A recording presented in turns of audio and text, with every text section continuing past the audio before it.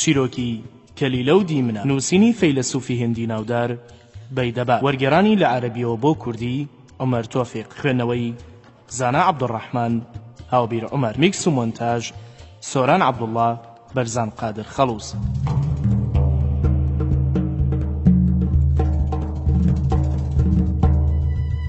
کەلیلە و دیمنە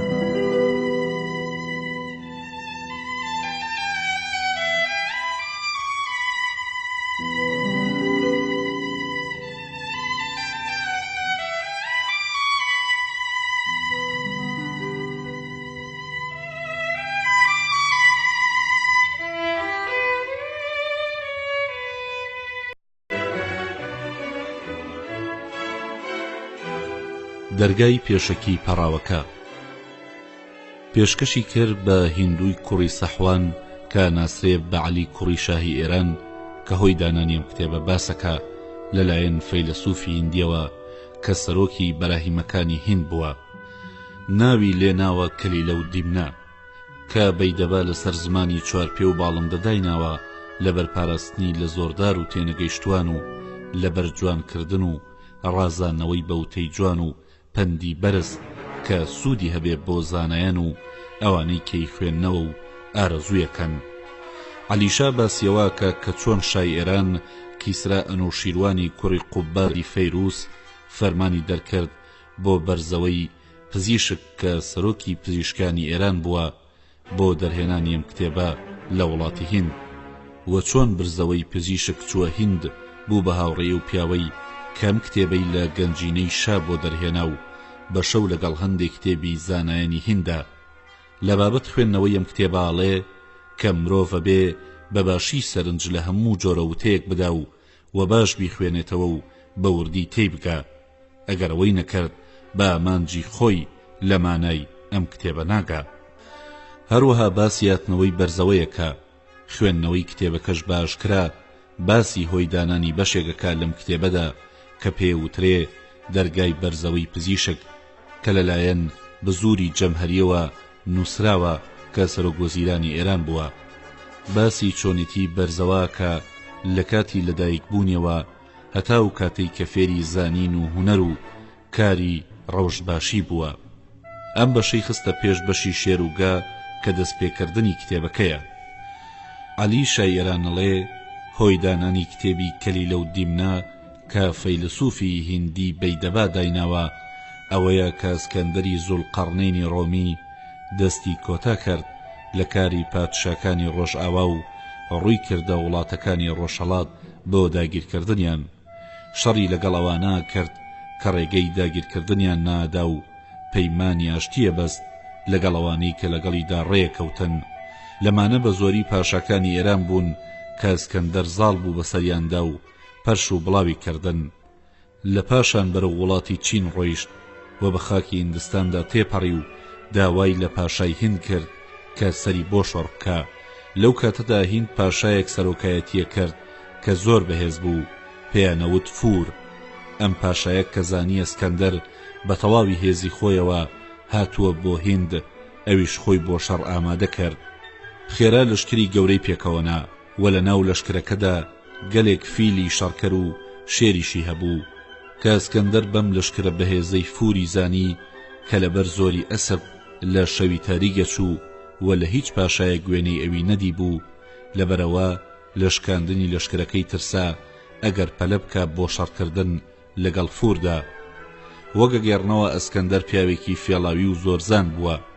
فەرمانیدا باڵکردنی چاڵێک لە پێشی لەشکرەکەدا و کۆبوونەوەیەکی کرد و بانگی ئەستێرە ناسەکانی کرد و فەرمانی پێکردن کە ڕۆژێک دابنێن کە کامەرانی لەشکری تێدا بێ ئەوانی ژەوکارەیان پێکێنا. هەروە ئەسکەندەر بە هەر وڵاتێکدا تێپەڕی وەستا و پیشەسازە ناودارەکانی هەموو پیشەسازیەکی گرنگی لەگەڵ خۆیدا برد. بەم جۆرە ئەسکەندەر و بە زیرەکی خۆی داوای لە وەستاکان کرد کە هەسپێکی لەمز بۆ دروست بکەن کە ناوەکەی بۆش بێ. لەسەر مەسپا پەیکەری پیاوێک دروست بکرێ و لەسەر ڕەوڕەوە بڕوە کە پاڵی پێوە بنێن بە خێرایی بچێتە پێشەوە.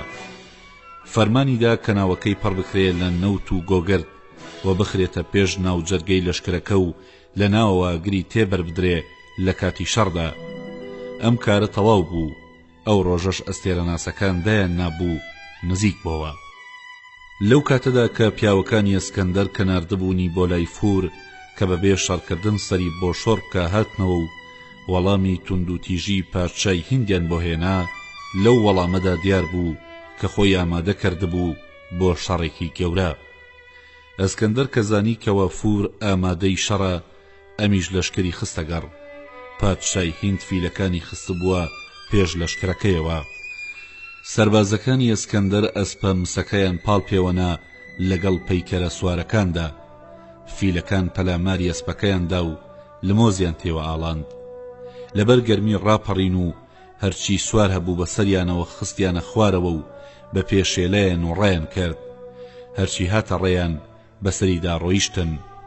بەم جۆرە لەشکرەکەی فور پەرش و بڵاو بووە. ئەسکەندەر و لەشکرەکەی شوێنیان کەوتن و زۆریان لێ بریندارکردن. لەو کاتەدا ئەسکەندەر هاواری کرد: ئەی پادشای هیند، خۆتم بۆ دەربخە و واز بێنە لە سەرباز. هەر کامێکمان زاڵ بووین بەسەر ئەوی ترمانە با لەشکرەکەی سەرکەوتوو بێ. کە فورەوەی بیست بە هەلی زانی بۆ لەناو بردنی ئەسکەندەر. لە پاشان هەردووکیان لەسەر پشتی ئەسپەکانیان چەند سەعاتی شەڕیان کرد، بەڵام کەسیان زیانیان بە یەکتر نەگەیاند. کە ئەسکەندەرم کارە ماندووی کرد، ئیتر چاری نەما و بەدزیەوە دەنگەدەنگێکی خستە ناو لەشکرەکەیەوە کە دەشت و دۆڵدەنگی دەدایەوە. فور ئاوڕیدایەوە و چونکە ئەوەی بە فێڵێک زانی کە لە ناو لەشکرەکەیدا ڕوویدا بێ. ئەسکەندەر خێرا دای بە تەپڵی سەریدا و لەسەر زین خستی خوارەوە. کە ئیندیەکان بینیان چیان بەسەر هات، بەجارێک پەلاماری ئەسکەندەریاندا و شەڕێکی ویان لەگەڵ کرد کە مردنی بەلاوە خۆشتر بوو. ئەسکەندەر بڕیاریدا کە بە چاکی لەگەڵیاندا بجوڵێتەوە و بەم جۆرە بەسەریاندا سەرکەوت و وڵاتەکەیانی داگیر کرد. وە پیاوێکی لە باوەڕ پێکراوەکانی خۆی کرد بە پاشا بەسەریانەوە و وە خۆی لە هیند مایەوە هەتا هەرچی پێویست هەبوو هەمووی جێبەجێ کرد. لە پاشان بەجێ هێشت و بەرەو چین کەوتەڕێ. کە ئەسکەندەر خۆی و لەشکرەکەی لە هیند دوور کەوتنەوە، هیندیەکان بەرامبەر بەو پیاوەی ئەسکەندەر هەڵگەرانەوە و پەیمانیان شکاند و وتیان: ئەمە لەگەڵ ڕامیاری ئێمەدا ناگونجێ کە کەسێک سەرۆکایەتیمان بکە لە خۆمان نەبێ. لە پاشان کۆبوونەوە و پیاوێکیان لە شازادەکانی خۆیان کرد بە پاشا کە پێیانەوت دەبشلیم. ئەو پادشایی کە ئەسکەندەر بۆی دانابوون دەریان کرد. کاتێک کە دەبشلیم کاری پادشایەتی کەوتە دەست و لەسەر تەخت جێگیر بوو، لە خۆی بایی بوو. پەلاماری پادشاکانی دەور و پشتیەدا و هەمیشە سەرکەوتوو بوو. بە جۆرێک کە دەست و پەیوەندی هەمووی لی کەوتبوونە ترسەوە. ئەویش کە خۆی بەو گەورەیە بینیەوە ئیتر گوێی نادا بە کاروباری وڵات. بە چاوێکی سووکسەی گەلیە کرد و ڕۆژ بە ڕۆژ خراپترە بوو. هەر بەم جۆرە مایەوە و لەو دەمەدا پیاوێکی فەیلسوفە بوو لە بەراهیمیەکان کە لە زۆر کاروباردا پرسی پێکرا و وەلەسەر قسەی ئەو کارەکرا پێیانەوت بەیدەبا. کە بەیدەبا پاشای هیندی بەو جۆرەدی بیری کردەوە بۆ دۆزینەوەی چارێک کە بیخاتە سەڕێی ڕاست لەبەرەوە قوتابیەکانی کۆ کردەوە و پێیوتن: بزانن کە من زۆر لە کاری دەبشلیم بیرم کردوتەوە لە چوونە دەرەوە لە دادپەرستی و ڕەوشتی باش وەگرتنی ڕێگەی چەوت بەرامبەر بەگەل. ئێمە گەرم کارانە بخەینە پشتگوێ تووشی خراپا بین و لە تێنەگەیشتوان کەمتر سەیرمانەکرێ. ئێمە ناتوانین نیشتیمان و نەتەوەی خۆمان بەجێ بەهێڵین و ناشتوانین کە دژی بوەستین و بە زمانمان نەبێ. خۆتان نزانن دراوسەیەتی شێر و سەگ و مار و گا بەرامبەر بە پاکی نیشتیمان و ژیان خۆشی زۆر لە خۆکردنە. پیاوی زانا بێ پارێزگاری لە خۆی بکە. وەک بیستومە کە فەیلسوفێک نامەیەک بۆ قوتابیەکەی نووسێوەڵێ: هاوڕێیەتی پیاوی خراپ وەک سواربوونی دەریاوایە. ئەگەر پیاو لە خنکان ڕزگاری بوو، لە ترس ڕزگاری نابێ. ئەگەر پیاو بەدەستی خۆی بکەوێتە تەنگ و چەڵەمەوە، لە ڕیزی ئەوانەدانرێ کە مێشک و دەرونیان نییە، چونکە ژیانی چوارپێیی هەر لە بناغەوە دانراوە لەسەر زانین لە پەیداکردنی سوودی ژیان و خۆ دوورخستنەوە لە مردن. هەر لەبەر ئەوەیە کە نایەن بینین خۆیان بخەنە تەنگ و چەڵەمەیەکەوە کە بە تەواوەتی لەناو بچن. هەر لەبەر ئەم کارە بوو کە ئێوەمبان کرد، چونکە پشتم بە ئێوە بەستووە و ئێوە کەسی من و جێگەی متمانەی منن. چونکە پیاو کە گوێ لە کەس ڕانەگرێ لە ناوەچێ و کەس یارمەتی دەری نییە، بەڵام پیاوی ژیر و دانا بە ژیری کاروبار بەڕێوە بە کە بەو جۆرەی بە وڵاخ و سەرباز بەڕێوە نابرێ. بۆ ئەمەش پند و سەرگوشتەیەک هەیە.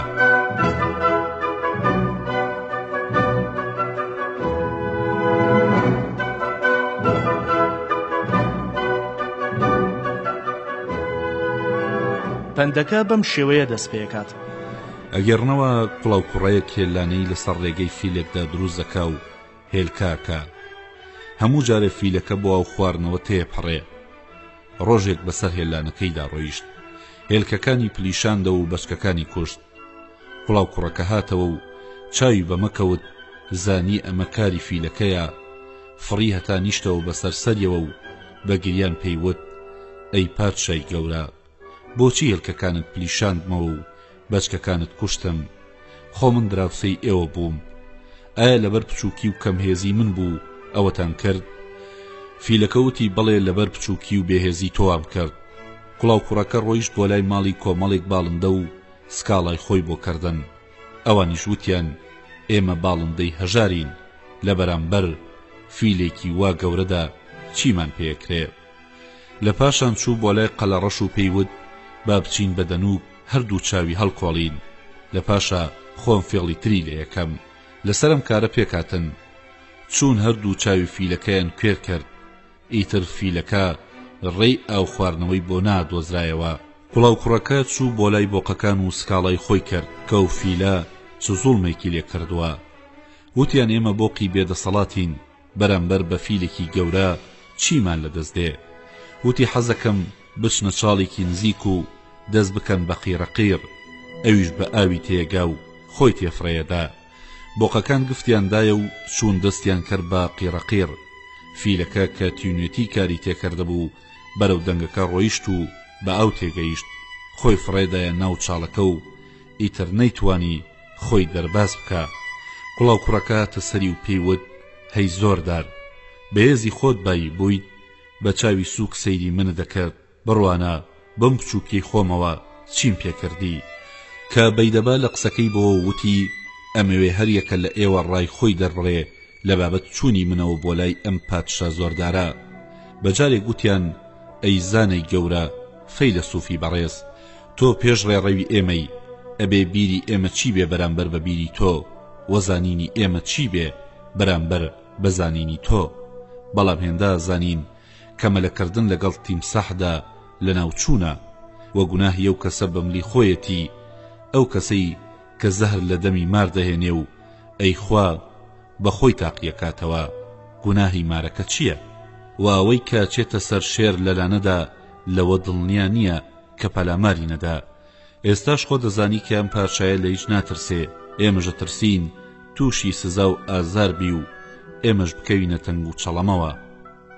بەیدەبای فەیلسوف وتی: قسەکانتان زۆر جوان بوو، ئەوەش بزانن کە پیاوی ژیر و نەترس پرس بە گەورە و بچووکەکە و لەم جۆرە کارانەدا شەرم ناکە، چونکە تەنها قسەی یەک کەس کەڵکی لێوەرناگیرێ. بەڵام من چارە و ڕێگەم دۆزیوەتەوە و بڕیارم داوە، خۆم ئامادە کردووە کە بچمە لای کاتمە دەرەوە بە کۆمەڵ وەرن بۆلام. بەیدەبا ئەمەی وت و بەجێ هێشتن. ئەوانیش لە خوددا پاڕانەوە کە لە پادشای زۆردار ڕزگاری بێ. بەیدەبا ڕۆژێکی هەڵبژار کە بچێتە لای پاشا، وەج لە پەڵاسەکەی لەبەر کرد کە لە مووی ڕەشتەنرا بوو، جلی بەراهیمە بوو. ڕۆیش لە دەرگای پاشا ڕاوەستا و پاسەوانەکەی تێگەیاند کە کەسێک کاتووە و ئامۆژگاری بۆ پاشا هێناوە. پاسەوانەکان پاشایان تێگەیاند و ئەویش فەرمانی کرد کە بێتە ژوورەوە. بەیدەبا ڕۆیشتە ژوورەوە و ڕاوەستا و سەری خستە سەر زەوی و لە پاشا ڕاق ڕاوەستا و هیچ قسەی نەکرد. دەبەشلیم لەم بێدەنگبوونەی بەیدەبا بیری کردەوە و لە دڵی خۆی داوتی: ئەم پیاوە لەبەر دووشت زیاتر نەهاتووە، لەبەر هەژاری یان کارەساتێکی بەسەردا هاتووە کە لە توانای دانیە. وتی: ئەگەر پاشایان لە وڵاتی خۆیاندا گەورە بن، زانایان گەورەترن چونکە ئەوان بەزانین لە پادشا دەوڵەمەندترن بەڵام پادشا هەرگیز بە ماڵ بەرەمبەرکەی زانینی پێناکرێ زانین و شەرمکردن دوو هاوڕێی خۆشەویستی یەکن لە یەکجیا نابنەوە ئەگەر یەکێکیان نەما ئەوی تریش نامێنێ وەک دوو هاوڕێی خۆشەویست کە یەکێکیان لە ناو چوو ئەوی تریش ژیانی لێتاڵە بێ ئەوەی شەرم لە زانانەکا و ڕێزی نەگرێ مێشکی نییە و بە نەزان دەرەکەوێ پاشا سەری بەرز کردەوە و پێیوت ئەی بەیدەبە ئەتبینم کە قسە ناکەی و باسی پێویستی خۆت ناکەی من وتم لەوانەیە کە ترسێک یان سەر سۆڵمانێک گرتبیتی لەبەر ئەوەیە کە دەمێکە وەستاوم وتم ڕەنگە لەبەر کارێک نەبێ نەهاتبێتە ئێرە لەبەرەوە پرسیاری ئەم هاتنەت لێ یەکەین ئەگەر زۆریان لێ کردبی بە زووترین کات مافت بۆ وەرەگرین و ئەگەر کارێکی گێتی هەبێ هەر چۆنێک بتەوێ بۆ جێبەجێیەکەین و ئەگەر لە بابەت کاروباری وڵاتەوە بێ کە پادشا ناتوانێ بیبەخشێ بپێی خۆی سزای بۆ دانێم و ئەگەر لە بابەت کاروباری گەلەوەیە لەسەر قسەی تۆ سەیری چاکەیانەکەم چونکە زانایان هەمیشە فەرمانیان بە چاکە داوە بەڵام تێنەگەیشتوان دژی ئەم قساکەن ئەوە من ڕێگەم دای بارە زیو خۆت قسە بکەی کە بەیدەبا ئەوەی بیست ترسی نەما سەری بۆ پادشا دانەواند و دوای وتی لە پێشە داوا لەخوا کەم کە پادشا بهێڵێ و تەختی هەتا سەر بۆ بمێنێ چونکە لێرەدا چاکەی لەگەڵ من کرد و شوێنێکی وای پێبەخشیم کە لە پاش خۆم سرم بەرز بێ لەناو هەموو زانەکاندا بە درێژایی جیهان یادم بکرێتەوە هاتنی منیش بۆ لای تۆ ئەمەیە کە پند و ئامۆژگاریەکەم لەگەڵ خۆم هێناوە بۆ هیچ کەسێک ئەوم نەبردووە ئەگەر پاشا ڕێ بدا بەوتنی و گوێم لێ بگرێ و کاری پێ بکە سوودی لێ وەرەگرێ واگەر بە هیچی نەزانێ و گوێی نەداتێ من ئەوەی کە لەسرم پێویست بووە ڕامگەیاندووە پادشا وتی بارەزی خۆت قسە بکە هەتا لێ بیتەوە گوێت لێگرم و وە بە پێی قسەکان پاداشتت بۆ دانێم بەیدەبا وتی من زانیومە کە لە جیهاندا ئەو شتانەی کە مرۆڤ جیاکاتەوە لە هەموو زیندەوەران ئەم چوار شتەیە تێگەیشتن دەروون پاکی ژیری دادپەروەری هەروەها زانین و وێژە و لێکدانەوە پەیوەندیان بە تێگەیشتنەوە هەیە و بەخشندەیی و شەرمکردن و خۆپاراستن و پیاوەتی پەیوەندیان بە دەروون پاکیەوە هەیە ڕاستی و چاکە و چاودێری و ڕەوشتی باش پەیوەندیان بە دادپەروەریەوە هەیە ئەم شتانە چاکەن بەڵام دژی ئەمانە خراپە و نەکبەتیە ئەم شتانە لە هەر کەسێکدا کۆبێتەوە لە جیهاندا تووشی گیر و گرفت نابێ و لە دوا ڕۆژدا کەم ناکە زانین و تێگەیشتن گەنجینەیەکن هەرگیز دوای نایە وە خۆشیەکەن کە تەواوبوونیان نییە منیش لەبەر ئەوەی کە لای پادشا وەستاوم بۆیە بەم قسانە دوام چونکە پادشایان ئەبێ هەمیشە ڕێزیان لێبگیرێ زانەکان و تویانە هەمیشە بێدەنگ بە چونکە ڕزگار تکاوە تێڵێتەوە و لە قسەی پڕ و پوچ دوور بکەوەرەوە چونکە پەشیمانی لە دوایە واگەڕنەوە چوار کەس لە زانە گەورەکان چوونە لای پادشایەک ئەویش پێیوتن هەریەکە قسەیەک بکەن کە بناغەی زانین و وێژە بێ زانای یەکەم وتی چاکترینی هەموو زانینێک بێدەنگیە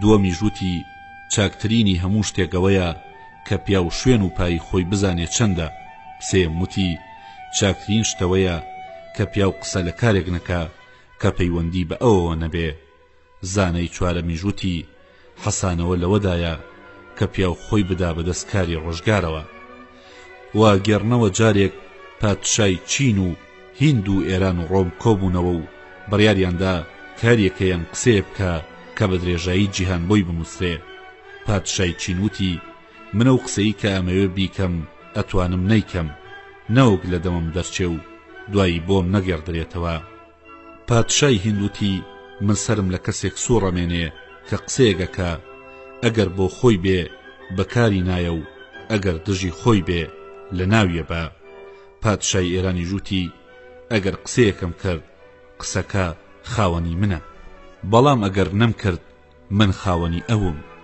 پادشای ڕۆمیژوتی من هەرگیز لە بێدەنگیدا پەشیمان نەبوومەتەوە، بەڵام کە زۆر قسەم کردبێ هەمیشە پەشیمانی دایگرتووم. کەوا بوو بێدەنگی باشترە لە زۆر وتن، بە تایبەتی لای پادشایان وە پیاوە بێ زمانی خۆی بگرێ، بەڵام پادشا خوا ئەگاداری بێ کە ڕێیدام قسە بکەم، ئەبێ نیازی خۆمت پێ بڵێم، بەڵکو سوودی لێ وەربگری و من ئامانجم چاکەی دوا ڕۆژە و لەسەرمە کە بیڵێم و ئەیڵێم. ئەی پادشا، تۆ لە وڵاتی باوکو باپیرتە کە ئەم وڵاتەیان دامەزراند و ئاوەدانیان کردەوە و لەشکر و سوپایان ڕێخست و ئەم وڵاتەیان پێگەورە کرد کە تۆ هێشتا لەدایک نەبوو بووی، بەخۆشی و کامەرانی ڕایەنە بوارد، لەگەڵەوەشدا بە نەرمی و دڵسۆزی لەگەڵ هەموو کەسێکدا جوڵانەوە، لەبەرەوە لە پاش مردنیان کەس بە خراپە ناوی نەبردن. ئێستاش تۆ لە جێگەی ئەوان دانیشتووی و هەموو شتێکی ئەوان لە کاروباری سەربازی و سەرباز کەوتۆتە دەستی تۆ، بەڵام تۆ مافی گەلت خستە پشتگوێ و لە خۆت بایی بووی، ڕەوشتت تێک چووە و خراپەت لێ بڵاو بۆتەوە. منی ژەڵێم ئەی پادشا، چاکتر وایە کە تۆ ڕێگەی باوک و باپیرت بگری و لەگەڵ ئەم گەلەی خۆتە بە چاکی بجوڵیتەوە، بۆ ئەوەی لە دوای خۆت بە چاکە بازت بکەن و بە خراپە ناوت نەهێنن. بەم جۆرە وڵاتەکە دەمێنێتەوە و ئەوەش بزانە ئەی پاشا کە پیاوی بێهۆش و لە خۆباییە و کەسەیە کە هەمیشە توند و تیژە لە کاروباری خۆیدا و دڵخۆشە و گوێ ناداتە قسەی کەس، بەڵام پیاوی ژیر و نەبەت کەسێکە کە بە ژیری و هێمنی کاری خۆیە باتە سەر. باش سەرنجێم قسانە بدایی پاشا، بەلاتەوە گران نەبێ. ئەوەش بزانە من لەبەر ئەوە ئەو قسانەم نەکرد کە شتێکم پێ ببەخشی، بەڵام ئامۆژگاریم کرد و بەزەیم پیاتە هاتەوە. کە بەیدەبا قسەکەی تەواو کرد، پادشا تووڕە بوو وتی ئەی بەیدەبا، قسەیەکت کرد کە تا ئێستا لەم وڵاتەدا هیچ کەسێک نەی کردووە، نازانم تۆ چۆن وێرات لەگەڵ ئەم کەم هێزی و پایە پشوکێتدا من سرم لە هاتنت سوڕما، بەڵام تۆ بە زمانت خۆت بەسرمدا زاڵ کرد بە جۆرێک کە لە ئەندازە تێپەڕی، لەبەرەوە لە سزادانی تۆ چاکترم دەست ناکەوێ کە جارێکی تر هیچ کەسێ نەتوانێ بەم جۆرە قسە لەگەڵ پادشایاندا بکە، بۆ ئەوەی کە بی بە پەندێک بۆ ئەوانەی وەکو تۆن. پاشا فەرمانیدا کە لە سێدارەی بدەن، بەڵام دوایی وتی جارێک بیخەنە بەندینخانەوە. کە گرتیان، پادشا فەرمانی دەرکرد بۆ قوتابیەکانی و ئەوانەی کە لەگەڵیدا کۆبنەوە و ئەوانیش ڕایان کرد و لە دوورگە و دەریاکان خۆیان حەشاردا. بەیدەبا چەند ڕۆژێک لە بەندیخانە مایەوە و کەس لە ترسی پادشا باسی ناکرد، هەتا شەوێک پادشا خەوی لێزڕا و چاوی بڕی بۆ ئاسمان و بیری لە گەڕانی ئەستێرا کردەوە و خۆی بەوە خەریک کردەبوو. لەو کاتەدا بەیدەبا هاتە بیری و ئەو قسە ناخۆشانەی کە لەگەڵیدا کردەبووی هەمووی هاتەوەی هات. زۆر پەشیمان بووە و لە بێهۆشی ڕزگاری بوو. لە دڵی خۆی داوتی کارێکی خراپم کرد بەرامبەر بەم فەیلسوفە زانەکان و تویانە چوار شتەیە کە نابێ لە پادشادا هەبێ. یەکەم تووڕەیی، چونکە کینا خاتە و پیاو ڕسواکە. دووەم ڕەزیلی، چونکە بە چاکە باسی ناکەن و بە تایبەتی ئەگەر هەژار نەبێ.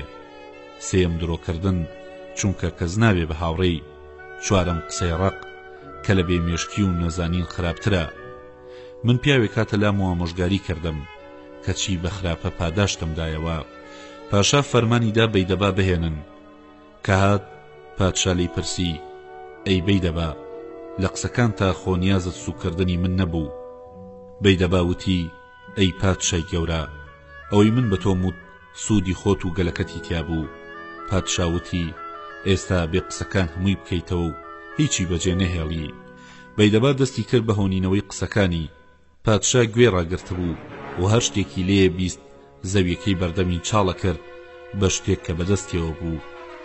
لە پاشا سەری بەرز کردەوە و فەرمانیدا کە دابنیشێ و پێیوت ئەی بەیدەبا، قسەکانتم بەلاوە زۆر جوان بوو، وەکاری لێکردم، ئیتر تۆ هەرچی بڵێ من واکەم. پاشا فەرمانی کرد و پەیوەندەکەیان کردەوە و دیاریکی جوانیدایە. ئەویش بە سوپاسەوە وەریگرت و وتی ئەی پادشا، ئەو قسانی کە من بە تۆم گەیاند جگە لەوانە هیچ بەکاری تۆ نایە، پادشا وتی ڕازەکەی ئەیزانای تێگەیشتوو ئەوە تۆم کرد بە سەرۆک وەزیری ئەم گەلە.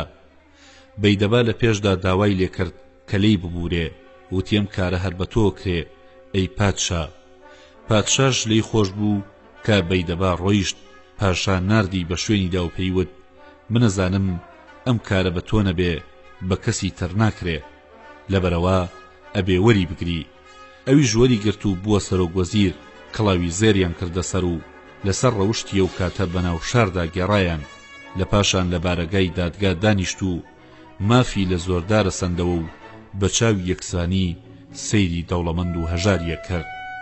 وەگەلە یاسای بەکەڵکی دانا و ماڵێکی زۆری بەخشی. قوتابیەکانی لە هەموو لایەکەوە هاتنەوە و زۆر سپاسی خۆیان کرد بەرامبەر بەم سەرکەوتنەی بەیدەبا لە چارەکردنی ڕەوشی پادشای هیند دەبەشلیم. واو ڕۆژە بوو بە جەژنێک کە تا ئێستا ئەیگێڕنەوە. بەیدەبا لە کاتی بێئیشیدا کتێبی ڕامیاری زۆر وردیدانە کە پادشا لەسەری ئەڕۆیشت و کاری پێکرد لە بابەت کاروباری گەلەوە. بەم جۆرە پادشاکانی دراوسەی بوون بە دۆستی و گەلشاد بوو. بەو جۆرە پادشاوازی لە ڕەوشتە کۆنەکانی هێنا و کەوتە چاکە و دادپەرستی. بەیدەبا قوتابیەکانی کۆکردەوە و ڕێزی گرتن و چاکەی لەگەڵکردن و پێیوتن ئەزانم کە چوومە لای پادشا ئێوە بە نەزانتان نەزانیم. واتانوت بەیدەبا سەری لێ تێک چووە. بەڵام من لە زانایانم بیستووە کە پادشایان جۆرە مەستیکیان لەگەڵدایە وەکو مەسبوونی مەی وایە. بەهۆی پند و ئامۆژگاری زانایانەوە نەبێ ڕزگاریان نابێ لەو مەستیە. هەر لەبەرەوەیە کە پادشایان نەبێ گوێ لە قسەی زانایان بگرن. لەسەر زاناش پێویستە کە ڕەوشتی پادشا ڕاست بکاتەوە و بیخاتە سەرڕێی ڕاست بە ئامۆژگاری و پەندی بەرز. هەر لەبەر قسەی زاناکان بووە کەوتویانە لەسەر زانا پێویستە کە پادشا لە خەوی بێهۆشی ئاگادار بکاتەوە وەک پزیشک کە تاتوانێ ئەبێ باش نەخۆش دەرمان بکە.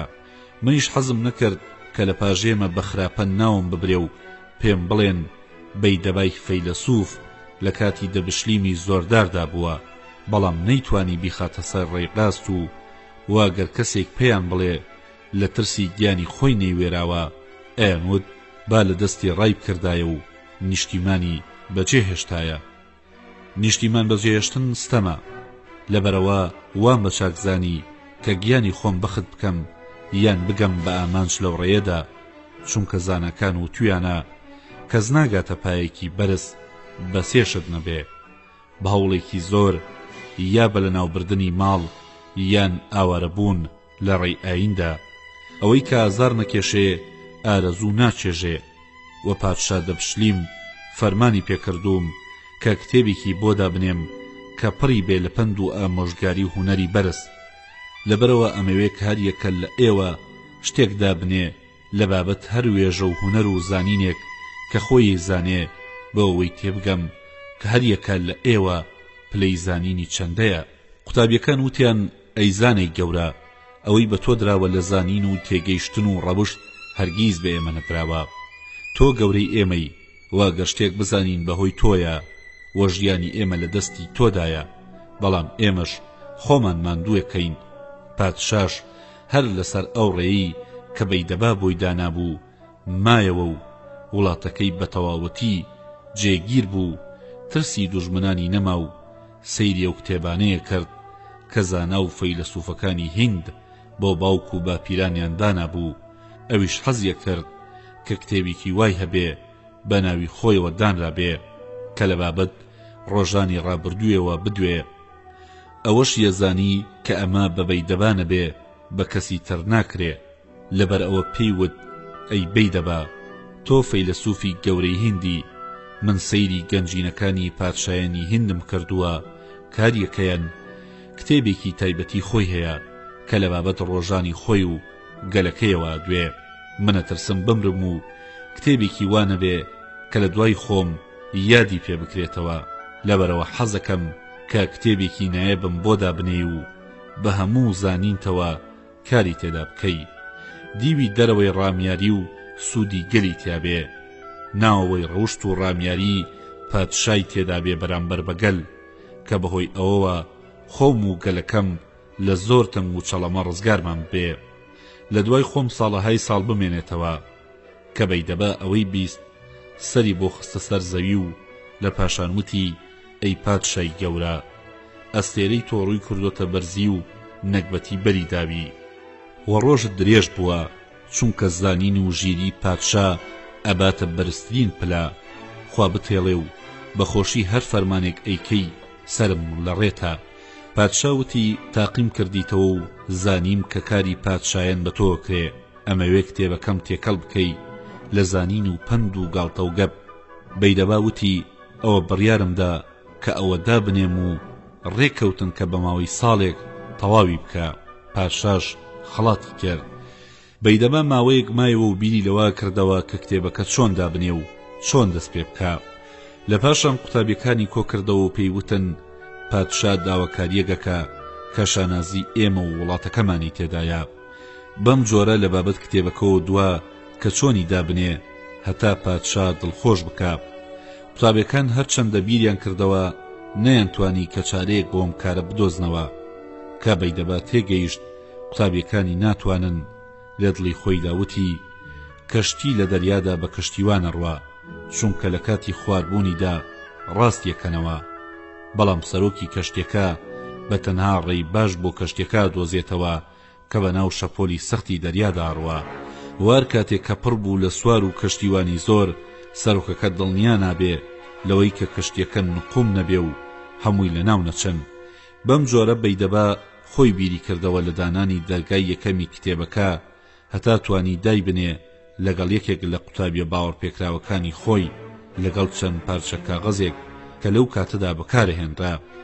وەندێ خۆراک کە بەشی ئەو ماوەیە بکە، لە پاشان دەرگایان لەسەر خۆیان داخست و بەیدەبا ڕێکی خست و قوتابیەکەی ئەینووسی و خۆی دووبارە پێیدا چووەوە هەتا بە تەواوەتی جێگیر بوو نووسرایەوە. لەم کتێبەدا 14 بەشی ڕێخست، کاریەکە لەوی تر جیاواز بوو. لە هەر بەشێکدا پرسیار و وەڵامی ڕێخست کاوەی سەیری بکە کەڵکی لێوەربگرێ. ئەم بەشانی کرد بە یەک کتێب و ناوینا کتێبی کەلیلە و دیمنا کە لەسەر زمانی دڕندە و باڵندە و گیان لەوەرانی تر ڕێکی خستووە بۆ ئەوەی هەموو کەسێک بە دەرەوەی قسەکان گاڵتە و گەپی دەست بکەوێ و ناوەڕۆکی قسەکانیش زانایان مێشکیانی پێزاخەو بدەن. هەروەها ڕازاندیەوە بەوەی کە پیا و کەڵکی لێوەرەگرێ لە کاروباری خۆی و کەسوکاری و دانیشتوان و وڵاتەکەی، هەروەها لە کاروباری ئاین و دواڕۆژ وارچی پێویستی هەیە. پیاو فێرەکات کە چۆنە بێ گوێڕایەڵی پادشایان بێ وە چ کاتێک لێیان دوور بکەوێتەوە و بەم جۆرە کردی بە کتێبێکی زۆر نایەب کە پیاو لە دوو لاوە کەڵکی لێوەرەگرێ. باسی گیانلەوەران و گاڵتە و گەب وە قسەکانیان بۆ پندوە مۆژگاری. دەستپێکردنی کتێبەکە لە بابەت هاوڕێیەتیەوە دوێ کە چۆن دوو خۆشەویست بە فێڵی دوو زمان لێگەڕەنجێن و بەو جۆرە کە پادشا فەرمانی کردبوو. بەیدەبا بە قوتابیەکەی وت ئەویش ئەینووسی لە فەلسەفە و گاڵتە و گەپ و بەیدەباڵێ هەر کاتێک زانین قسەی نووسەرانی زۆر تێکەڵ بوو تێگەچێ و بەکار نامێنێ. بەم جۆرە لەگەڵ قوتابیەکەدا بیریانە کردەوە هەتا گەیشتنەوەی کە قسەکانیان لەسەر زمانی 2-4 پێبێ. بەمەش شوێنی گاڵتە و گەپیان دەستکەوت و بە قسەکانیان شوێنی پند و ئامۆژگاریان دەستکەوت. هەر لەبەر ئەوە بوو کە زانایان و تێگەیشتوان گوێیان لە پەندە بەرزەکانی گرت و وازیان لە گیانلەوەر و گاڵتە و گەپ هێنا، بەڵام نەزان و تێگەیشتوان وازیان لە پەندە بەنرخەکان هێنا و بەلای گاڵتە و گەپەکەدا لایەن کردەوە و سەریان لە قسەکردنی ئەم 2-4 پێیە سوڕما و نەیانەزانی کە ئەمە لەبەر ئامۆژگاری و زانینە کە لەسەر زمانی ئەمانە دانراوە کە قسە ناکەن. چونکە بەیدەبا هەندێک ئامانجی لە دەرگای یەکەمی کتێبەکەدا هەیە کە تێمانەگەیەنێ کە پیاوی دوو زمان دۆست و برادەر لە یەکەکە لەبەر ئارەزووی خۆی. لەبەر ئەوە ئەبێ ئاگاداری خۆیان بن و گوێ لە قسەی دوو زمان ڕانەگرن.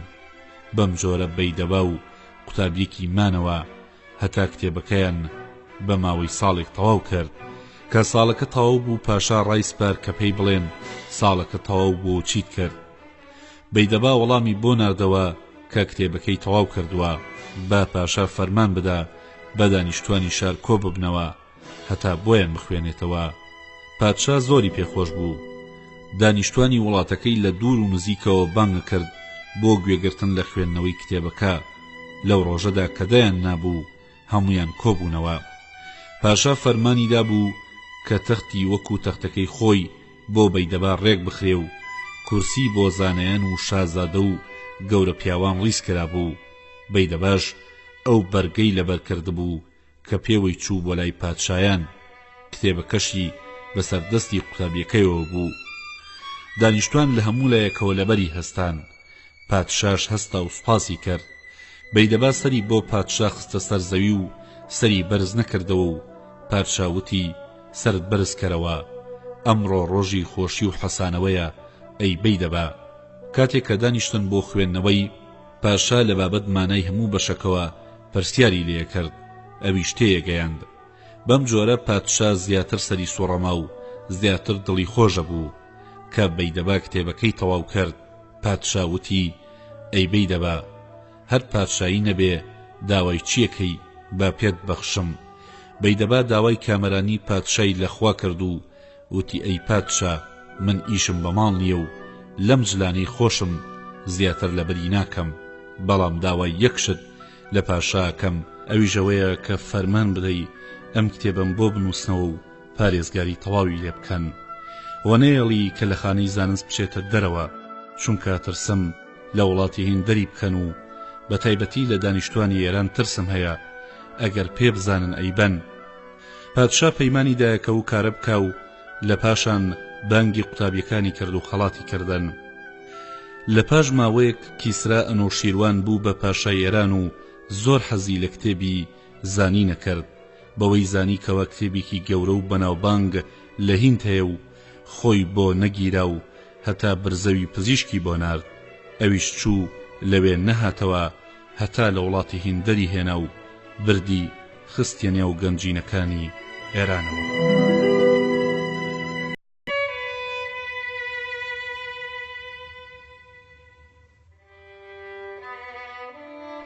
دەرگای ناردنی برزەوی بۆ وڵاتی هەند. خۆی گەورە بە میهرەبانی خۆی زیندەوەرانی دروست کرد، بە گەورەی خۆی ژیانی پێبەخشین. چاکترین شتێ لە ژیاندا کە داوێتی بە زیندەوەر ژیریە، کە سەری هەموو کاروبارێکە لە جیهان و دواڕۆژدا. هۆیەکی گەورەیە بۆ هەموو چاکە و خۆشیەک. ژیری بە مەشق و تاقیکردنەوە پەرە ئەسێنێ کە لە دەمێکەوە لە ئادەمی زادا هەیە و شاراوەیە وەک ئاگری ناو بەردە سێوایە کە دەرناکەوێ هەتا یەکێک لی نەدا. کە لی درا پرشنگی ڕووناکیەکەی دەرەکەوێ. هەروەها ژیری لە مەردەمدا شاراوەیە و دەرناکەوێ هەتا مەشق دەری نەخا و تاقیکردنەوە بەهێزی نەکا. ئەوەی کە خاوەنی ئەو بێ لە جیهاندا ئەگا بە ئامانج و لە پاشە ڕۆژدا ئەچێتە ڕیزی پیاوچاکانەوە.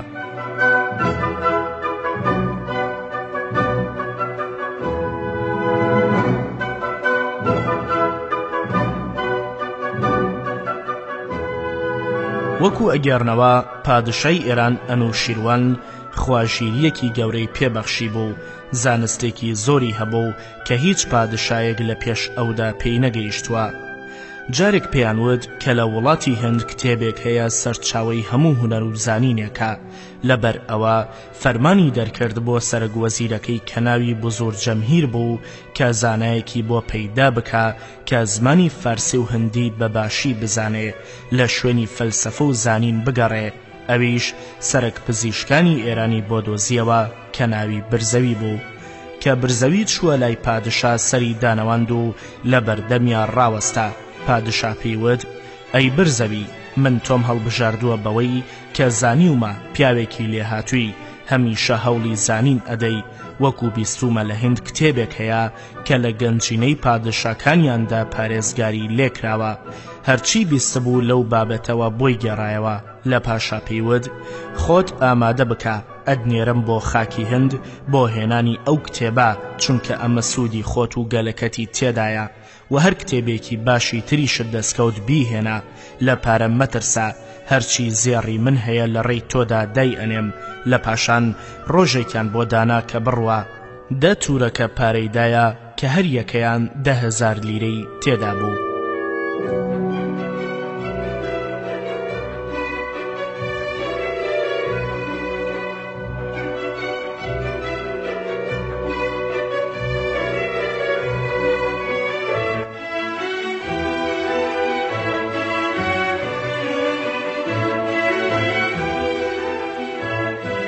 کە برزەوی گەیشتە هێند لەوێ ئەگەڕا لە کۆڵانان و بازاردا بەلای ماڵی پادشادا تێپەڕێ و پرسیاری ماڵی پیاوەزانەکان و فەیلسوفەکانی هندیە کرد ئاگاداریەکردن کە ئەو پیاوێکی بێگانەیە هاتۆتە هند و بە شوێنزانی ناگەڕێ پێویستی بە یارمەتیدانی ئەوان هەیە.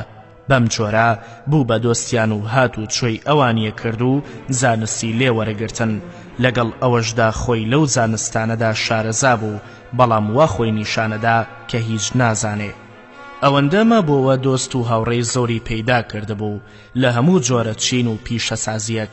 لەو برادرانە پیاوێکی هەڵبژاردەبوو بە هاوڕێی خۆشەویست کە پاسەوانی گەنجینەی پادشا بوو کلیلی گەنجینەکان بەدەست ئەو بوو لە زۆر کاروباردا پرسی پێکرد بەڵام ئەو ئامانجی کە بۆی هاتەبوو هێشتا پێی نەوتبوو بۆ ئەوەی کە تاقی بکاتەوە ئایا بەکاری ئەو یەت کە پێی بڵێ یان نا. ڕۆژێ پێیوت برا من ئەمەوێ ئەو نیازەی لەم شاردوویدەتەوە پێت بڵێم بزانە کە من لەبەر کارێک هاتوومەتە هند. پیاوی ژیر سەیری هەر کەسێکی کرد ئەزانێ کە چی لە ژێر سەردایە.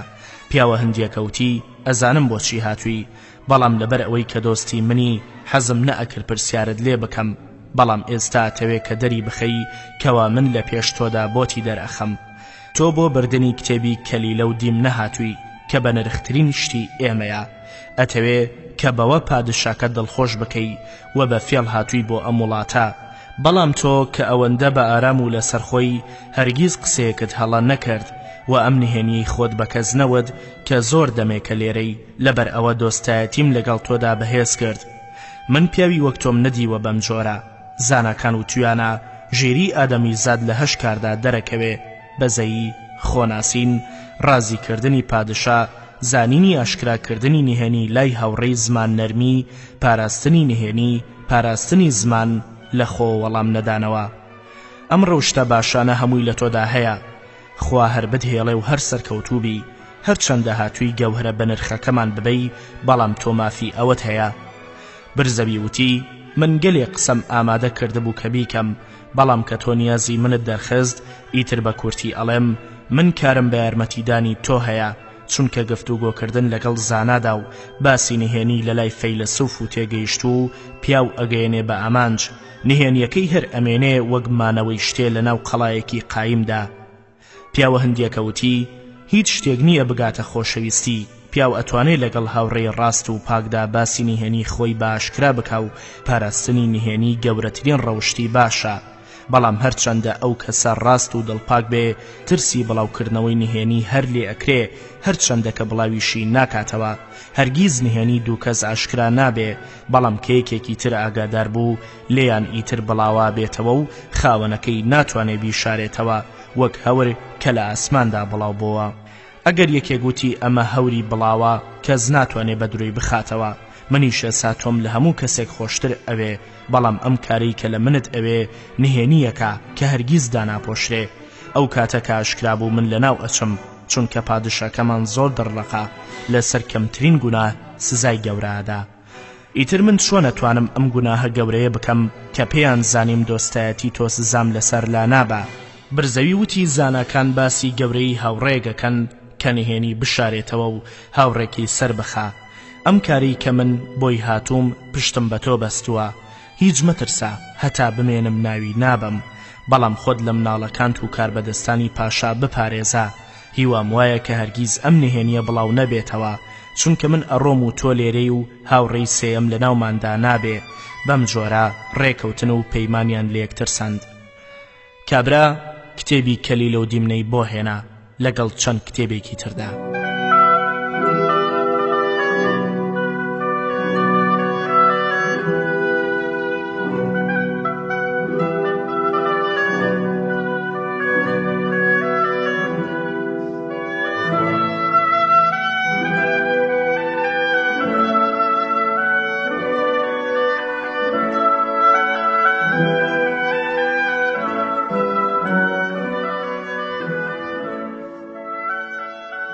برزەوی دەسی کرد بە گۆڕینی کتێبی کەلیلە و دیمنە لە زمانی هندیەوە بۆ فارسی. شەو ڕۆژخە و خۆراکی لە خۆی کردبوو. زۆرە ترسا لە ناکاو پادشای هند داوای کتێبەکە بکا یان لە گەنجینەکەدا نەیبینێ.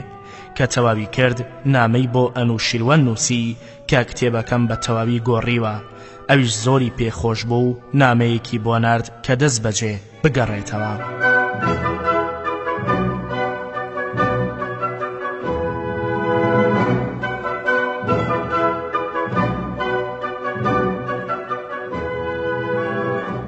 برزەوی کە هاتەوە بۆ ئێران پادشا سەیری کرد کەوا ڕەنگی تێکسووە و زۆریش ماندووە. پاشا فەرمانی کرد کە زانایان و پیاوە گەورەکان کۆ ببنەوە. برزەوی بانگ کرد لەگەڵ ئەو کتێبانەی کە لە هیند هێنابووی کە برزەوی ئەو کتێبانەی خوێندوتەوە زۆریان پێخۆش بوو و سپاسی خۆیان کرد بەو زانینەی کە پێی بەخشین. سپاسی برزەویان کرد. پادشاش فەرمانی دا کە دەرگای گەنجینەی زێڕ و زی و یاقوت بکەنەوە بۆ برزەوی.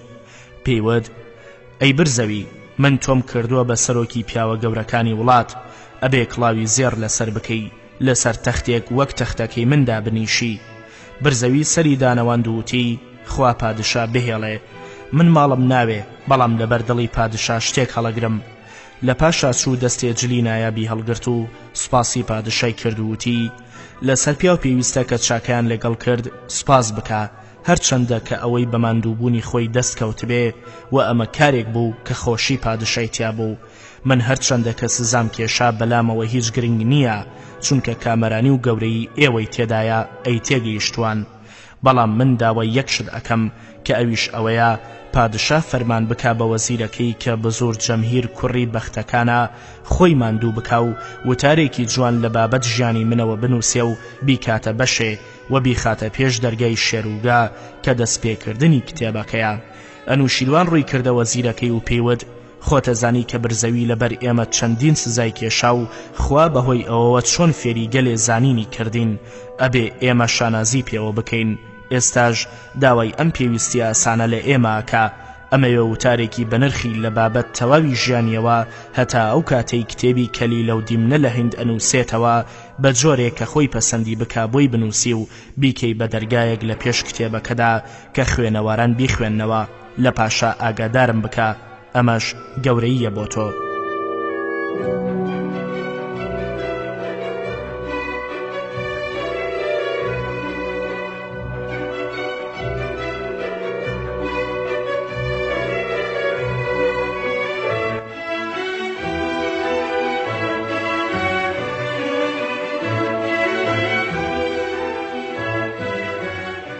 بزور جەمهیر سەری دانەوەند وتی خوا بتهێڵێ ئەی پادشا کە سەری منت بەرز کردەوە. لە پاشان بزور جەمهیر دەسی کرد بە نووسینی وتارێ لە بابەت ژیانی برزەویەوە و هیچی نەهێشتەوە لە ڕەوشت و زانین و کردەوەی. هەمووی نووسی و بە شێوەیەکی زۆر نایەب دەری هێنا و خستیە پێش بەشی شێروگا کە بەشی یەکەمی کتێبەکەیە. پادشای ئاگادار کرد ئەویش زانایان و پیاوە گەورەکانی شاری کۆ کردەوە. بزور جەمهیر وتارەکەی خوێندەوە. پادشا زۆر دڵی خۆش بوو و هەموو سپاسی وەزیرەکەیان کرد و پادشا ماڵێکی زۆری پێبەخشی بەڵام دەستە جلێکی نایاب نەبێ هیچی وەرنەگرت. برزەویش هەستا دەسی بزور جەمهیری ماچ کرد و وتی زۆر سپاست ئەکەم سپاسی پادشا ئەکەم کە منی سەربەرز کرد بە نووسینی ئەم وتارە لەلایەن تۆوە کە یادمی پێکرێتەوە لە ناو کتێبی کەلیلە و دیمنەدا.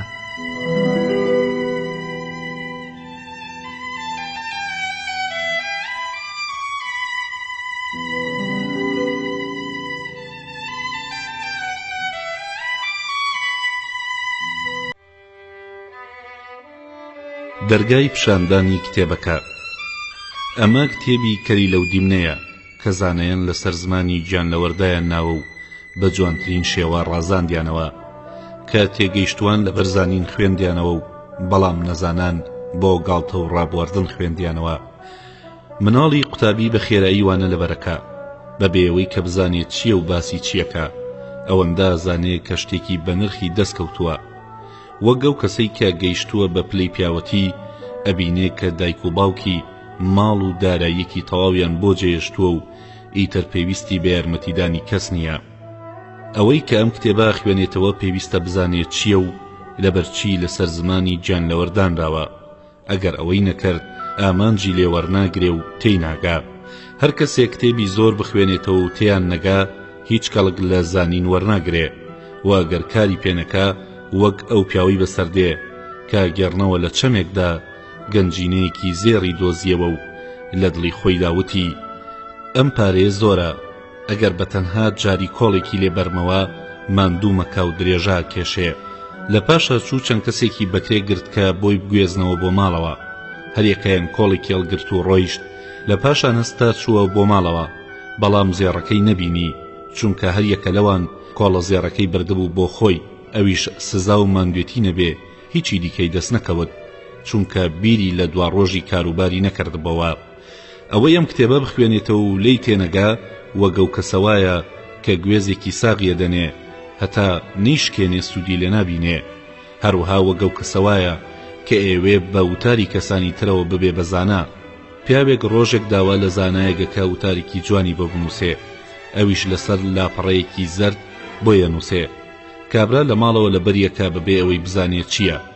بۆ بەیانی کە لە کۆبوونەوەیەکدای خوێنێتەوە و هەڵەیەکەکە زانایەک لەوێدا پێیەڵێ ئەوە هەڵە کرد، ئەویش دەڵێ من چۆن هەڵاکەم، ئەوەی کە من بۆ تیە خوێنمەوە لە ماڵەوە لە لاپەڕەیەکی زەردا نووسراوە و لەبەرم کردووە. ئەم قسەیە ئەوەندەی تر گەوجەکەی زیاتر دەرخست. مرۆڤی ژیر ئەگەر زانین لەم کتێبەوە فێر بوو ئیشی پێکرد سوودی لێوەرەگرێ، بەڵام ئەگەر ئیشی پێ نەکرد وەک ئەو پیاوی بەسەرادێ کە گێڕنەوە دزێک چووە ماڵەکەی لەو کاتەدا نووسە بوو، بەڵام بە ئاگا هاتەوە لە دڵی خۆی داوتی دەنگ ناکەم هەتا بە ئارەزووی خۆی چی ئەکا بابیکە کە لێبەوە پەلاماریە دەمێ و خۆشی لێتاڵەکەم. کابرا خۆی کرد بە خەوتوو، دزەکە هەرچێکی بەردەستکەوت ئەی پێچایەوە. زۆری پێنەچوو کابرا خەوی لێکەوت بوو کە خەبەری بۆوە دزەکە هیچی لە ماڵدا نێشت بوو، بۆی دەرچوو بوو. زۆر پەشیمان بوو چونکە کەڵکی لەو زانینە وەرنەگرت کە لە بابەت دزەکەی زانی.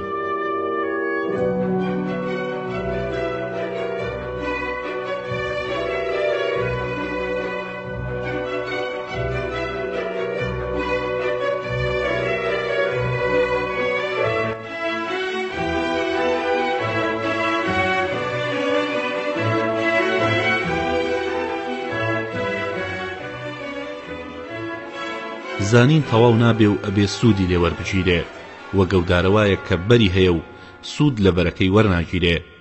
زانا کار بە زانینەکەیەکە و سوودی لێوەرەگرێ، واگەرەوەی نەکرد پێی ناوترێ زانا. ئەگەر یەکێک زانی کە ڕێگەیەک ترسناکە و هەر لێوەی ڕۆیشت پێوترێ نەزان، چونکە لە خۆی بایی بووە و ئەوەی پێەکە و تووشی خراپا بێ. ئەوەی کە شوێنی لە خۆبایی بوون بکەوێ ئەو شتانە بە درۆ بخاتەوە کە زانراون و تاقی کراونەتەوە، وەگە و نەخۆشەوایە کە واز لەو خۆراکانە دێنێ کە پزیشک بۆی داناوە و زۆر خۆری هانیەدا بۆ خواردنی هەموو جۆرە خۆراکێکی باش و خراپ. ئەوەی کە ڕێی چاکە و خراپە زانێ و بەڵام ڕێی خراپە ئەگرێ گوناهەکەی بەملی خۆیەتی. ئەگەر دوو کەس کوێرێک و چاوساغێک بە ڕێگەیەکدا ڕۆیشتن و بەیەکەوە کەوتنە چاڵێکەوە، چاوساغەکە گوناهبارترە، چونکە پێیەڵێن تۆ دوو چاوت هەیە بەڵام ئەو کوێرە. لەبەرەوە لەسەر زانا پێویستە کە ڕەوشتی خۆی جوان بکات بە زانینەکەی و ئامانجی تەنە سوود و قازانجی کەسانی تر بێ، وەکانی کە هەموو کەس ئاوی لێخواتەوە و سوودی بۆ خۆی نییە، هەروەها وەک کرمی ئاورشم کە سوود لە کارکردنی خۆی وەرناگرێ. پیاو لە جیهاندا کە پێویستی بەزانین و ماڵ و چاکەکردن هەیە زانا نابێ باسی کەسێک کە خۆشی وەک ئەووا بێ. ئەو کاتە وەک کوێرێک وایە کە گاڵتە بە کوێرانەکە، وار کەسێ بیەوێ کارێک کە ئەبێ ئامانجێک و سنوورێکی هەبێ و بە خۆڕایی هەر درێژە بە ئیژنەدا. زانەکان و تویانە ئەو کەسەی بەبێ ئامانج لەسەر کارێک بڕوا دوور نییە کە ئامانجێ و کاریکە و نایزانێ لە ناوی ببە، لەبەرەوە نابێ خۆی ماندوو بکە لە کارێکدا کە ئامانج و سنووری نەبێ. ئەو کەسەی کە لە شتێکدا ئامانجی نەبێ کە لە دەستی چوو زویر نابێ. پێشینان و تویانە دووشت هەیە لە هەموو کەسێکدا جوانن، خواپەرستی و پەیداکردنی ماڵ لە ڕێڕاستەوە. بۆ پیاوی ژیر جوان نییە کە خەفەت بۆ شتێک بخوا کە لە دەستی دەرچوو و دەسەڵاتی بەسەریان نییە. دوور نییە کە لە جیاتیەوە خوا گەلێشتی باشتری پێ ببەخشێ، بۆ ئەمەش سەرگوڕشتەیەک هەیە.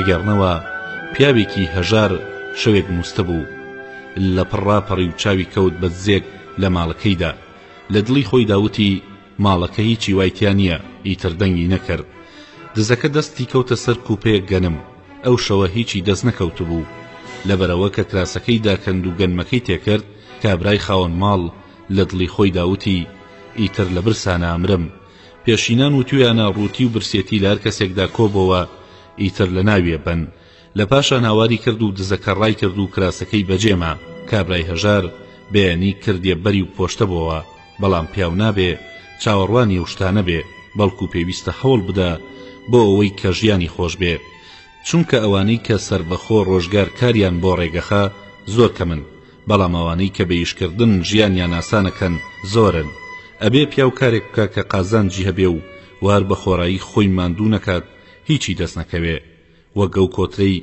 کار بەچکاکە و خاوەنەکەی لێ وەرەگرێ و سەریە بڕێ دووبارە ئێرکاکە و بەچکاڵەیەنێ و خاوەنەکەشی دووبارە وەریەگرێ و سەریانە بڕێ زانەکان و تویانە خوا بۆ هەموو شتێک سنوورێکی داناوە کاتیایدا وەستێ و ئەوەی کە ئیشی لەو سنوورە بردە دەرەوە دوور نییە کە تووشی کەم و کوڕی نەبێ لە کارەکەیدا هەروەها و تویانە ئەوەی کە هەوڵی ژیانی ئێستا و دواڕۆژی بدا ژیان بۆ ئەوە هەروەکو زانەکان و تویانە کە سێ شتەیە پیاوە بێ خۆیان بۆ ماندوو بکە ژیانی خۆی ڕابواردنی ناو خەڵکی کردنی کارێک لە پاشان بە چاکە ناوی ببن و هەروەها و تویانە چەند شتێک هەیە کە لە هەر کەسێکدا بێ سەر ناکەوێ لەو شتانە تەممەڵی کات بە فیڕۆدان باوەڕکردن بە قسەی هەموو کەسێ لەوانەیە ئەگەر یەکێک قسەیەکی درۆ بکە ئەویش بە خۆیەوە تووشی خراپە بکە و لەسەر پیاوی ژیر پێویستە کە هەرگیز شوێن لە خۆبایی بوون نەکەوێ و لە ستایش وەڵکێشان دوودڵ بێ وە گوێ لە هەموو کەس ڕانەگرێ و ئەگەر هەڵەی خۆی بۆ دەرکەوت پێویستە زوو بە خۆی دابچێتەوە لە خۆیەوە کارێک نەکە هەتا ڕاستی بۆ دەرنەکەوێ وەک ئەو کەسەنەکە کە لە ڕێی ڕاز لایەدا و هەر لەسەر چەو دەڕوا و خۆی ماندووەکە و زیاتر لە ئامانجەکەی دوورەکەوێتەوە یان وەگەوەی کە چاوی دێشێ و ئەی خوڕێنێ کە لەوانەیە بەو خوراندنە کوێر بێ لەسەر پیاوی ژیر پێویستە کە باوەڕی بەکاری ڕۆژگار بێ و وازاو نەبەر بێ چی بۆ خۆی پێخۆشە ئەوەشی بۆ هەموو کەس پێخۆش بێ هەرگیز لەبەر ئارەزووی خۆی کەس تووشی خراپە نەکە وا گەڕوای نەکرد بۆ ئەوە باشە ئەو پەندەی بەسەردا بێ کە بەسەر بازرگانەکەدا هات بەهۆی هاوڕێکەیەوە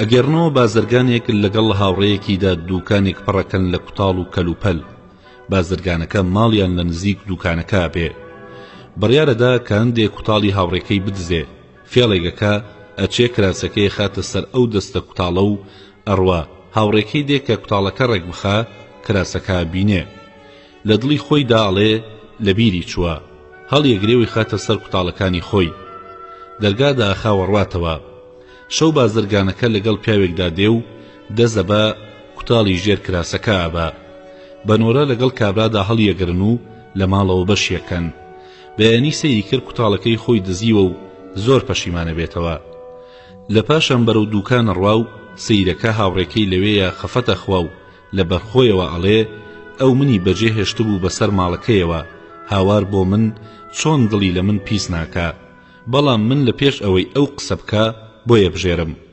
بازرگانەکە چووە ژوورەوە و لاوڕێکەی پرسی ئەو بۆچی وا بێتاقەتی وتی دەستە کوتاڵەکەی تۆ مون کردووە و منیش ئامادەم نرخەکەیت بدەمێ بازرگانەکە وتی خەفەت مەخۆ چونکە ناپاکی و فەڵکردن خراپترین کارن بزانە زۆردار هەر خراپەیەک بکە لە ئەنجامدا بەرەوکی خۆیەگرێتەوە من فێڵم لێ کردی لە پاشان بەسەراتەکەی بۆ گێڕایەوە هاوڕێکەی وتی ئەمە وەک چیرۆکی بازرگان وایە بازرگانەکە وتی ئەوە چۆن بووە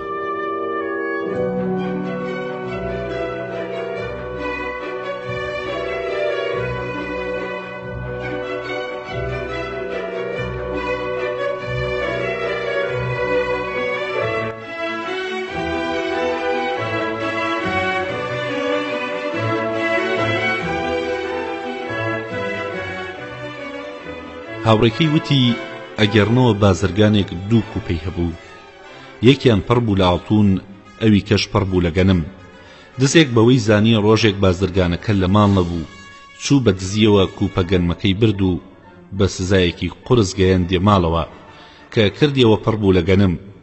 زۆر پەشیمان بووە و خەفەتی خوارد کە لە قسەکەی بۆ بازرگانەکە پێیوت ئەم قسەی تۆ چەند دوورە لە کارەساتەکەی من پێم لە گوناه هەنێم، بەڵام دەرونی خراپ هەر فەرمان بە خراپەکە. هاوڕێکەی لی خۆش بوو، بازرگانیش لەو ڕەوشتە لایدا کە بە نەزانی کردی. پێویستە لەسەرەوەی کەم کتێبە خوێنێتەوە هەر ئامانجی هەڵدانەوەی پەڕەکان نەبێ، بەڵکو بەوردی سەرنج لە مەبەست و سەرنجی وشەکان بدە، وەک برای بچووکی سێبراکە کە باوکیان مرد بوون بە خاوەنی سامانێکی زۆر.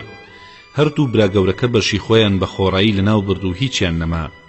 کە برا بچووکەکەی ئەوەی دی لە دڵی خۆی داوتی ماڵ یەکێکی ئەوێ کە کۆی بکاتەوە لە ڕێی ڕاستەوە بۆ خۆی و کەسانی خۆی و چاکەکردن لەگەڵ هاوڕێدا خەرجی بکە. ئەوەی کە ماڵی زۆر بوو بەڵام لە ڕێی ڕاستەوە خەرجی نەکرد، پێویستی بە یارمەتی هەبوو بە هەژار دانرێ، بەڵام ئەگەر لە ڕێی ڕاستەوە خەرجی کرد لە دوولاوە قازانجەکە.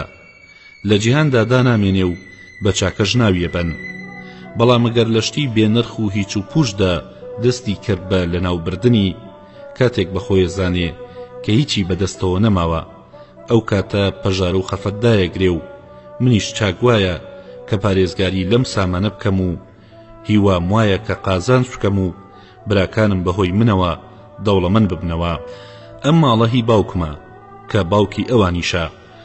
چاکتر وایە کە بۆ خزم خەرج بکرێ و هەرچەندە کە دوور بن نەخوازە ئەوان کە برا من. لە پاشان سامانەکەی لەگەڵ بەشکردن.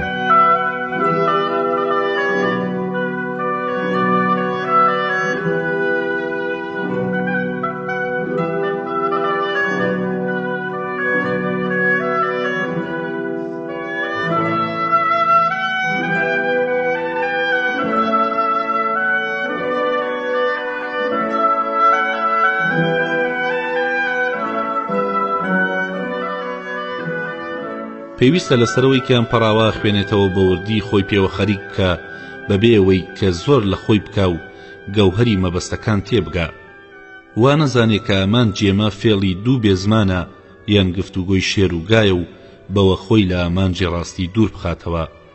ئەو کاتە وەک ڕاوچێکەی بەسەردادەیە کە لە ڕووبارێکدا ڕاوەماسیە کرد، چاوی کەوت بە ئێسقانی سەدەفێک لە ڕووبارەکەدا بە گەوهەر تێیگەیشت. لەو کاتەدا تۆڕەکەی ماسیەکی گەورەی گرتە بوو، کەنانی ئەو ڕۆژەی بۆ ئەوتیا بوو. وازی لەوە هێنا و چووە ڕووبارەکەەوە بۆ سەدەفەکە کە دەری هێنا، ئێسقانێکی بۆش بوو، زۆر پەشیمان بووە. ڕۆژی دووەم لەلایەکی ترەوە تۆڕەکەی فڕێدایە ئاوەوە و ماسیەکی گەورە پێوە بوو. هەر لەو کاتەدا چاوی کەوت بە سەدەفێکی ڕاستەقینە، بەڵام ئاوڕی لێ نەدایەوە. لە دوای ئەوە ڕاوکەرێکی تر هات و گەوهەرە بە نرخەکەی تیا دەرهێنا. بەم جۆرە ئەوەی ئەگەر بیر لە ناوەڕۆکی مەبەستەکانی ئەم کتێبە نەکاتەوە و بە دەرەوەی قسەکان خۆی خەریک بکە، بە تایبەتی بەشی گاڵتە و گەب وە گەوپیاوی بەسەردادێ کە زەویەکەیە کێڵێ لە پاش تۆکردن ئاویەدا. لە کاتی دوورینەوەی بەرەکەی دێخۆی بە گوڵبڕین و لابردنی دڕک و داڵەوە خەریکەکە هەتا هەموو بەرەکەی ئەوەرێ. ئەوەی بەکار بێ دەستگیر نابێ و ئەوەی ئەم کتێبە خوێنێتەوە ئەبێ بزانێ کە لەسەر 4 ئامانج دانراوە.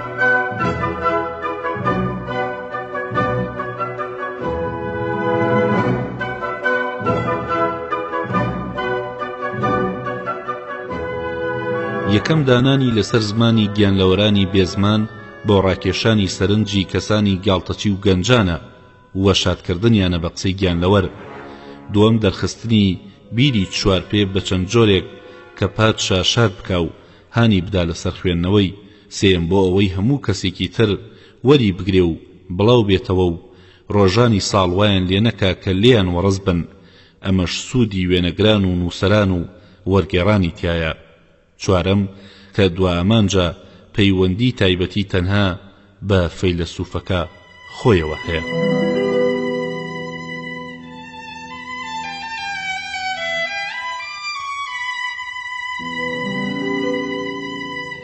دەرگای شێروگا کە دەستپێکردنی کتێبەکەیە.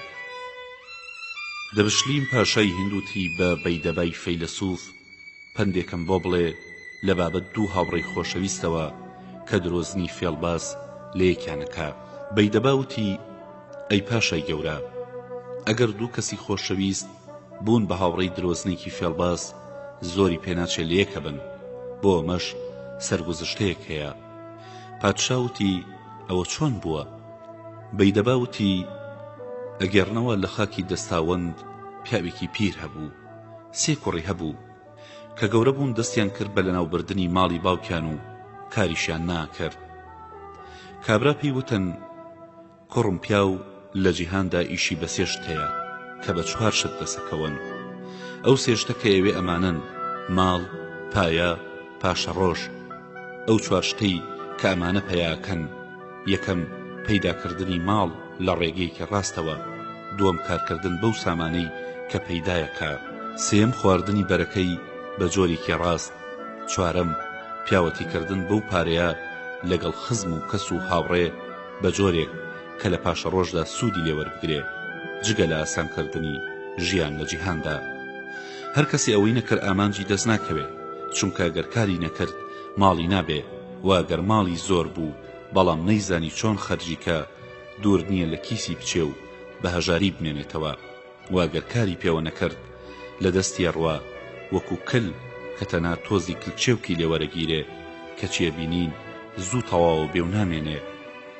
خۆگەر شاردیە و سوودی لێوەرنەگرت وەکو هەژار وایە کە هیچ شک نابا، نەمەش پارێزگاری ماڵەکەی ناکە، چونکە بەهۆی ئەو کارەسات و گیر و گرفت و نەخۆشیەی کە ڕۆژگار بەسەریا دەیەنێ وەکو ئەستێڵێکی ئاو کاگەر هەمیشە ئاو بڕژێتە ناوی و کونجێک نەبێ لێی بچێتە دەرەوە خراپە بێ و کونی تێبێ، و دوور نییە کە بەجارێک ئەوەستێڵە گەورەیە بتەقێ و هەموو ئاوەکەی بە خۆڕایی بڕوا. لە پاشان کوڕانی کابرا ئامۆژگاریەکەی باوکیان وەرگێرد. کوڕە گەورەکەیان بە بازرگانی ڕووی کردە خاکێک کە پێیانەوت مەیون، سواری تەختەڕەوانێک بوو کە 2 گاڕایانە کێشا، کێکیان ناوی شەترەبە و ئەوی تریشیان ناوی بەندەبە. کابرا ڕیکەوتە شوێنێکی قوڕ و چڵپاو، شەترەبە چەقی، هەرچەندیان کرد دەرنەهات. پیاوێکیان بەلاوە بەجێ هێشت کە قوڕەکە وشک بۆەوە دەری بێنێ. کابرا و شەوە بە دیارگاکەوە بوو، بەڵام ترسی لەو شوێنە هەبوو. هەستا و گاکەی بەجێهێشت و هاتەوە بۆ لای خاوەنەکەی و پێی وت گاکە مردار بۆەوە. لە پاشان وتی برام پیاو کە ڕۆژی تەواو بوو، هەرچەند خۆی بپارێزێ زیاتر لە مردن نزیگەکەوێتەوە، وەگەوەی کاگەرنەوە پیاوێک بە چۆڵاییەکدا تێپەڕێ و تووشی گورگێکی هارە بێ. کابرا ڕاکە لە دوورەوە دەیەک بە دیەکە، لە پێشەوە ڕووبارێکی گەورەیە، کاتە سەر ڕووبارەکە هیچ پردێکی نەبینی، گورگەکەش بە دوایەوە بوو. لە ترسی گیانی خۆیدا بەدەم ئاوەکە و مەلەشی نازانی، خەریک بوو بخنکێ، بەڵام چەند کەسێک لە دانیشتوانی دیەکە دەریان هێنا کە هۆشی هاتەوە چاوی کەوت خانوویەک لە قەراغی دۆڵێکدا هەبوو، چوو لەوێ بحەسێتەوە. سەیری کرد کۆمەڵی ژەردەڕێیان لە بازرگانێک گرتووە و خەریکن پارەکەی بەشەکەن و ئەشی کوژن. کابرا لە ترسا ڕای کرد و چوو بۆ ناو دێکا، لەوێ پاڵیدا بە دیواری خانوویەکەوە کە بحەسێتەوە، کەچی دیوارەکە بەسەری داڕوخا و مرد. بازرگانەکە وتی ڕاستەکەی، منیش ئەوەم بیستووە.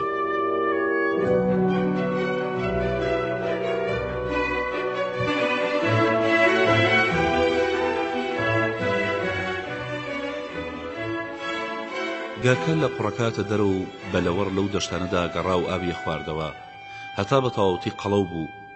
کەی بۆڕان ئەو ناوە دەنگێدایەوە. لە نزیگە و شوێنەوە دارستانێکە بوو کە شێرێکی زۆر بەهێزی تیا بوو، پاشای ئەو ناوچەیە بوو. گەلێ دڕندەی لەگەڵدا بوو لە گورگ و چەقەڵ و ڕێوی و پڵنگ. ئەو شێرە زۆر لە خۆی بایی بوو، بە قسەی کەسی ناکرد. گوێی لە دەنگی گاکە بوو، هەرگیز گای نەدی بوو، چونکە لە جێی خۆی ناجوڵا و هەموو ڕۆژێک سەربازەکان خواردنیان بۆ هێنا. لەناو ئەو دڕندانەدا 2 چەقەڵ هەبوون کە ناویان کەلیلە و دیمنە بوو، خاوەنی زانین و هونەر بوون. دیمنە بە کەلیلەی برای وت بۆچی ئەم شێرە لە جێی خۆی ناجوڵێ؟ کەلیلە وتی کارت بەو قسەیە چییە؟ ئێمە لە دەرگای پاشا داین، هەرچی ئەو پێی خۆشە واکەین، و هەرچی ئەو حەزی لێ ناکە لی دوورەکەوینەوە. ئێمە لەو پایە بەرزانە نین کە قسە لە کاروباری پاشادا بکەین، وازی لێ بێنە. و ئەوەش بزانە ئەوەی کە خۆی لە کاروباری کەسانی تردا هەڵە قورتێنێ ئەوەی بەسەرادێ کە بەسەر مەیمونەکەدا هات بەدەست دارتاشەکەوە. دیمنە وتی ئەوە چۆن بووە؟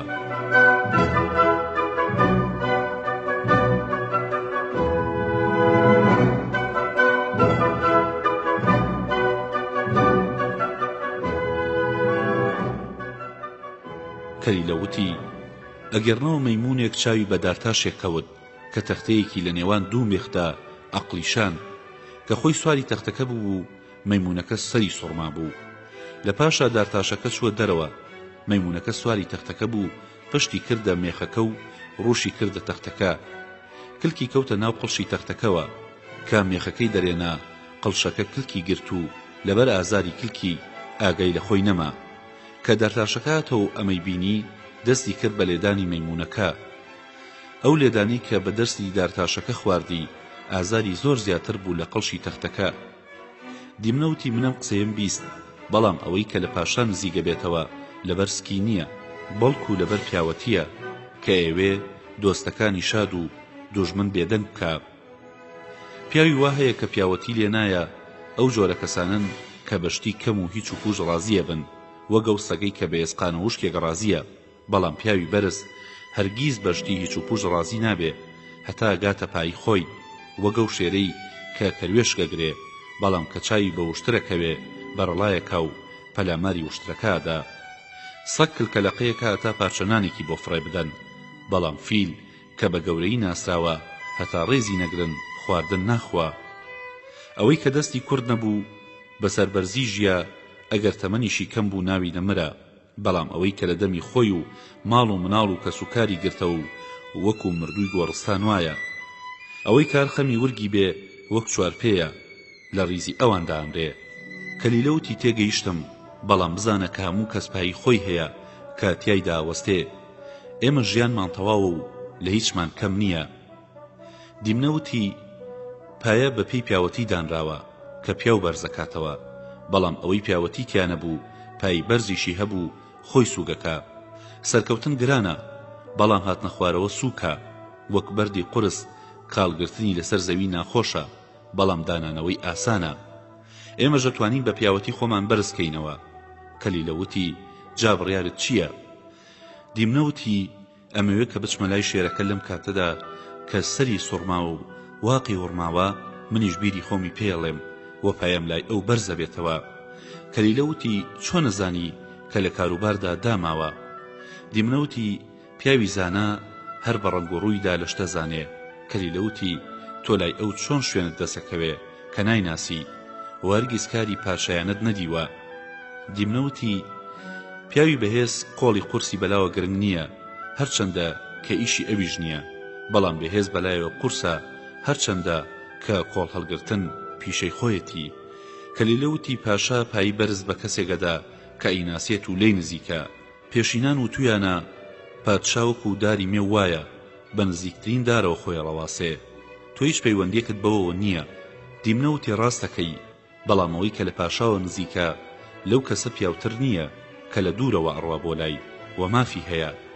منیش بە تێکۆشانە گەمە پایی ئەوان پێشینان و تویانە، ئەوەی کە بچێتە لای پاشا ئەبێ هەموو شتێک بخاتە لاوە و هەموو سزا و ناخۆشیەک هەڵبگرێ، ئەگینا ناگاتە ئامانج.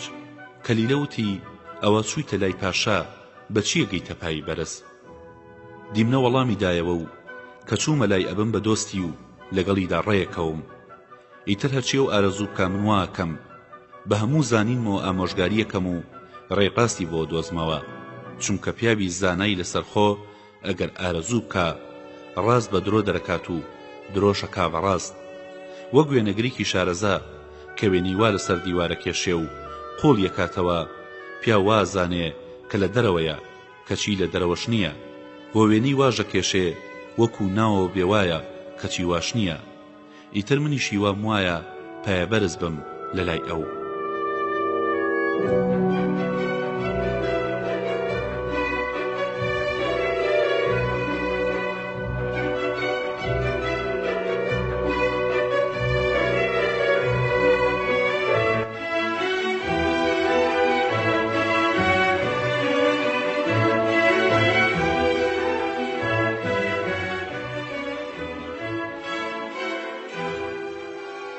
کەلیلەوتی هەرچەندە قسەکانم جوان و ڕەوانن بەڵام من هەر لە پاشا ترسم چونکە هاوڕێیەتی پادشاکان ترسناکە زانەکان وتویانە سێ شتەیە کە پیاوی گەوج و نەزان نەبێ کەس لێیان نزیک نابێتەوە و کەم کەس لێیان ڕزگاریە بێ هاوڕێیەتی پادشا و شاردنەوەی نهێنی لای ژن و خواردنی زەهر بۆ تاقیکردنەوە زانەکان پاشایان داناوە بە شاخێکی بەرز کە پڕە لە گەوهەر و زێڕی بە نرخ و هەموو جۆرە میوە و دەرمانێکی نایابی تێدایە لەگەڵەوەشدا شوێنی شێر و پڵنگ و گورگ و هەموو دڕندەیەکە ڕۆیشتن بۆ ئەو شاخە ناخۆش و ترسناکە وەمانەوە لەوێ ناخۆشتر و ترسناکترە دیمنەوتی ڕاستەکەی بەڵام ئەوەش بزانە ئەوەی کە ئازار نەکێشێ خۆشی ناچێژێ ئەوەی بترسێ ناگا بە ئامانج زانەکان وتویانە سێ کار هەیە کە پیاوی ئازا و لێهاتوو نەبێ کەس بۆی ناکرێ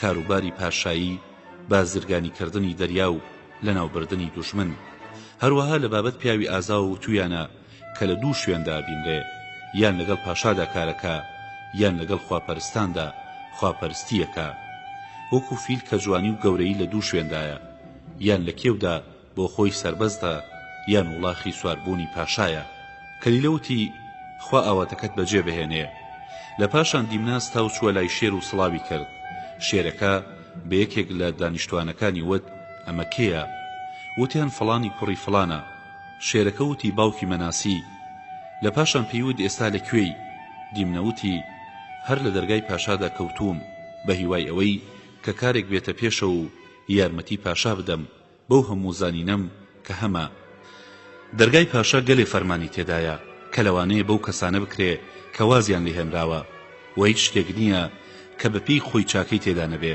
تەنانەت ئەو چڵەچیرکەیی کە فڕێدراوە کەڵکی هەیە پیاو هەڵیەگرێ و لە کاتی پێویستدا بەکاریە هێنێ کە شێرەکە قسەی دیمنەی بیست سەری سۆرما و وای زانی کە ئامۆژگاریکی پێیە ڕووی کردە دانیشتوان و وتی پیاوی گەورە کە ناوی نییە بەرزە بێتەوە و دەرەکەوێ وەکو ئاگر هەرچەندە کە خاوەنەکەی لێدا زیاتر کڵپاسێنێ و بەرزە بێتەوە کە دیمنە زانی شێرەکە سەری سۆرماوە وتی دەرگەوانی پاشا تۆتە ئێرە بۆ ئەوەی کە پادشا بزانێ چەند زانینی لا هەیە هەروەکو تویانە گەورەی لە دوو کاردایە گەورەی شەڕکەر بەسەر شەڕکەرەوە و گەورەی زانا بەسەر زاناوە و کاربەدەستانی زۆر بەبێ تاقیکردنەوە دوور نییە کە زیانیان هەبێ بەو کاروبار ئیش و کار بە کاربەدەستانی زۆر ناکرێ بەڵکو بەڕاستی و دڵسۆزی کاربەدەستانەکرێ وەگە و پیاوەی کە خۆی بەبەردەوە قورسەکە و هیچ کەڵکی نییە و ئەوەی کە ئیشی بەدار هەیە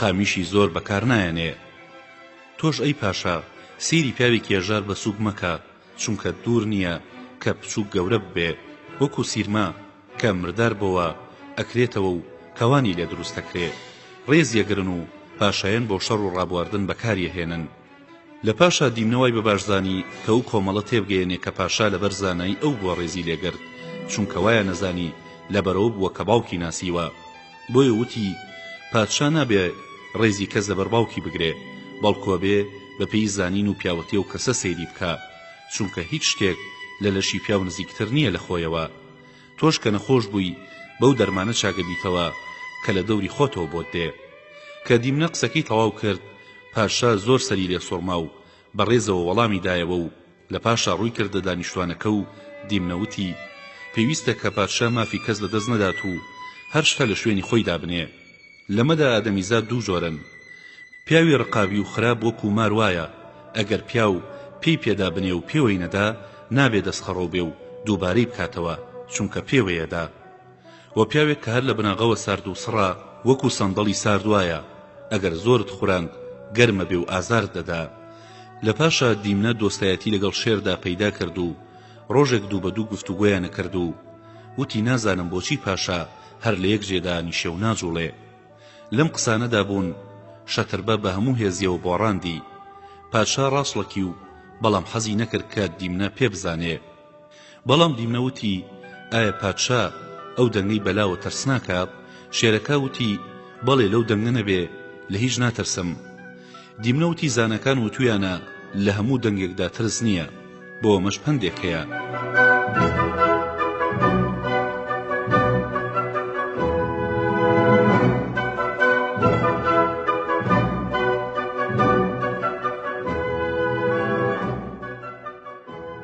پەندەکە بەم شێوەیە دەست پێکات. شێرەکە وتی ئەو پەندە چییە؟ دیمنەوتی ئەگەرنەوە ڕێویە کاتە دارستانێک تەپڵێکی هەڵواسراوی تیا بوو کە با هەڵیەکردەنگێکی گەورەی لێ پەیدا بوو، ئەو ناوە دەنگێدایەوە. ڕێویەکە بەرەو دەنگەکە ڕۆیشت و چاوی کەوت بە تەپڵەزلەکە، وای زانی کە هەموو گۆشت و بەزە. بەڵام کەشکاندی سەیری ناوەکەی کرد بۆشە، لە دڵی خۆی داوتی نازانم لەوانەیە کە دەنگی زل لە هەموو شتێک بێهونەرتر بێ. لەبەرەوە ئەم پەندەم بۆوتی کە بزانی ئەو دەنگەی لێیە ترسی هیچی تیا بەسەر نییە و ئەگەر ئارەزوو بکەی ئەچم لەو دەنگە ئەگەدار دەکەم. شێرەکە وتی باشە بڕۆ. کە دیمنە چوو بۆ لای گاکە، شێرەکە لە دڵی خۆی داوتی ئیشێکی خراپم کرد کە دیمنەم نار بۆ لای خاوەنی ئەو دەنگە. دیمنە دەرگەوانی من بوو، ئیتر مافی چی هەیە؟ لەوانەیە کارەساتێکی بەسەردا هاتە بێ وە ژیانی تاڵ کرد بێ کە هاتۆتە ئێرە، یان زۆریان لێ کردبێ یان تاوانێکی کردبێ و لە سزاکەی بترسێ. ئەمە ڕاست نەبوو کە من لەوە دڵنیا بووم و ناردم بۆ لای خاوەنی ئەو دەنگە، چونکە دیمنە زۆرزان و ترسناکە.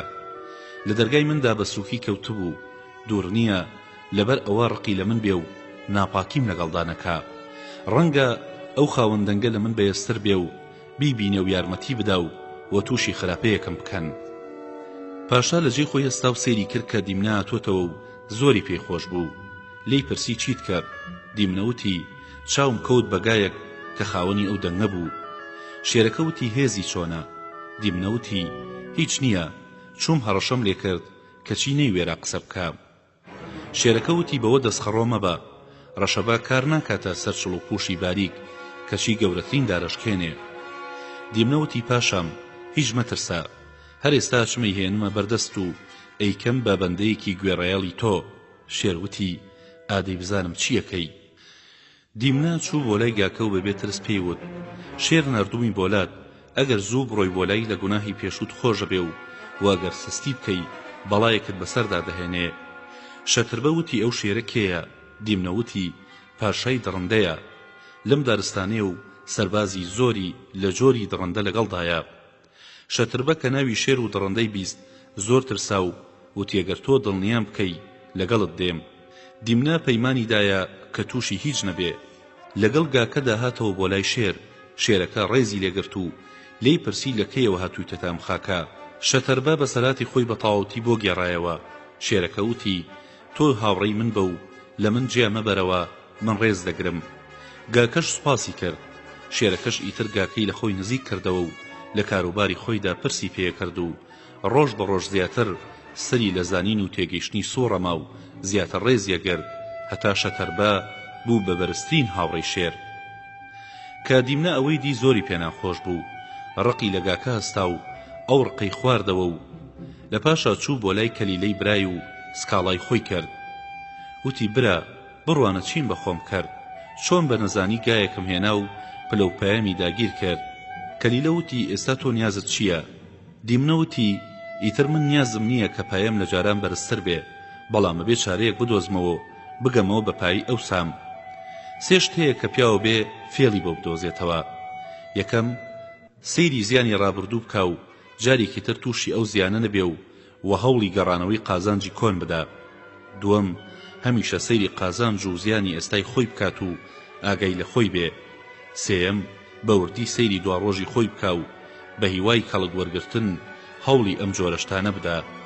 منیش چارەم نییە لە گەڕانەوە بۆ سەرپایی جارانم بە کوشتنی ئەم پوشخۆرە نەبێ، لەوانەیە ئەم کارە سوودی شێرەکەشی تێدا بێ، چونکە ئەوەندە ڕێزی لێگرتووە کە نزیکە تووشی کارەساتێکی بکە.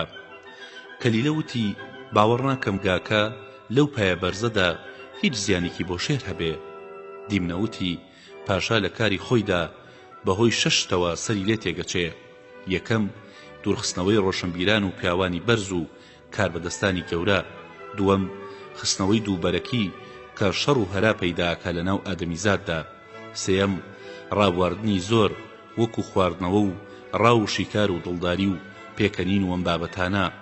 چوارەم دڵڕەقی کە ئاگاتە ڕادەی جنێودان و دەزوەشاندن کە لە شوێنی خۆیدا نەبێ. پێنجەم کاروباری ڕۆژگار لە شەڕ و شۆڕ و گرانی و مردن.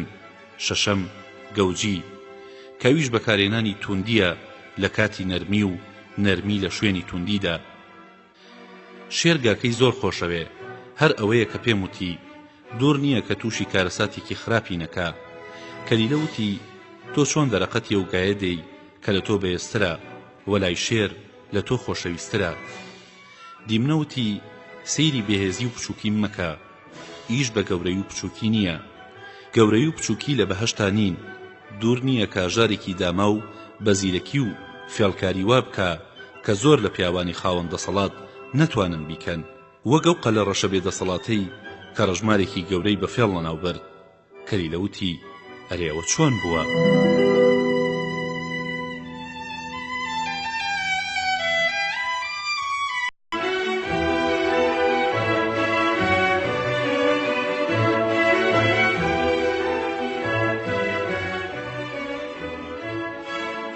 دیمنەوتی ئەگەڕنەوە قەلە ڕەشێک هێلانەی لە نزیک کونی ڕەشمارێک دروستەکە، هەر بەچکەیەکە و مارەکەی خوا.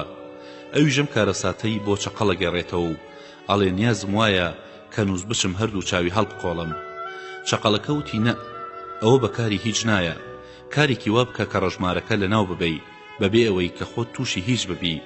ئاگاد لە خۆت بێ، وەک ماسیگرەکەت بەسەردا نەیە کە ئیویست قڕژاڵ کوژێ کەچی خۆی بەکوژدا. قەلە ڕەژوتی ئەوە چۆن بووە؟ چەقەڵ وتی ئەگەڕنەوە ماسیگرەیەک هێلانەیەک لە دارستانێکی خاوەن قامیش و ئاودا دروستەکە، لە پاشا پیرە بێ و توانای ڕاوکردنی ماسی نامێنێ، لەبەرەوە بیر لە دۆزینەوەی چارەیەک دەکاتەوە. قڕژارێک لەوێەوە ئەڕوا و لێیە پرسێ بۆچی وا داماوی؟ ئەی باڵندا، ماسیگرەکە ئەڵێ خەفەت بۆ من باشە، ئەمڕۆ دوو ڕاوچیمدی یەکێکیانی وت ئێرە ماسی زۆرە باڕاوی بکەین و ئەوی ژووتی سبەی نێدەینە ئێرە، هەرچی ماسی تێدایە ڕاویەکەین. منیش زانیم کە بەیانی دێنە ئێرە و ماسی لێ بڕن، ژیانی منیش لەسەر ماسیە، ئیتر لە برسا ئەمرم. قژاڵەکە چوو بۆ لای ماسیەکان و تێیگەیاندن، ئەوانیش بەجارێک هاتن بۆ لای ماسیگرەکە و وتیان چارەیەکمان بۆ بدۆزەرەوە، چونکە مرۆڤی ژیر و دانا پرس بە دوژمنی خۆشیەکە. ماسیگرەکە وتی دەسەڵاتم بەسەر ڕاوکەرانە نییە، بەڵام گۆمێک لێرەوە نزیکە، بگوازینەوە بۆ ئەوێ ڕزگارتانە بێ. ماسیەکانی ژووتیان لە تۆ زیاتر کەسمان دەست ناکەوێ ئەو فەرمانەمان بۆ جێبەجێ بکە. ماسیگرەکە ڕۆژی دوو ماسی هەڵەگرت و ئەی برد بۆ سەرگردێک و لەوێی خواردن. ڕۆژێک کاتەوە بۆ گواستنەوەی ماسی تر. قڕژاڵەکە وتی منیش دەترسم، حەزەکەم منیش بگوازیتەوە بۆ ئەو گۆمە. ئەویش هەڵی گرت و کە لە گردەکە نزیک بۆوە، قڕژاڵەکە چاوی کەوت بە ئێسقانی ماسی تێگەیش کایەوێ ئەویش بخوا. لە دڵی خۆی داوتی ئەگەر پیاو گەیشتە دوژمن لە شوێنێکی وادا کە لێڕوونە شەڕ بکا و نیکە کوژرێ، هەر شەڕ بکە باشترە بە سەربەرزی و بە ڕێزی خۆیەوە بمرێ. لە پاشا قەپی کرد بە ملی ماسیگرەکەدا و ئەوەندە گوشی هەتا مرد. لە پاشان قڕژاڵەکە چووە بۆ لای ماسیەکان و لەو کارەساتە ئاگاداری کردن. منیش لەبەرەوە مامۆژگاریم کردی کە بزانی هەندێ فێڵ هەیە کە خاوەن فێڵەکە لە ناوە بە. من چارێکت پێڵێم کە ڕەژمارەکەش بکوژی بەبێ ئەوەی کە خۆت تووشی هیچ ببی. قەلەڕەشەکە وتی ئەو چارەیە چییە؟ چەقەڵ وتی بزانە هەندێ خشتی ژنانە پەیدا بکە و بە هەوادا بفڕە کە چاویان لێت بێ، لە پاشان لە نزیک کونی مارەکە فڕی بدە. قەلەڕەشەکە بە هەوادا فڕێ و چاویەکەوێت بە ژنە دەوڵەمەندێک کە لە سەربانجلەکانیدا کەندەبوو خەریکی خۆشتن بوو. ملوانکەکەی فڕاند و مناڵ و گەورە شوێنی کەوتن هەتا لای کونی ڕەژمارەکە و لەبێدا فڕیدا. ئەوانیش کە هاتن چاویان بە مارەکە کەوت، کوشتیان و ملوانکەکەشیان هەڵگرت. لەبەر ئەوە ئەم قسانم بۆ کردی کە بزانی فێڵ کاری واکە کە هێز و دەسەڵات بۆی ناکرێ. کەلیلە وتی بەڵام گاکە لەگەڵ بەهێزیدا زیرەک و تێگەیشتووە، ئەگەر وانە بوایە وەکو تۆ ئەڵی وا بوو، ئیتر تۆ فێڵی چی لێەکەی؟ دیمنەوتی گاکار چەندە زانە و بەدەسەڵات بێ، خۆی دان بە گەورەی مندانێ و من نتوانم لە ناوی ببەم وەگە و کەروێشکەی کە شێرەکەی لەناو برد. کەلیلە وتی ئەوە چۆن بووە؟ دیمنەوتی ئەگەڕنەوە شێرێک لە دارستانێکی ئاودار هاژیا کە پەڕ بوو لە هەموو جۆرە گیانلەوەرێک، بەڵام لە ترسی ئەو شێرە نەیانەوێرا دەرکەون. ڕۆژێک کۆبنە و ئەچن بۆ لای شێر و پێڵێن ئەی پادشا، تۆ زۆر خۆت ماندووەکەی بە شوێنێکیدا، ئێمە شارەیەکمان دۆزیوەتەوە کە چاکەی تۆ و ڕزگاری ئێمەی تێدایە. ئەگەر تۆی تر نەمان ترسێنی و هەموو نیوەڕۆیەک چوارپەیەک لە خۆمانت بۆ نێرین کە بیخۆی. بەم جۆرە لەگەڵ شێرەکەدا ڕێککەوتن. ڕۆژێک سەرهاتە سەر کەروێشک کە بیبەن ببێ بە خۆراکی نیوەڕۆی شێر. کەروێشکەکە بە گیانلەوەرەکانی وت ئەگەر بە قسەم بکەن لەو شێرە زۆردارە ڕزگارتانەکەم. وتیان ئەڵی چی؟ وتی بەو کەسە بڵێن کامبا بۆ لای تۆزێ لە کاتی خۆی دەرەنگتر بم بە لە پاشان خۆمەچمە لای و ئەوانی ژووتیان زۆر باشە. کەروێشکەکەیان دواخست لە پاشە بە تەنها ناردیان بۆ لای کە زۆر برسی بوو. شێرەکە نەڕاندی بەسەریا وتی هەتا ئێستا لەکوێ بووی؟ وتی من گیاندارەکان ناردمیان و کەروێشکێکم لەگەڵ خۆمدا بۆ هێنابووی کە بیخۆی. لە ڕێگەدا شێرێک لی ساندم و وتی من پاشایم دارستانم، هەرچەند لی پاڕام و سوودی نەبوو جنێویشی بە تۆدا. شێرەکە ڕقیێستا وتی وەرە لەگەڵم شوێنی ئەو شێرەم نیشان بدە. کەروێشکەکە شێرەکەی بردە سەر بیرێکی قوڵ و وتی لێرەدایە. شێرەکە سێریکی ناو بیرەکەی کرد کە ئاوی وەستاوی تیا بوو، خۆی تیادی و بەو شێرەی تێگەیشت کە کەروێشکەکە بۆی باس کرده بوو. دەست بەجێ خۆی بۆ فرێدایە ناو بیرەکە و ملی شکا و مرد. کەروێشکەکەش گەڕایەوە بۆ لای هاوڕێکانی و ئەوەی بە شێرەکەی کرده بوو بۆی گەڕانەوە. کەلیلە وتی ئەگەر توانی گاکە لە ناو ببەی بە شتێک کە هیچ زیانێکی بۆ شێرتیان نەبێ ئارەزووی خۆتە، چونکە گاکە زیانی بە من و تۆ و هەموو سەربازەکانی تریش گەیاندووە.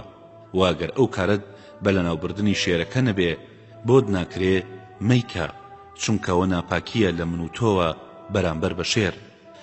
لە پاشان دیمنە چەند ڕۆژێک هاتوچۆ شێرەکەی نەکرد و ڕۆژێک کە تەنها بوو چووە لای. ئەویش وتی دیار نیت یاخوا چاک بی. دیمنە وتی باوا بێ ئەی پاشا. شێرەکە وتی هیچ ڕوویداوە؟ دیمنە وتی شتێک بووە کە نە پاشا حەزی لێکا و نە سەربازەکانی پاشا. شێرەکە لی پرسی ئەو ڕووداوە چییە؟ دیمنە وتی قسەیەکی ناخۆشە کە پیاو ناوێرێ بیڵێ.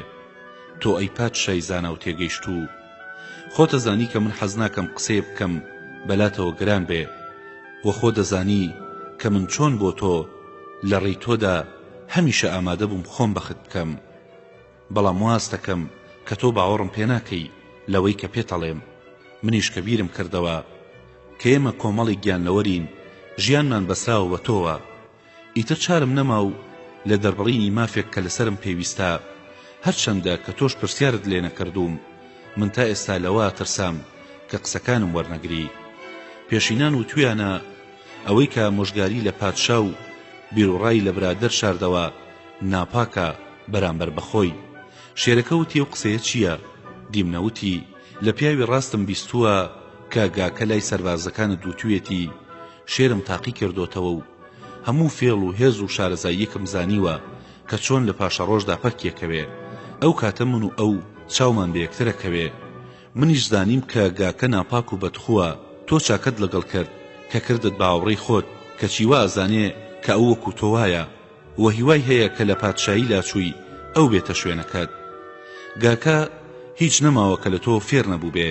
پێشینان و تویانە پادشا کە زانی پیاوێک وەکو ئەو گەورە و بەدەسەڵات بووە ئەبێ لە ناوی ببە، ئەگینا خۆی لە ناوەچێ. گاکە زۆرزانە و کاروبار چاگە با بەڕێوە. تێگەیشتووە ئەو کەسەیە کە چارە بۆ ئیش لە پێش هاتنیا دۆزێتەوە. ئەی پادشا دڵنیا مەبە لەو کارەساتەی کەڕووەدا وە تۆ ئاگات لە خۆت نییە. پێشینان و تویانە پیاوان سێ جۆرن: نەبەز، ئازا، بەزی. و پیاوی نەبەزەوەیە کە کارەساتی بەسەرداهات ناشڵەژێ و پەکی ناکەوێ و چارە بۆ ڕزگاربوون لەبیر ناکە. ئازاژەوەیە کە کارەسات بە گەوراگرێ لە پێش ڕوودانیا چاری بۆ دۆزێتەوە، دەردەکەی لا با لە پێش توش بوونیە و بەر بە کارەساتەکەگرێ لە پێش هاتنیە. بەڵام بەزی و هەر لە بیرکردنەوە و دوودڵی و تەمەڵیدایە هەتا لە ناوەچێ. بۆ ئەمانەش سەرگوزشتەی سێماسی هەیە.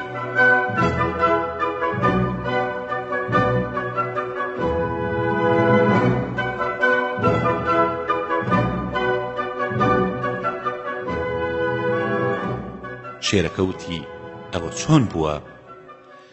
دیمنەوتی ئەگەڕنەوە گۆمێک سێ ماسی تێدا بێ کە ئەمانە بوون: زانا، زۆرزان، نەزان.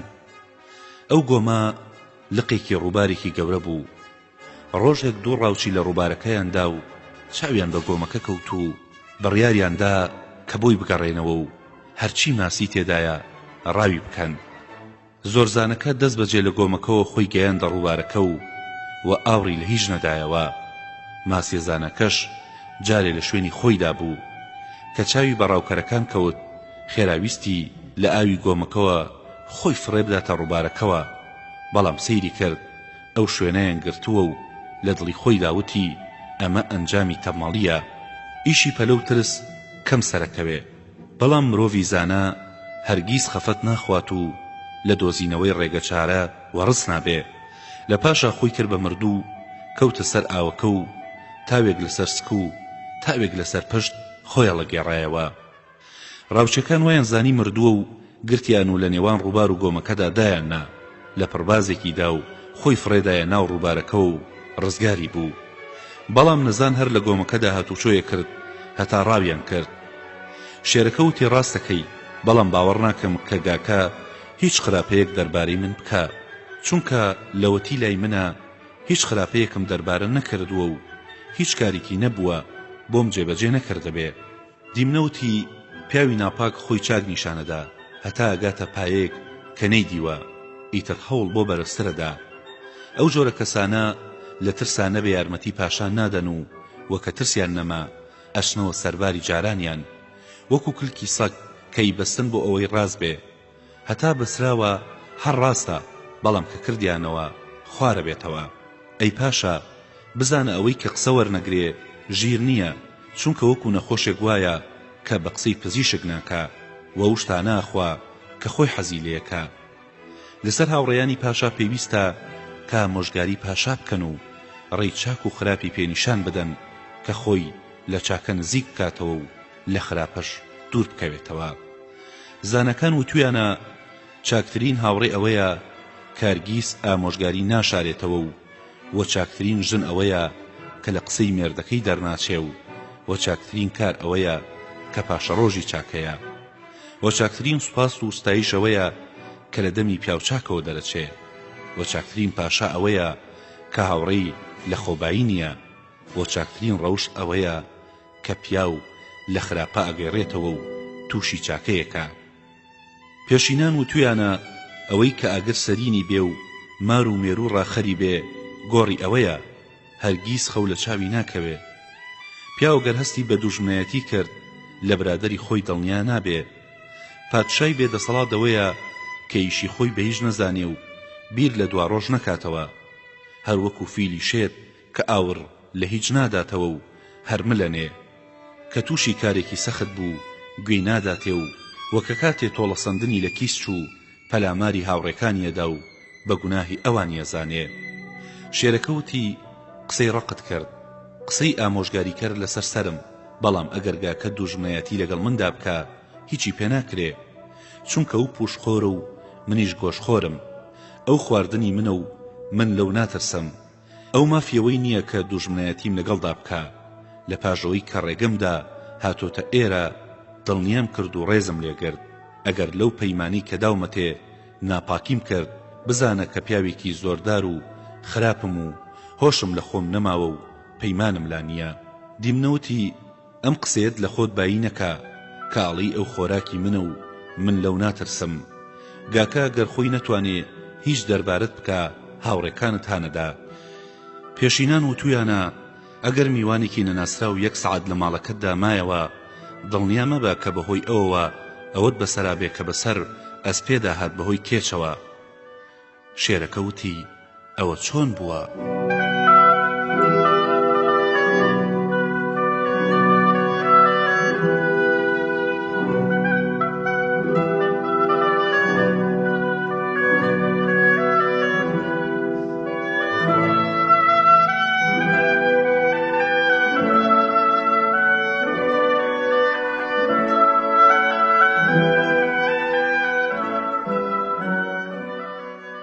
ئەگێڕنەوە ئەسپەیە گەچێتە جلوبەرگی پیاوێکی دەوڵەمەندەوە و ماوەیەکی زۆر لە خوێنیەوە خوا و بە هێواشیە جوڵێتەوە کە ئەو نووست ئاگای لە خۆی نییە. شەوێک کێچێگە بێ بە میوانی ئەویش پێڵێ ئەم شەو لێرە بە و خوێنی پاک بخۆ و لە جێگەی نەرما بن و کێچەکەش ئەمێنێتەوە. شەو کابرا ئەوێ بخەوێ، کێچەکە گازی لێگرێ و خەوی لێزڕێنێ. کابراش فەرمانەدا کە جلەکانی بگەڕێن کە سەیری ناو جلەکان یەکەن، ئەسپێکا دۆزنەوە و بەنینۆگەی کوژن. کێچەکەش ڕاکە.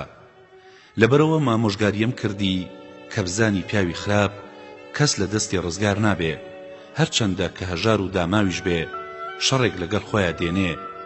ئەگەر تۆش لە گاکە ناترسی لە سەربازەکانت بترسا کە گاکە لە تۆ هانی داون. قسەی دیمنە کاری لە شێرەکە کرد و وتی جا ڕێگە چارە چییە؟ دیمنە وتی دانی کلۆر ئازاری خاوەنەکەیەدا هەتا هەڵی نەکەنێ لە کۆڵی نابێتەوە، وە فرێدانی خواردنی بۆگەنی ناوسک حەسانەوەیە، دوژمنی ترسناک دەرمانی کوشتنە. شێرەکە وتی بەڕاستی گاکەت لە پێش چاو خستم، ئێستای نێرم بە شوێنە، هەرچی ئەزانم پێڵێم و فەرمانی پێیەکەم بۆ کوێ چێ با بچێ. دیمنە ئەوەی پێ ناخۆش بوو، وای زانی ئەگەر شێرەکە قسەی لەگەڵ گاکە کرد لەو بابەتەوە درۆ و دووزمانی ئەوی بۆ دەرەکەوێ، هەروە بە ئاسانی لەم کارە دەرناچێ. لەبەرەوە بە شێرەکەی وت ئەم کارە بە باش نازانم، خۆشە سەیری ئەوە بکە کە کارێکی پیاوانە نییە، کە گاکە ئەمەی زانی ئەتەرسم بە زۆرم لێ بێتە سەرت و ئەمەش جوان نییە، چونکە ئەو ئەگەر شەڕ بکە خۆی ئاماداکە، واگەر بە جێشی هێشتی بە جۆرێ گەڕوا کە بەهۆی ئەوەوە سووک ببی. ئەوەش بزانە کە پادشای تێگەیشت و هەرگیز سزای کەسێک نادا کە گوناهکەی دەرنەخا. بۆ گوناهی ئاشکرا سزای ئاشکرا، و بۆ گوناهی نهێنی سزای نهێنی. شێرەکە وتی ئەگەر پاشا سزای کەسێک بدا بەبێ ئەوەی کە هیچی لێدی بێ گوناهێکی گەورەی کردووە. دیمنە وتی لەسەرم قسەی خۆت کە گاکە هاتەلات ئەبێ ئاگات لە خۆت بێ، منەزانم کە هاتەلات چکارە ساتێکی گەورەی لەژێر سەرایە. نیشانەی ئەوەیە کە ڕەنگی تێکچووە، وابینی کە هەموو لە شیە لەرزێ و بەڕاست و چەپا ئاوڕەداتەوە و شاغ بادا هەروەکو کەسێک کە بۆ کوشتن هاتبێ. شێرەکە وتی ئەگەر ئەوانم لێدی باوەڕەکەم کە ڕاستەکەیت و هیچ درۆیەکی تیانە. کە دیمنە لێبەوە لە هەندانی شێرەکە لە گاکە زانی باوەڕی کردووە و خۆی لێ پارێزێ، ئینجاویستی گاکەش دەستخڕۆ بکە و لە شێرەکەی هەن بدا، بەڵام حەزی نەکرد هەر لە خۆیەوە بچێ بەبێ فەرمانی شێرەکە و نەوەک تووشی زیان ببێ. لەبەر ئەوە وتی پادشا بۆ نەچمە لای گاکە بزانم چی لە ژێر سەردایە، لە پاشان دێم ئاگادار دەکەم. شێرەکە وتی باشە بڕۆ. دیمنە چووە لای گاکە و وەکو کەسێکی خەفەتبار. گاکەش ئەوەی دی زۆری پێناخۆش بوو، وتی ئەو بۆچی دەمێ کە سەرمان لێ نادەیت و یاخوا لە خەم ڕزگارت بێ. دیمنە وتی کەی ئەو کەسە ڕزگارە کە خاوەنی خۆی نەبێ و کاروباری بەدەست بێگانەوە بێ و هەمیشە لە ترس و سزادا بێ. گاکە وتی بۆچی هیچ بووە؟ دیمنە وتی ئەوەی کە ئەبێ هەر ببێ بووە. کێ بەسەر ڕۆژگاردا زاڵ بووە؟ کێ کە گەورە بووە لە خۆی بایی نەبووە؟ کێ کە هیوای دەستکەوتووە و بەخۆی نەنازیوە؟ کێ لە شوێن ئارەزووی کەوتووە و خراپەی توش نەبووە؟ کێ بۆ بە هاوڕێی پیاو خراپ و هەروە بە ئاسانی دەرچووە؟ کێ کە هاوڕێی پادشایە و هەتا سەر بەبێ ترس ژیاوە؟ گاکە وتی وا دیارە کە تۆ لە بابەت کارێکەوە لە شێرە ترسی. دیمنە وتی بەڵێ، بەڵام لە خۆم ناترسم. گاکە وتی ئەی لە کێ ترسی؟ دیمنە وتی خۆتە زانی کە من چۆنم بۆ تۆ. ئەو ڕۆژەت لەبیرە کە پەیمانم لەگەڵ کردی کە هیچت توش نەبێ، ئەو ڕۆژەی کە شێرەکە ناردمی بۆلات. لەبەرەو پەیمان و سوێندا ئەبێ هەر پارێزگاریت بکەم و ئەوەی کە بیستومە لە بابەت تۆوە بۆت بگێڕمەوە. گاکە وتی چیت بیستووە؟ دیمنە وتی لە کەسێکی ڕازگۆ بیستومە کارگیز درۆ ناکە. شێرەکە لای سەربازەکانی وتوێتی سرم لە قەڵەوی گاکە سوڕماوە و من ئیشم پێی نەماوە و ئیتر ئەی کوژم و هاوڕێکانمی لێ تێرەکەم. منیش زانیم کە ناپاکە بەرامبەر ئەو پەیمانەی کە کردی لەگەڵتا، ئیتر هاتم کە چارەیەک بدۆزیتەوە. گاکە بیری پەیمان و سوێندی دیمنەی کەوتەوە و وای زانی کە ڕاست دەکات و ئەو کارەی کە دیمنەی لێوایە زۆری پێناخۆش بوو. وتی نابێ شێر دەربارەی من خراپە بکە. لەو کاتەوەی کە هاتوومەتە ئێرە هەتا ئێستا خراپەیەکم نەبووە، وازانم بە هەڵەدا چووە، چونکە کۆمەڵێکی خراپ هاتوشۆیەکەن و درۆی وای بۆکەن کە کەسی تر نایکە. دۆستایەتی پیاو خراپ پیاوالێکە کە دڵ لە هەموو کەسێ پیس بکا و بە هەڵەیدا ببە. بۆ ئەوەش چیرۆکی مراویەکە هەیە. دیمنەوتی ئەوە چۆن بووە؟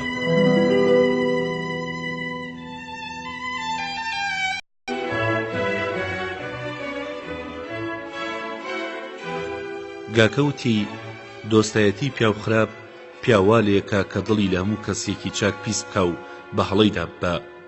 وە کەڵی مراویەکە کە گەڕنەوە لە چەمێکدا شەوقی ئێستێرەیەکە بینێ، وای زانی کە ماسیە. چەند جارێک چۆ ناو ئاوەکە و تاقی کردەوە و زانی کە ئەوە شتێک نییە ڕاو بکرێ. ڕۆژی دوایی لە ئاوەکەدا ماسیەکی دی، وای زانی کە ئەوی ژۆک ئەوەی دوێنێ وایە و وازی لێهێنا و ڕاوی نەکرد. ئەگەر شێرەکە درۆیەکی لە بابەت منەوە بیست بێ و بەوە باوەڕی کردبێ، ئەو کاتە کە دوور نییە بێوێ زیانم پێ بگەێنێ، و ئەگەر هیچی نەبیست بێ هەر لە خۆیەوە بێوێ تووشی زیانم بکە، بەڕاستی شتێکی زۆر سەیرە. پێشینان وتویانە سیر ئەوەیە کە پیاو داوای ڕەزامەندی لە هاوڕەکەی بکە کەچی ڕازی نەبێ، لەوەش سەیرترەوەیە کە تووڕەش ببێ. ئەگەر تووڕەبوون لەبەر شتێک بێ پیاو هیوای لێخۆشبوونی هەیە، بەڵام ئەگەر لەبەر هیچ نەبێ هیوای نامێنێ. چونکە ئەگەرکردنی کارێک تووڕەبوون بخاتەوە پیاو هیوای لێخۆشبوونی هەیە. منە چەندەکەم خراپەیەک شک نابم کە دەربارەی شێرەکە کردبێتم. بەگیانی خۆم هیچ کەسێک لە جیهاندا نییە کە بتوانێت لە هەموو شتێکدا دڵی هاوڕێی ڕابگرێ و لە گەورە و بچووکدا لەگەڵیدا بگونجێ، وارگیز کارێک ناکە کە ئەو پێی ناخۆش بێ.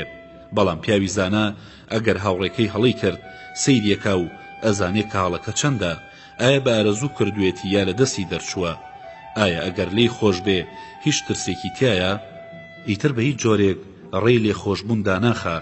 ئەگەر شێرەکە وا بزانێ کە من گوناهێکمەیە، من ئاگام لەو گوناهە نییە، بەڵام لە هەندێ بیر و باوەڕدا ماوەم نەداوە لەبەر سوودی خۆی و ئامۆژگاریم کردووە، و بەنهێنی کە کەس لەوێ نەبووە لەو بابەتەوە بە قسەی نەرم و جوان گفتوگۆم لەگەڵ کردووە، و من هەستم کردووە ئەوەی بە قسەی برادەر نەکا لە کاتی ئیشدا و بە قسەی پزیشک نەکا لە کاتی نەخۆشیدا و بە قسەی زانا نەکا لە کاتی هەڵەدا، بەڕاستی بە هەڵەدا چێ و زیاتر تووشی سەختیە بێ. و منە ترسم شێرەکە ئەمەی بە هەڵە زانی بێ کە من ئامۆژگاریم کردووە، واگەرەوەش نەبێ ڕەنگە لە گەورەی و مەستی پادشایەتیەوە بێ، چونکە هاوڕێیەتی ئەوان ترسناکە هەرچەندە کە خاوەنی پەیمان و سوێند و ئاشتی بن.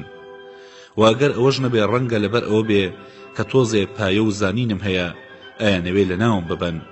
ئەگەر ئەمەش نەبێ کەواتە کاری ڕۆژگارە و ناگەڕێتەوە. بەڵام هەر ڕۆژگارە کە هێز و هەڵمەت لە شێرە سێنێ و ئەی خاتە گۆڕ. هەر ئەوەی کە پیاوی داما و سواری پشتی فیلی بەهێزەکە و هەر ئەوەی کە یەکێک گەنێرێ دانی ماری زەهراوی دەردێنێ و یاری پێیەکە، هەر ئەوەیە کە ئازا ترسنۆک و ترسنۆ گازاکە، هەژار دەوڵەمەند و خانەدان ڕسواکە لە کاتی هاتنی ئەو هۆیانەی کە ڕۆژگار بۆی دانابین.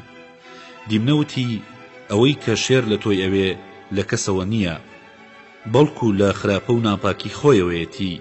پیاو خراپ و زۆردارە، خۆراکی ئەو شیرینیە، بەڵام ژێرەکەی زەهرە. گاکەوتی ئەوە نییە منیش لە شیرینیەکەم خواردووە و وازم نەهێنا هەتا گەیشتمە دوای یەکەی کە مردنە. ئەگەر ڕۆژم تەواو نەبوایە منی پشخۆر ناهاتمە لای ئەم شێرە گۆشخۆرە.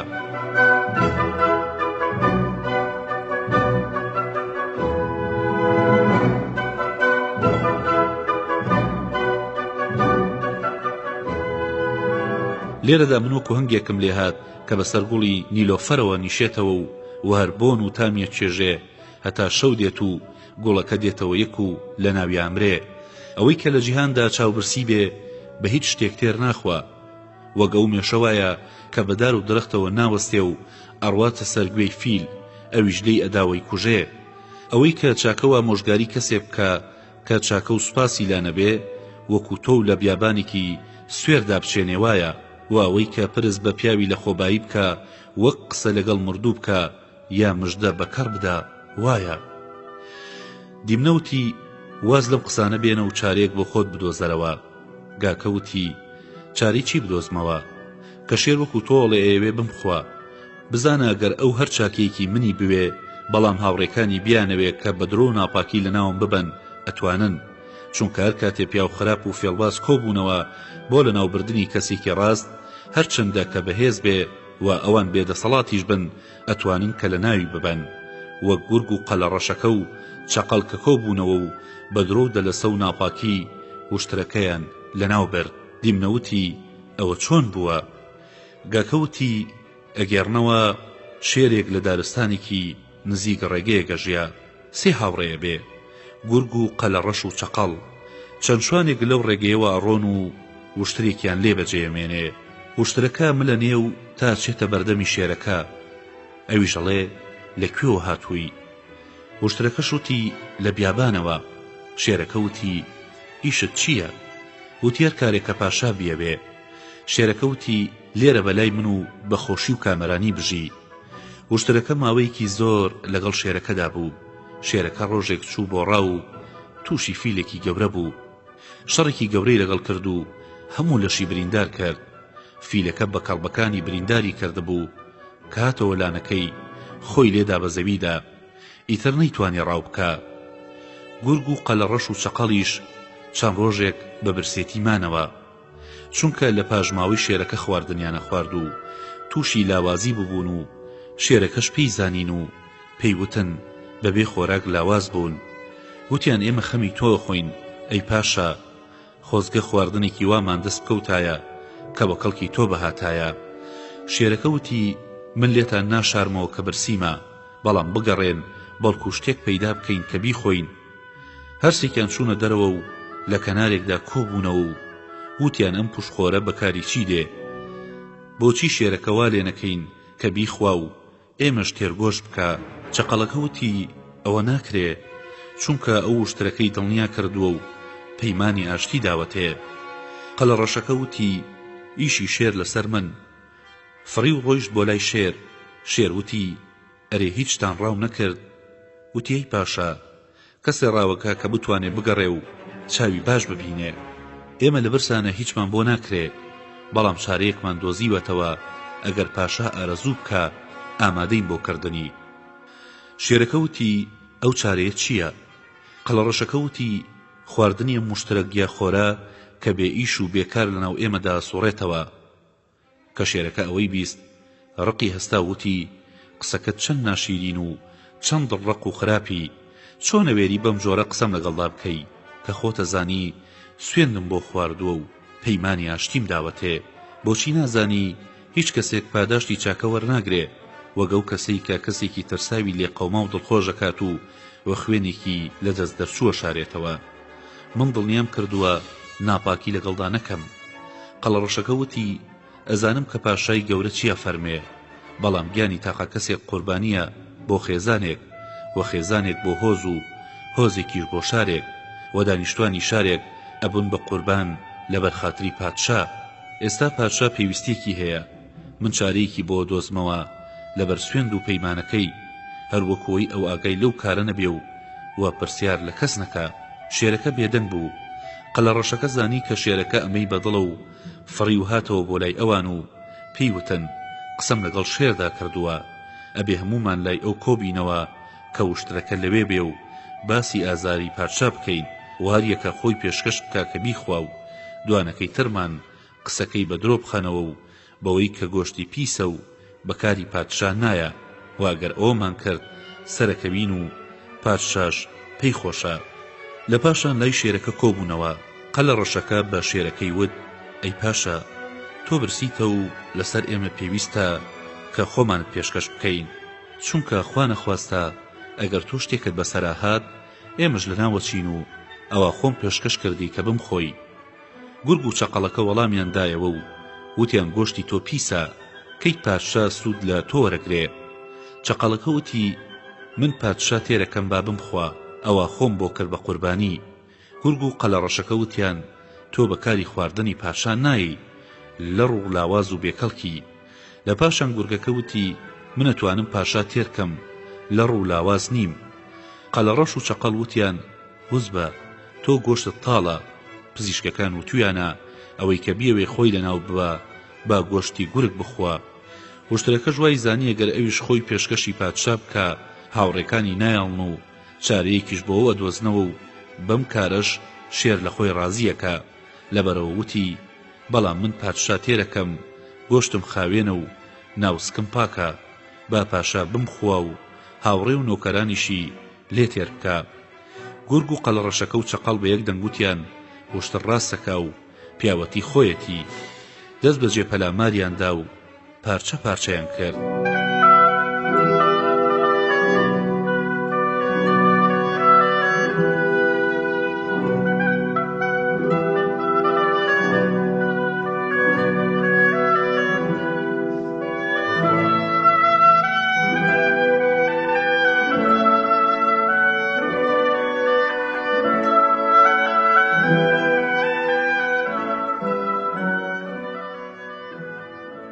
لەبەرەوە ئەو پندم بۆ تۆ وت کەوا بزانی ئەگەر هاوڕێیانی شێر لەسەر لە ناوبردنی من کۆبوونەتەوە من ناتوانم کە خۆم بپارێزم هەرچەندە ئەگەر شێر لەگەڵ بۆچوونی ئەواندا نەبێ و چاکەی منی بوێ پێشینان وتویانە چاکترین پاشا ئەوەیە کە بتوانێ یەکسانی بخاتە نێوان ئادەمیزادەوە هەرچەندە ئەگەر پادشا چاکەی منی بوێ قسەی زۆری ئەم و ئەو لایەدەن و بەزەیی لە دڵدا نامێنێ ئەو کە زۆر بەسەربەردا ڕژا هەر مایەوە ئەبینین کە کاری لێیەکا و کۆنی تێیەکا خۆبەر لە ئادەمیزاد بەهێزترە وە قسەش لە ئاو بەکارترە ئیتر چۆن قسەی زۆر کار لە ئەو ناکا دیمنەوتی ئێستا دەتەوێت چی بکەی گاکەوتی شەڕکردن نەبێ هیچ شتێک بە باش نازانم چونکە نوێشکەر و چاکەکەر و مەلای مزگەوت پاداشتی چاکە وەرناگرن وەک کەسێک کە لە ڕێی ڕزگاری خۆی و سەربازیدا کوشتار بکە بە مەرجێک کە لە سەر مافی خۆی بێ دیمنەوتی ڕاز نییە کە یەکێک خۆی بخاتە گێژاوی کوشتارەوە کە جگە لەوە بتوانێ فێڵی تر بکە بەڵام پیاوی ژیر لە دوای هەموو شتێک کە چارەی نەما شەڕەکە زانەکان وتویانە هەرگیز دوژمنی هەژاری داماوت بەلاوە سوک نەبێ بە تایبەتی فێڵاویەک کە بتوانێ هاوڕێ و برادەر ڕابکێشێ نەخوازەم شێرە بەهێزە نەترسا هەروە گوتویانە ئەوەی دوژمنی بێدەسەڵات بە سوک تەماشا بکە وەگەوەی بەسەردادێ کە بەسەر خێوی دەریادا هات بەدەست زیقاوڵەوە گاکەوتی ئەوە چۆن بووە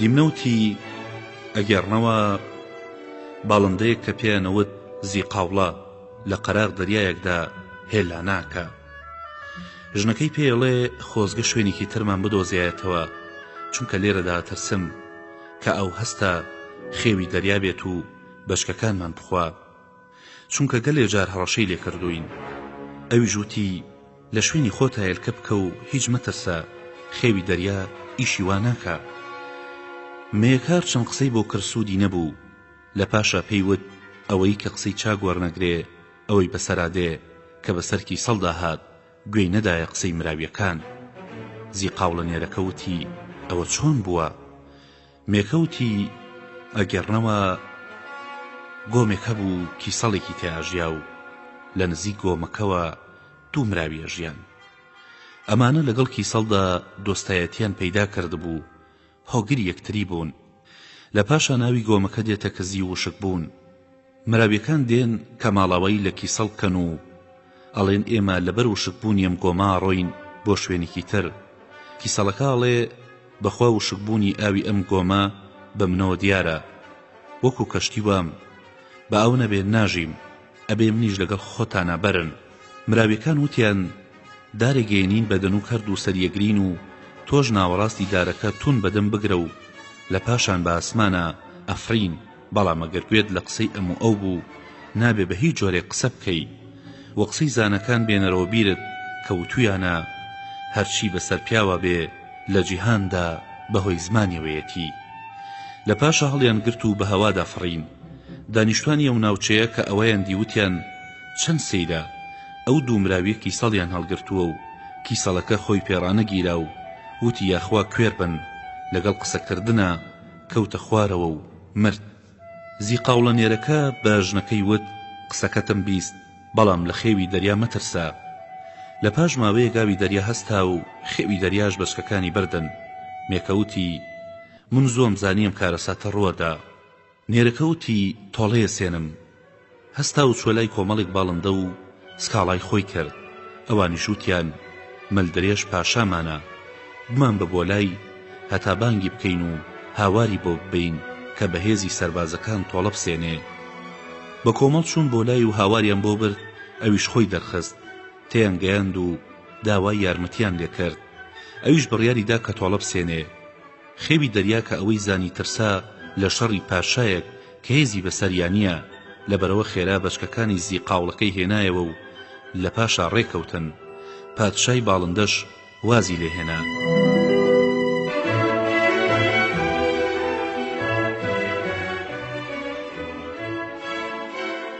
لەبەرەوە ئەم قسەیم بۆ کردی کە بزانی شەڕکردنی تۆ لەگەڵ شێردا باش نییە.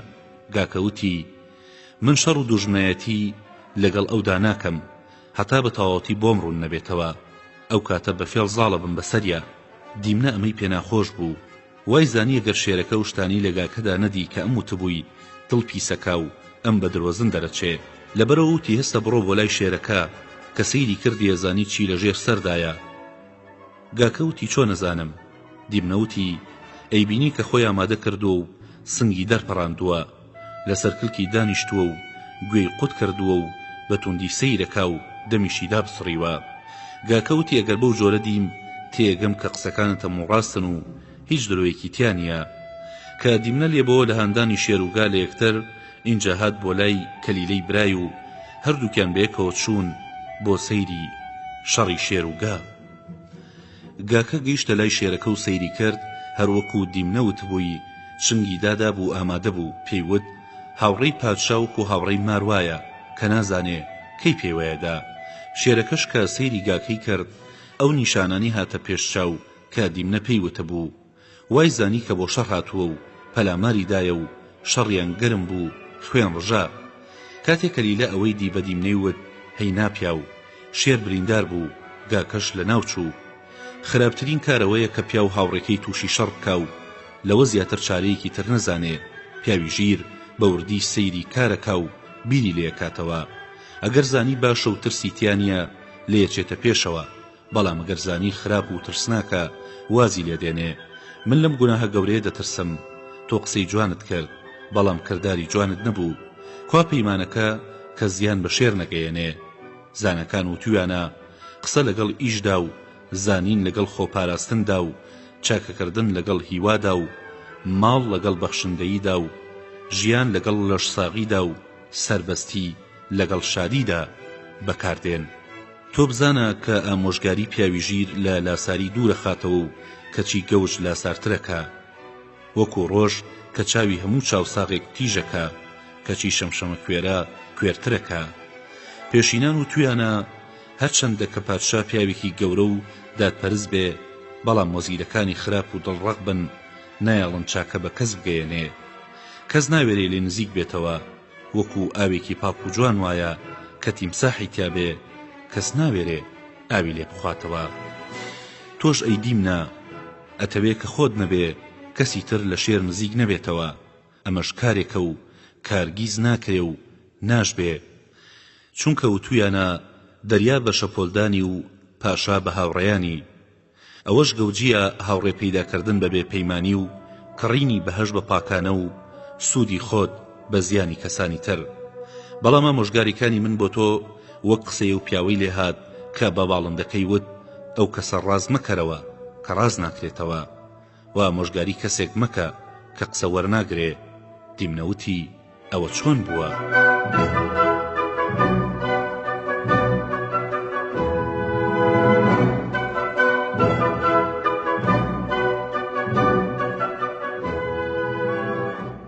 کەلیلەوتی ئەگەڕنەوە کۆمەڵێک مەیمون شەوێکی ساردی زستان لە شکەوتێکدا ویستیان ئاگر بکەنەوە.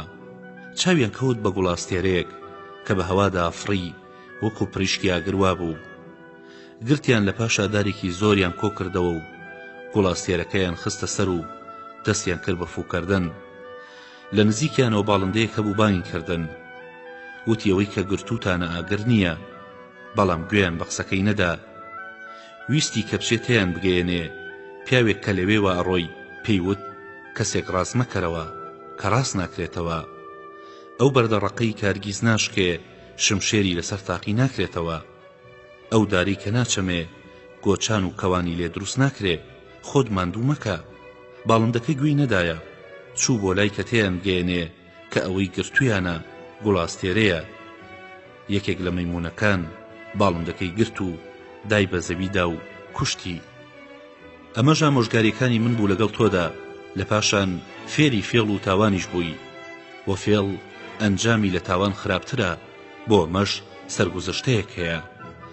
دیمنەوتی ئەو سەرگوزەشتەیە چۆن بووە؟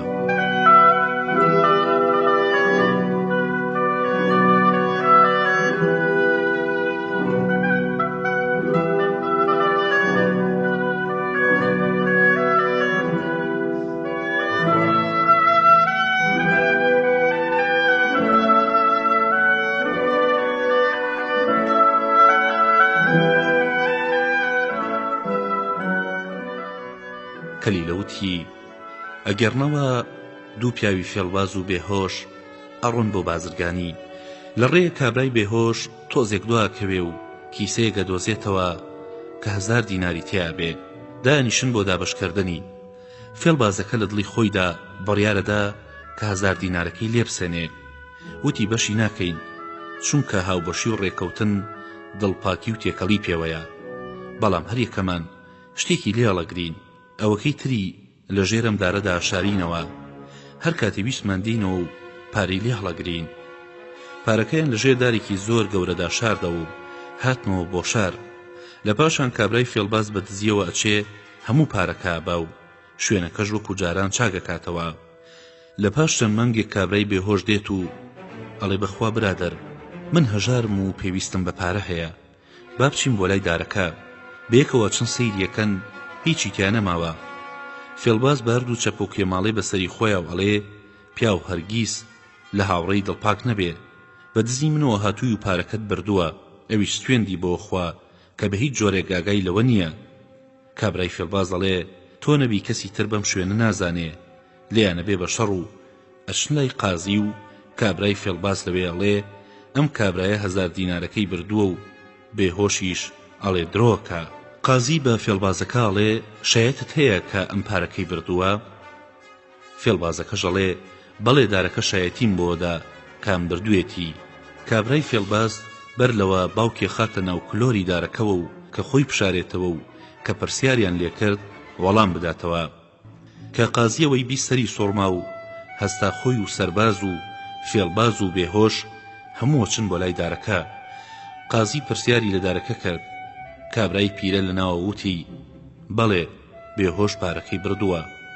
کە قازی گوێی لێبوو زۆر سەری سۆڕما، فەرمانی دا کە دارەکە بسووتێنن. لە هەموو لایەکەوە گریان تێبەردا. باوکی فێڵباز دەستی کرد بە هاوارکردن. کە دەریان هێنا نزیک بوو بخنکێ. قازی پرسیاری لێکرد، ئەویش بەڕاستی پێیوت. قازی زلەیەکی لێدا و کابرای فێڵبازیان دارکاری کرد و پشتا و پشت سواریان کرد و گێڕایان، و قازی هەموو پارەکەی لێسەندە و دای بە بێهۆش. لەبەرەوەم قسەیم بۆ کردی کە بزانی فێڵباز هەمیشە لە ژێرەوەیە، تۆش فێڵ و تاوان سەریان تێکردووی، ئەوەش بزانە کە لە سزای ڕزگارت نابێ، چونکە دووزمان و دووڕووی. ئاوی ڕووبار ئەوەندە خۆشە کە ناگاتە دەریا، وا خۆشی خێزان ئەوەندەیە کە پیاو خراپیان تیانە. پیاوی دووزمان وەکو ماروایە کە پیاو پەروەردەیەکە، لە پاشە هیچی لێ نابینێ پێوەدانی نەبێ. پێشینان و تویانە لەگەڵ پیاوی ژیر و بەخشندەدا بگەڕێ، چونکە تەواو و کەم و کوڕیتیان نییە. لەگەڵ پیاوی ژیر و بەرچاوتەنگیشدا بگەڕی، هەرچەندە کە ڕەوشتی باش نییە، بەڵام خۆت لە ڕەوشتی بپارێزە و کەڵک لە مێشکی وەربگرە. هەروەها هاوڕێیەتی بگرە لەگەڵ پیاوی بەخشندە و گەوژدا، کەڵک لە بەخشندەیەکەی وەربگرە و بە ژیری خۆت سوودی پێ بکەێنە، بەڵام لە دەستی بەرچاوتەنگی گەوج ڕابکە و خۆت دوور بخەرەوە.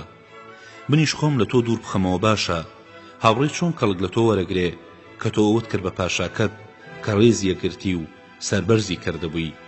ئەمە وەکو سەرگوزشتەیە و بازرگانەوەیە کە وتی خاکێک مشکەکانی 100 مەناسم خۆن دوور نییە کە بازەکانی فیل هەڵبگرن. دیمنەوتی ئەوە چۆن بووە؟ کەلیلەوتی ئەگەڕنەوە بازرگانێک هەبوو، چوو بە بازرگانی کردن لە دەرەوە. 100 من ئاسنی هەبوو، دایە دەست یەکێک لە هاوڕێکانی کاتەوە داوای ئاسنەکەی کرد. کابراوتی مشک خواردی. بازرگانەکە وتی بیستومە کە هیچ شتێک نییە وەکو مشک بتوانێ ئاسن بخوا. کابرا ئەمەی پێخۆش بوو کە باوەڕی پێکرد. بازرگانەکە تە دەرەوە و چاوی کەوت بە مناڵێکی کابرا لەگەڵ خۆیدا بردیەوە بۆ ماڵەوە. بەیانی کابرا هات و پێیوت ئەرێ نازانی کوڕەکەی من لەکوێیە؟ بازرگانەکە پێیوت دوێنێ کە لە ماڵی ئێوە هاتمە دەرەوە چاوم کەوت بە بازێک مناڵێکی هەڵگرتە بوو، وا بزانم کوڕەکەی تۆ بوو. کابرا کێشای بەسەری خۆیە وتی ئەرێ برادەران، هەرگیز بیستوتانە باز مناڵ هەڵبگرێ؟ بازرگانەکە وتی بەڵێ، خاکێک مشکەکانی 100 مەناسن بخۆن، هیچ دوور نییە کە بازەکانی فیل هەڵبگرن. کابرا پێیوت ئاسنەکەتم خواردووە، ئەمە ژنرخەکەیەتی، کوڕەکەم بدەرەوە. لەبەرەوەم قسەیم بۆ کردی کە بزانی ئەگەر ناپاکی لەگەڵ هاوڕێکەتا بکەی لەگەڵ کەسانی تردا زیاتر یەکەی. واوەی کە هاوڕێیەکیە بوو خراپەی دەربارەی کەسانی تر کرد، هاوڕێکەی تێگا کە مانای دۆستایەتی نازانێ. هیچ شتێک وەکو دۆستایەتی لەناو نەچووە کە لەگەڵ یەکێکدا بکرێ کە پەیمانی لا نەبێ، وە چاکە لەگەڵ کەسێکدا کە سوپاز نەکا، وا مۆژگاری بۆ کەسێک کە قسە وەرنەگرێ، وە نهێنی لای کەسێک کە پارێزگاری لێ نەکا. هاوڕێی چاک چاکەی لەدوایە، دۆستی خراپ خراپەدا. وەکو با گەر بەلای بۆنی خۆشدا بڕوا هەڵیەگرێ، وا گەر بەلای شتی بۆ گەندا بڕوا هەر هەڵیەگرێ. ئیتر قسەی من لەگەڵ تۆدا زۆر گران بوو. کەلیلا لە قسەکانی بۆوە و شێرەکەش گاکەی کوشت. لە پاش کوشتنی تووڕەیەکەی نەما و وتی داخەکەم زۆر ژیری و دانا بوو، نازانم لاوانەیە کە بێگوناه بوو بێ یان درۆیان بەدەمەوە کردبێ. ئیتر زۆر پەشیمان بۆ و خەفەتی خوارد. دیمنە بەم جۆرە شێرەکەی دی هات بۆ لای وتی مژدە بێ خوا دوژمنەکەی لەناو بردی، بۆچی خەفەتە خۆی؟ ئەی پاشا، شێرەکە وتی من بۆ ژیری و ڕۆشنبیری و ڕەوشتی باشی گاکە خەفەتە خۆم. دیمنە وتی هیچ بەزەیت پێدا نەیەتەوەی پاشا، پیاوی ژیر بەزەیی بە کەسێکدا نایەتەوە کە لی بترسێ و پیاوی لەسەر خۆ تێگەیشت و ڕەنگە کەسێک لە خۆی نزیک بکاتەوە لەبەر سوودی خۆی، هەرچەندە کەڕقیشی لێ بێ، وەگەوەی کە دەرمانی تاڵ بە نابەدڵە خواتەوە لەبەر چاکبوونەوەی لە دەرد و نەخۆشی، ویان کەسێکی زۆر گەورە و خۆشەویستی دوور بخاتەوە و لە ناوی بەرێ لە ترسی گیانی خۆی، یانە و کەسی کە مار بە پەنجەیەوەدا ئەی قرتێنێ لەبەرەوەی کە ژارەکە نەچێتە ناو لەشیەوە. شێرەکەش بە قسەی دیمنەی کرد و لە پاشا پەیزانی کە درۆزن و ناپاکە ئینجا کوشتی و لە ناوی برد.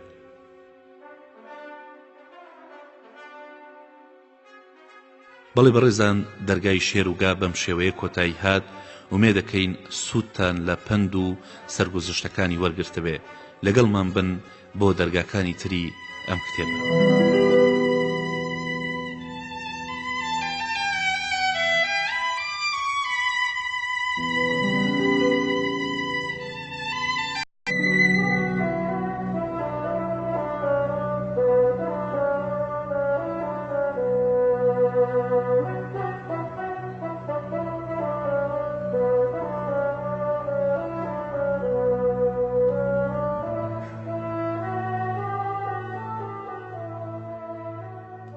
خۆشەویستان، ئەڵقەی ئەمڕۆ لێرەدا کۆتایی هات، بەڵام ڕوودا و بەسەرهاتەکانی جارێک کۆتاییان نەهاتووە. لە ئەڵقەی داهاتوودا با بەشەکانی تری ئەم چیرۆکە ئاشنا بن. تاو کات خواتان لەگەڵ.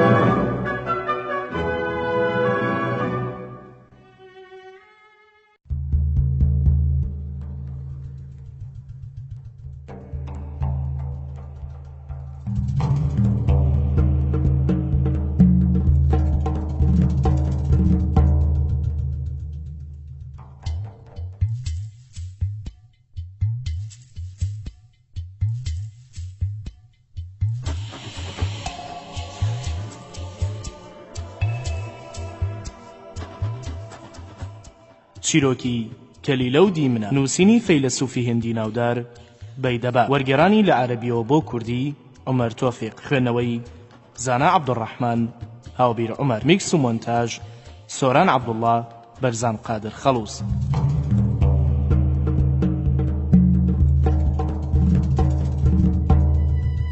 کەلیلە و دیمنە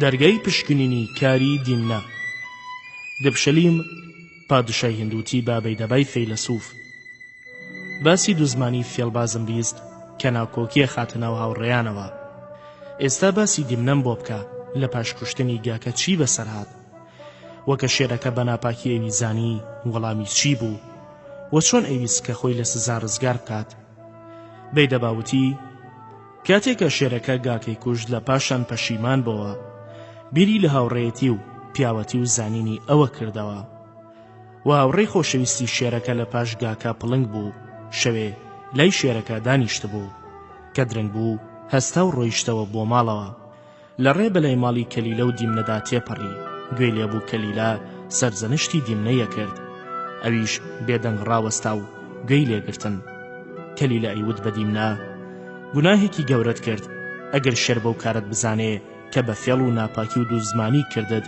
لەناو ئەچی و کەس یارمەتیت نادا وە سووک و ڕسوا بیت منیش لەمڕۆ بەدواوە هاوڕێیەتیت ناکەم چونکە زانەکان و تویانە لەو کەسە دوور بە کە حەز لە چارەی ناکەی منیش چاکتر وایە کە خۆمت لێ دوور بخەمەوە هەتا منیش بەهۆی ناپاکی تۆوە تووشی سزا و خراپە نەبم کە پڵنگەکە ئەوەی بیست دەست بەجێ گەڕایەوە و چوو بۆ لای دایکی شێرەکە ئەو قسانی هەمووی بۆ گێڕایەوە وە سوێندیدا کە ئەمنی هێنیە لای کەس ئاشکرا نەکات کە ڕۆژ بۆوە دایکی شێرەکە چوو بۆ لای کوڕەکەی و لەی پرسی ئەوە بۆچی خەفەتە خۆی شێرەکەوتی لەبەر کوشتنی گاکە وا من زویرم کە هەرگیز هاوڕێی وام نەبووە دایکی وتی گەورەترینی شایەت ئەوەیە کە پیاو خۆی پێ لە گوناهی خۆی بنێ ئەمە گوناهێکی گەورەیە چۆن لە خۆتەوە گاکەت کوشت بەبێ ئەوەی کە هیچ لە بابەت ئەوە بزانی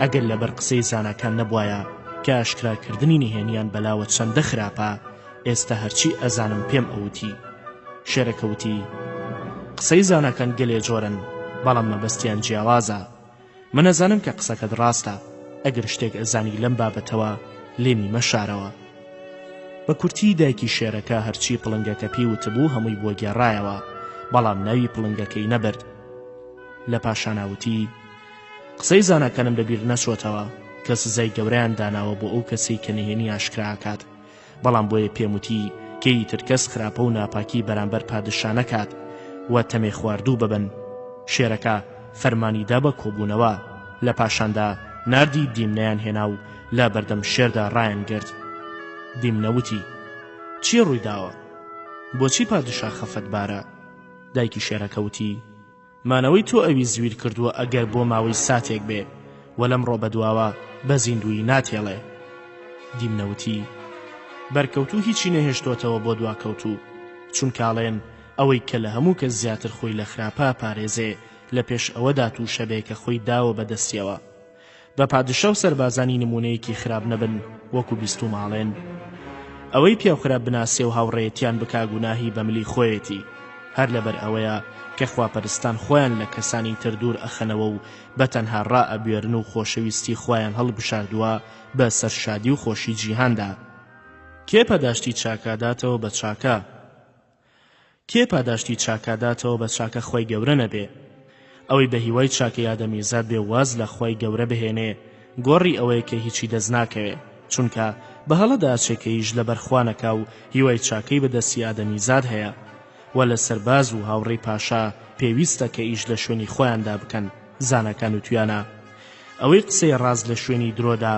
و درۆ لە شوێنی ڕازدا بکات لە ڕێزی تێگەیشتواندا نییە، لەبەر ئەوە پێویستە کە پادشام لەم کارێ مندا پەلە نەکات و من لە ترسی مردنم قسەیە ناکەم، چونکە هەرچەندە بترسم هەرە مرم و هەموو زیندوێک ئەمری و لە ناوەچێ.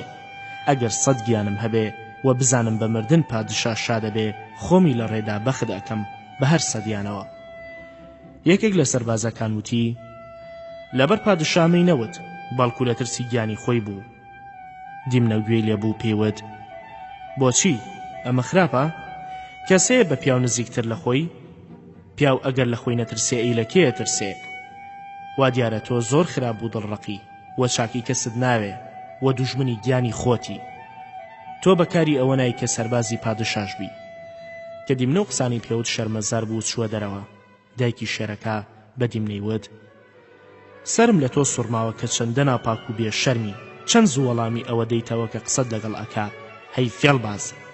دیمنەوتی: ئاخر تۆ بە یەک چاوسەری منەکەی وە بە یەک گوێم لێ ڕاگری، لەگەڵەوەدا کە بەدبەختی ڕووی تێکردوم کە دەرگاوانەکانی پادشا بەدرۆ دەلەسە باسی منیان لای پادشا کردووە.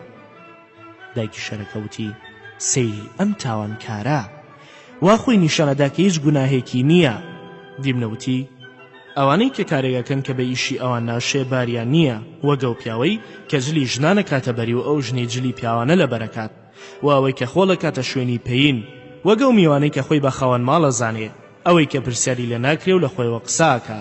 تاوانبار ئەو کەسێک کە ئیشی خۆی و کەسی تر نازانێ و ناتوانێت تاوان و خراپە لە خۆی دوور خاتەوە. دایکی شێرەکەوتی: وازانی بەم قسانەت پادشا هەڵە خەڵەتێنی هەی زۆردار؟ دیمنەوتی: زۆردار ئەو کەسەیە کە دوژمن ناناسێ و بە بێگوناهی کوژێ. دایکی شێرەکەوتی: وازانی کە لە ئەنجامی دوو زمانی ڕزگار تەبێ هەی درۆزن؟ دیمنەوتی: درۆزنەوەی کە قسەی واکە کە نەبووە، وە کاری واکە کە هەرگیز نەکراوە و نابێ، بەڵام من قسەکانم ڕوون و ئاشکران. دایکی شێرەکەوتی: زانەکان لە ئێوەن کە بەڕاستی ئەم کارە ڕوونەکەنەوە. لە پاشاندا هەستا و چووە دەرەوە و شێرەکە دیمەیدا دەستقازی. ئەویش فەرمانی دا پەتێکیان خستە ناو ملی و بردیان بۆ بەندیخانە. لە نیوە شەودا کەلیلەی برایی بەدزیەوە هاتە لای لە بەندیخانەکەدا.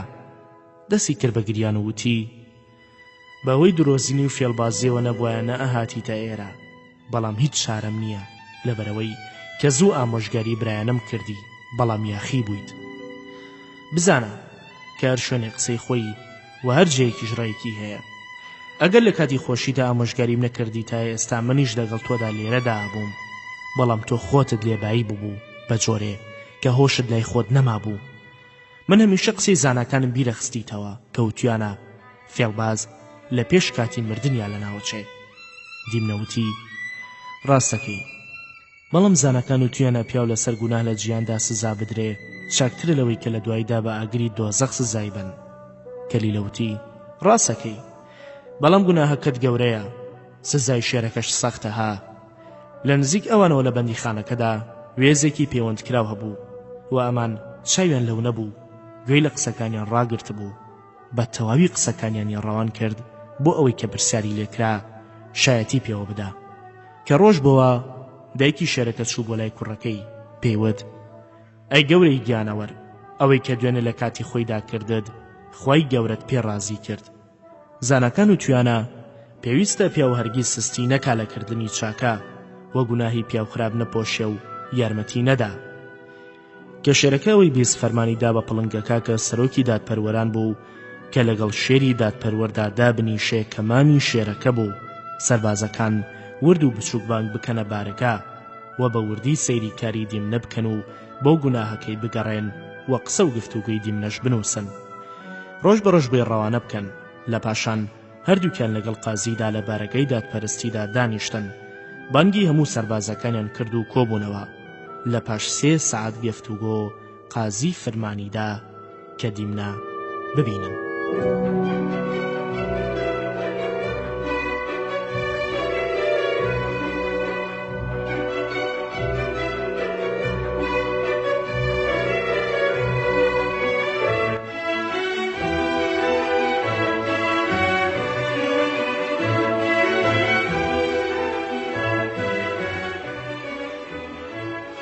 دیمنیان هێنا لە بەردەم قازیدا ڕایان وەستاند. سەرگەوری کۆمەڵەکە هەستا و بانگی کرد. ئەی دانیشتوان خۆتان ئەزانن کە پادشای گەورە لەو ڕۆژەوە کە شەترە بەکوژراوە هێزی لەبەر بڕاوە، چونکە وا تێگات کە ئەوە بە دووزمانی و درۆی دیمنە کوژراوە. ئەم قازیە فەرمانی پێدراوە کە کاری دیمنە ڕوون بکاتەوە. ئێستاش هەر کەسێک لە ئێوە شتێک ئەزانێ لەم بابەتەوە با قسە بکە بۆ ئەوەی کە بەپێی یاسا ئەو فەرمانەی بۆ دابنرێ.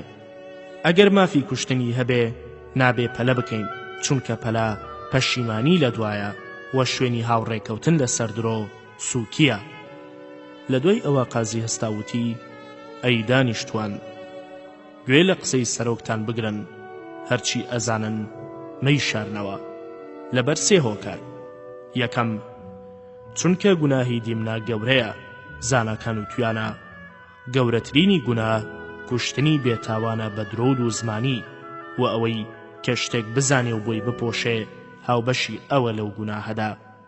دووەم، ئەگەر گوناهبار خۆی پێی بنێ لە گوناهەکەی چاکترە بۆ ئەو و نزیکترە کە پادشا و هاوڕێیانی لی خۆش ببن.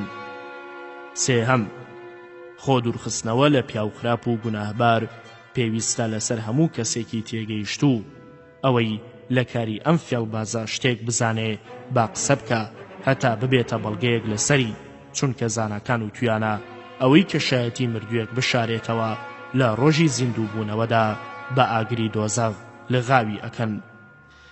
کاتێک کە کۆمەڵەکە ئەوەیان بیست بێدەنگ بوون. دیمنەوتی: بۆچی دەنگ ناکەن؟ چیە زانن بیڵێن؟ هەر قسێک وەڵامی خۆی هەیە. زانەکان و تویانە ئەوەی کە شایەتی شتێک لە خۆیەوە بدا کە بە چاونەی دیوە وە شتێک بڵێ کە نایزانێ ئەوەی بەسەر دادێ کە بەسەر پزیشکەکەدا هات. کۆمەڵەکە وتیان: ئەوە چۆن بووە؟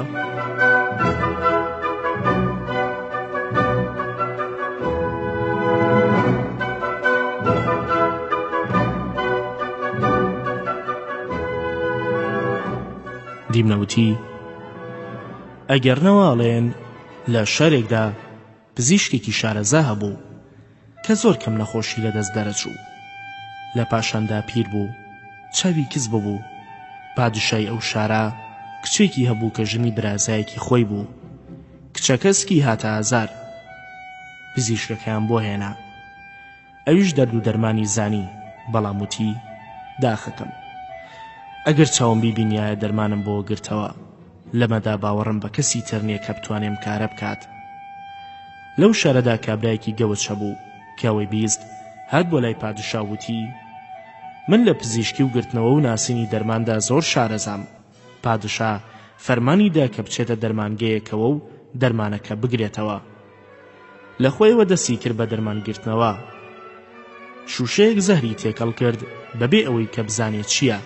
لەو دەرمانیدا بە کچەکە خواردیەوە و دەست بەجێ گیانی دەرچوو. پاشاش کابرای گەوجی گرت و لەو دەرمانەیدایە و ئەویش مرد. لەبەر ئەوە ئامۆژگاریان بۆ وتن کە بزانن گەلێ جار پیاو لە ڕێڕاز لەدا و بە هەڵەدا ئاچێ، ئەو کاتە ئێوەش وەک ئەو گەوجەتان بەسەردادێ کە خۆی بەخۆی کرد. زانەکان و تویانە لەوانەیە کە قسەکەر پاداشتی قسەکەی وەربگرێ، وە قسەکردن بەدەست خۆتانە، بەڵام ئاگاتان لە خۆتان بێ. لەو کاتەدا سەرداری بەرازەکان کە بە شوێنی خۆی لە شێر ئەنازی وتی: ئەی تێگەیشتوان، گوێ لە من بگرن. زانەکان و تویانە پیاو چاک بە ڕەنگ و ڕوودا ناسرێ. ئێوەش بەهۆی چاکی زۆری خۆی گەورە و خۆشی و کامرانیەوە پیاوی باش بە نیشانە داناسن. شتی گەورە بەهۆی بچووکەوە زانن.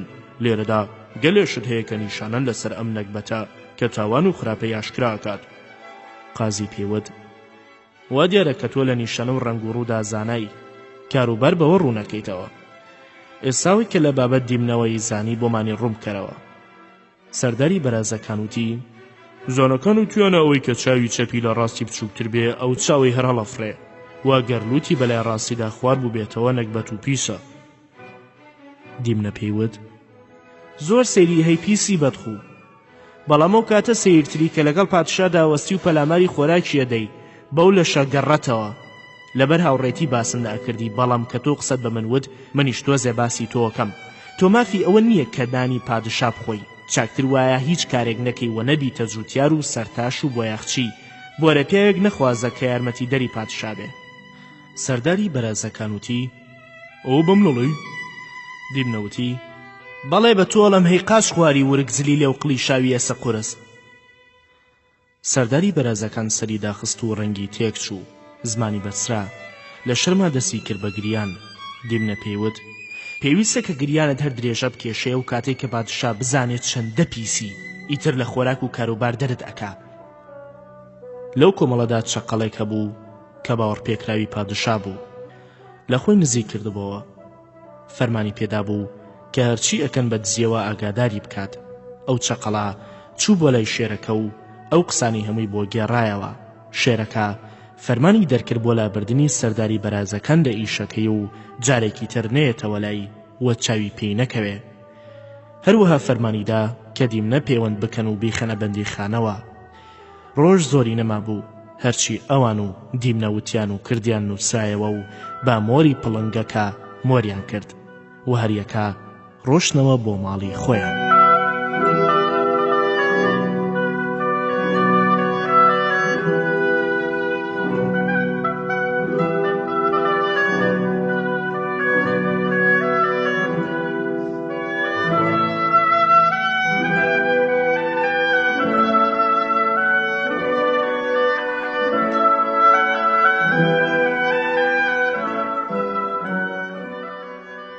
لە پاشاندا چەقەڵەیەک کە ناوی بەهرۆز بوو، دۆستی کەلیلە و خۆشەویستی شێرەکە بوو، هات بۆ لای دیمنە و ئاگاداری کرد کە کەلیلە لە ترسی خۆی و خەفەتی براکەی مرد. دیمنە گریاوتی ئیتر من جیهانم بۆ چییە؟ بەڵام سپاس بە خۆی گەورە کە کەلیلە نەمرد هەتا برایەکی وەک تۆی دامێ. بڕۆ بۆ ماڵی ئێمە، هەرچی خوا داوێتی بیهێنە بۆ ئێرە. ئەویش چوو هەمووی هێنا. دیمنە نیوەی ئەو ماڵیدایە و پێیوت تۆ لای پاشە دەستە ڕوا، بزانە شێرەکە لەگەڵ دایکە چیەڵێن. ئەو کاتە کە قازی قسە و باسی من و دوژمنە نێرێ بووی. ئەویش بەڵێنی دایە و نیوەی ماڵەکەی برد بۆ خۆی. بەیانی زوو شێرەکە لە بارەگای خۆیدا دانیشتە بوو. لە پاش 2 سەعات سەربازەکانی نووسراوەکەیان بۆ هێنا. ئەویش خوێندیەوە و دایکی ئاگادار کرد. دایکی هاواری کرد و وتی بەلاتەوە گران نەبێت تۆ دۆست و دوژمنت ناناسی. ئەم قسانی کە لێرەدا نووسرا بوو من نەموت، کاری پێمەکە، چونکە قسەی دیمنەی زۆرداری ناپاکە. لە پاشاندا بە تووڕەیەوە هەستا و چووە دەرەوە. بارۆس دوا بە دوای ئەو چوو بۆ لای دیمنە. ئەو شتانی بۆ گێڕایەوە. لەو کاتەدا دیمنان برد بۆ لای قازی. قازی پێیوت ئەی دیمنە، ڕاست بڕۆ، ئیتر لەمە زیاتر پێویست نییە بە شوێنکاری تۆدا بگەڕین. زانەکان و توانە خوا ئەم جیهانی کردووە بەهۆیەکی ڕاستی پاش زیندوو بوونەوە، چونکە خانەی پێغەمبەران و چاکانە. ئادەمیزاد ئەخەنە سەر ڕێ ڕاست و خواناسی کە لە پاشانە بچنە بەهەشت. ئێستاش ئێمە لە کاری تۆ ئاگادارین، بەڵام پاشامان فەرمانی داوە کە جارێکی تریش سەیری بکەینەوە. دیمنەوتی ئەی قازی تۆ دادپەروەر نیت، ئەمەش دوورە لە ڕێ ڕاستەوە کە پاشایان بێتاوان بدەنە دەست کەسێکی وەکو تۆ. چۆن پەلاکی بۆ کوشتنی من لەبەر ئەوەی ئارەزووی خۆتە کە هێشتا 3 ڕۆژ بەسەرگرتنما تێنەپەڕیوە، بەڵام بەو خوایە ئەوان ڕاستیان و تۆ کە ئەڵێن ئەوەی کە بە چاکە ڕاهات بێ کردنی بەلایەوە ئاسانە، هەرچەندە زیانیش بەخۆی بگێنێ. قازی وتی ئێمە زانین کە بێ قازی لە کاری چاک و خراپ بزانێ هەتا بتوانێ پاداشت و سزا بۆ خاوەنەکانیان دابنێ. بەو جۆرە پیا و چاکان زیاتر چاکاکەن، پیا و خراپانیش لە خراپەکردن دوورەکەونەوە. ئیتر ئەڵی چی ئەی دیمنە، سەیری ئەم کارە ساتە بکە کە تێی کەوتووی و پێ لە گوناهەکەت بنێ و بگەڕێەوە بۆ سەر ڕێ ڕاست. دیمنەوتی قازی ڕاست ئەوەیە کە تەنها بە هەستکردن لە خۆیەوە کار ناکات، چونکە ئەمە هیچ دەرناخات. من ئەزانم کە من پاکم، بەڵام ئێوە هەستی درۆکەن بەرامبەر بە من کە من بە خۆڕایی کەسێکم دابێ بەکوشت. ئەی ئەگەر بمەوێ کە بە قسەی خۆم بەکوشت بم، ئەبێ چیم پێ بڵێن کە ئادەمیزاد خۆی لە هەموو شتێک بەلاوە گرنگتر و خۆشەویسترە. و ئەزنەم قسانە بێنە ئەی قازی، ئەگەر ئەمە ئامۆژگاری بێ بە هەڵەدا چووی، چونکە ئێرە شوێنی ئامۆژگاری نییە. ئەگەر فێڵش بێ بزانە کە پیاوی خۆی ناناسێ. لەگەڵ ئەوەشدا فێڵ پیشەی هیچ کەسێکی لە خواترس و تێگەیشتو نییە. ئەم قسانی تۆ پیاو خراپ هەڵی ئەگرێ و کاری پێیەکە، چونکە کاروباری قازی چاک لە سەرڕاستیە ڕوات، بەڵام تاوانبار ڕێی چەوتی ئەگرێ و کاری پێیەکە. منیشە ترسم ئەم قسانی تۆ گەورەترین خراپە و تاوانی لێبوەشێتەوە. تۆ لای پاشە و سەربازان و هاوڕێیانی ئەو و هەموو کەسی تر بە گەورە و دادپەرست ناسراوی. ئەمەش هیچ گوناهێکی تیا نییە، بەڵام گوناهی گەورە ئەوەیە کە بەرامبەر بە من دادپەرست نەبووی. کە قازیم قسانی بیست هەمووی نووسی و بردی بۆ شێرەکە. ئەویش دایکی بانگ کرد بۆی خوێندەوە. دایکی وتی ئەترسم کە دیمنە بە فێڵ لەناوت ببایە پادشایەتیت لێ وەربگرێ، هەروەکو بە فێڵ و دوزمانی هاوڕێکەتی پێ بەکوژدای. ئەم قسەی دایکی کاری تێکرد. وتی باشە، ئەو کەسم پێ بڵێ کە شایەتی لە دیمنە ئەدا لای تۆ هەتا بیکەم بە بەڵگەیەک بۆ کوشتنی. دایکی وتی حەز ناکەم زاڵبم بەسەر دیمنەدا، چونکە بەهۆی ئاشکراکردنی نهێنیەکەوە کە زانەکان ڕێی ئاشکراکردنیان نەداوە، بەڵام ئەو کەسەت بۆ ئەنێرم کە خۆی شایەتی لێ بدا. لە پاشاندا ناردی بە دوای پڵنکەکەدا و تێگەیاند کە بێ یارمەتی شێر بدا لەسەر شتی ڕاستی و ئەو شایەتیە بدا کە پیاوی وەکو ئەو نابێ بیشارێتەوە، جگەلەوەی کە لەسەری پێویستە لە یارمەتیدانی زۆر لێکراوان و هەڵبشاردنی قسەی ڕاست دە ژیان و مردنە، چونکە زانەکان و تویانە ئەوەی کە شایەتی مردوویەک بشارێتەوە لە پاش زیندوو بوونەوە تووشی هەڵە و سزای خۆی ئەبێ. بەم جۆرە وازی لێنەهێنا هەتا ناردی بۆ لای شێرەکە. هەرچی بیست بوو لە بابەت دیمنەوە بۆی گەڕایەوە کە پڵنگەکە شایەتی لە دیمنەدا. وێزە پەیوەندکراوەکەش کە لە بەندیخانەکەدا قسە و گفتوگوی دیمنەی بیست بوو ناردی وتی منی شایەتێکم بەلاوە هەیە. شێرەکە لە بەندیخانە دەریهێنا و شایەتی لە دیمنەدا کە لە بەندیخانەکەدا پێی لە گوناهەکەی نابوو. شێرەکە پێیوتن بۆچی زووتر دەنگتان نەکرد کاتانزانی ئێمە بۆ کاری ئەوانە گەڕین؟ هەردووکیان وتیان ئەمانزانی کە تەنها شایەتی یەکەس لە دادگادا بەکار نایەت، بەڵام کە یەکێکمان قسەی کرد ئەویتری شایەتیدا. شێرەکە قسەکانی پەسەند کرد و فەرمانیدا کە دیمنە بکوژن. لە بەندیخانەکەدا بە سزایەکی قورس و ترسناک کوشتیان. ئەوەی کە سەیری ئەماکە با بزانێ کە ئەوەی بە فێڵ و زمانی لوز کەسانی تر تووشی خراپە بکە لە بەرقازانجی خۆی، ئەویش سزای ناپاکی خۆی وەرەگێ.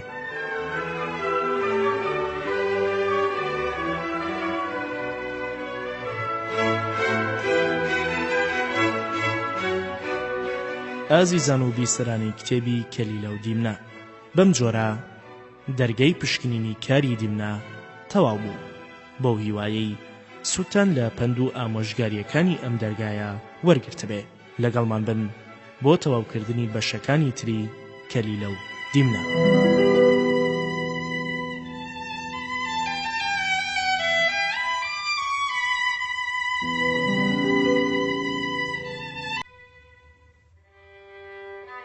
دەرگای کۆترا ڕازاوە. دەڕشلیم پاشای هیندوتی بە بەیدەبای فەیلسوف پەندی درۆزنی فێڵبازم بیست کە ناکۆکی خاتە ناو هاوڕێیانەوە و چیان بەسەرا دێنێ. ئێستا باسی برادەری چاک و خۆشەویستم بۆ بکە کە چۆن یارمەتیەگەدەن و هەمویان تووشی چاکە و کامرانیە بن. بەیدەبای فەیلسوف وتی پیاوی زانا هاوڕێ بە هیچ شتێک ناگۆڕێتەوە، چونکە هاوڕێی چاک یارمەتیدەرن لەسەر هەموو چاکە و خۆشیەک. پیاو لە هەموو ناخۆشی و خراپەیەک ڕزگارەکەن، بۆ ئەمەش سەرگوزشتەیەکەیە، ئەویش سەرگوزشتەی کۆترە ڕازاوە و مشک و ئاسک و قەڵەڕەشەکەیە. پاشاوتی ئەمە چۆن بووە؟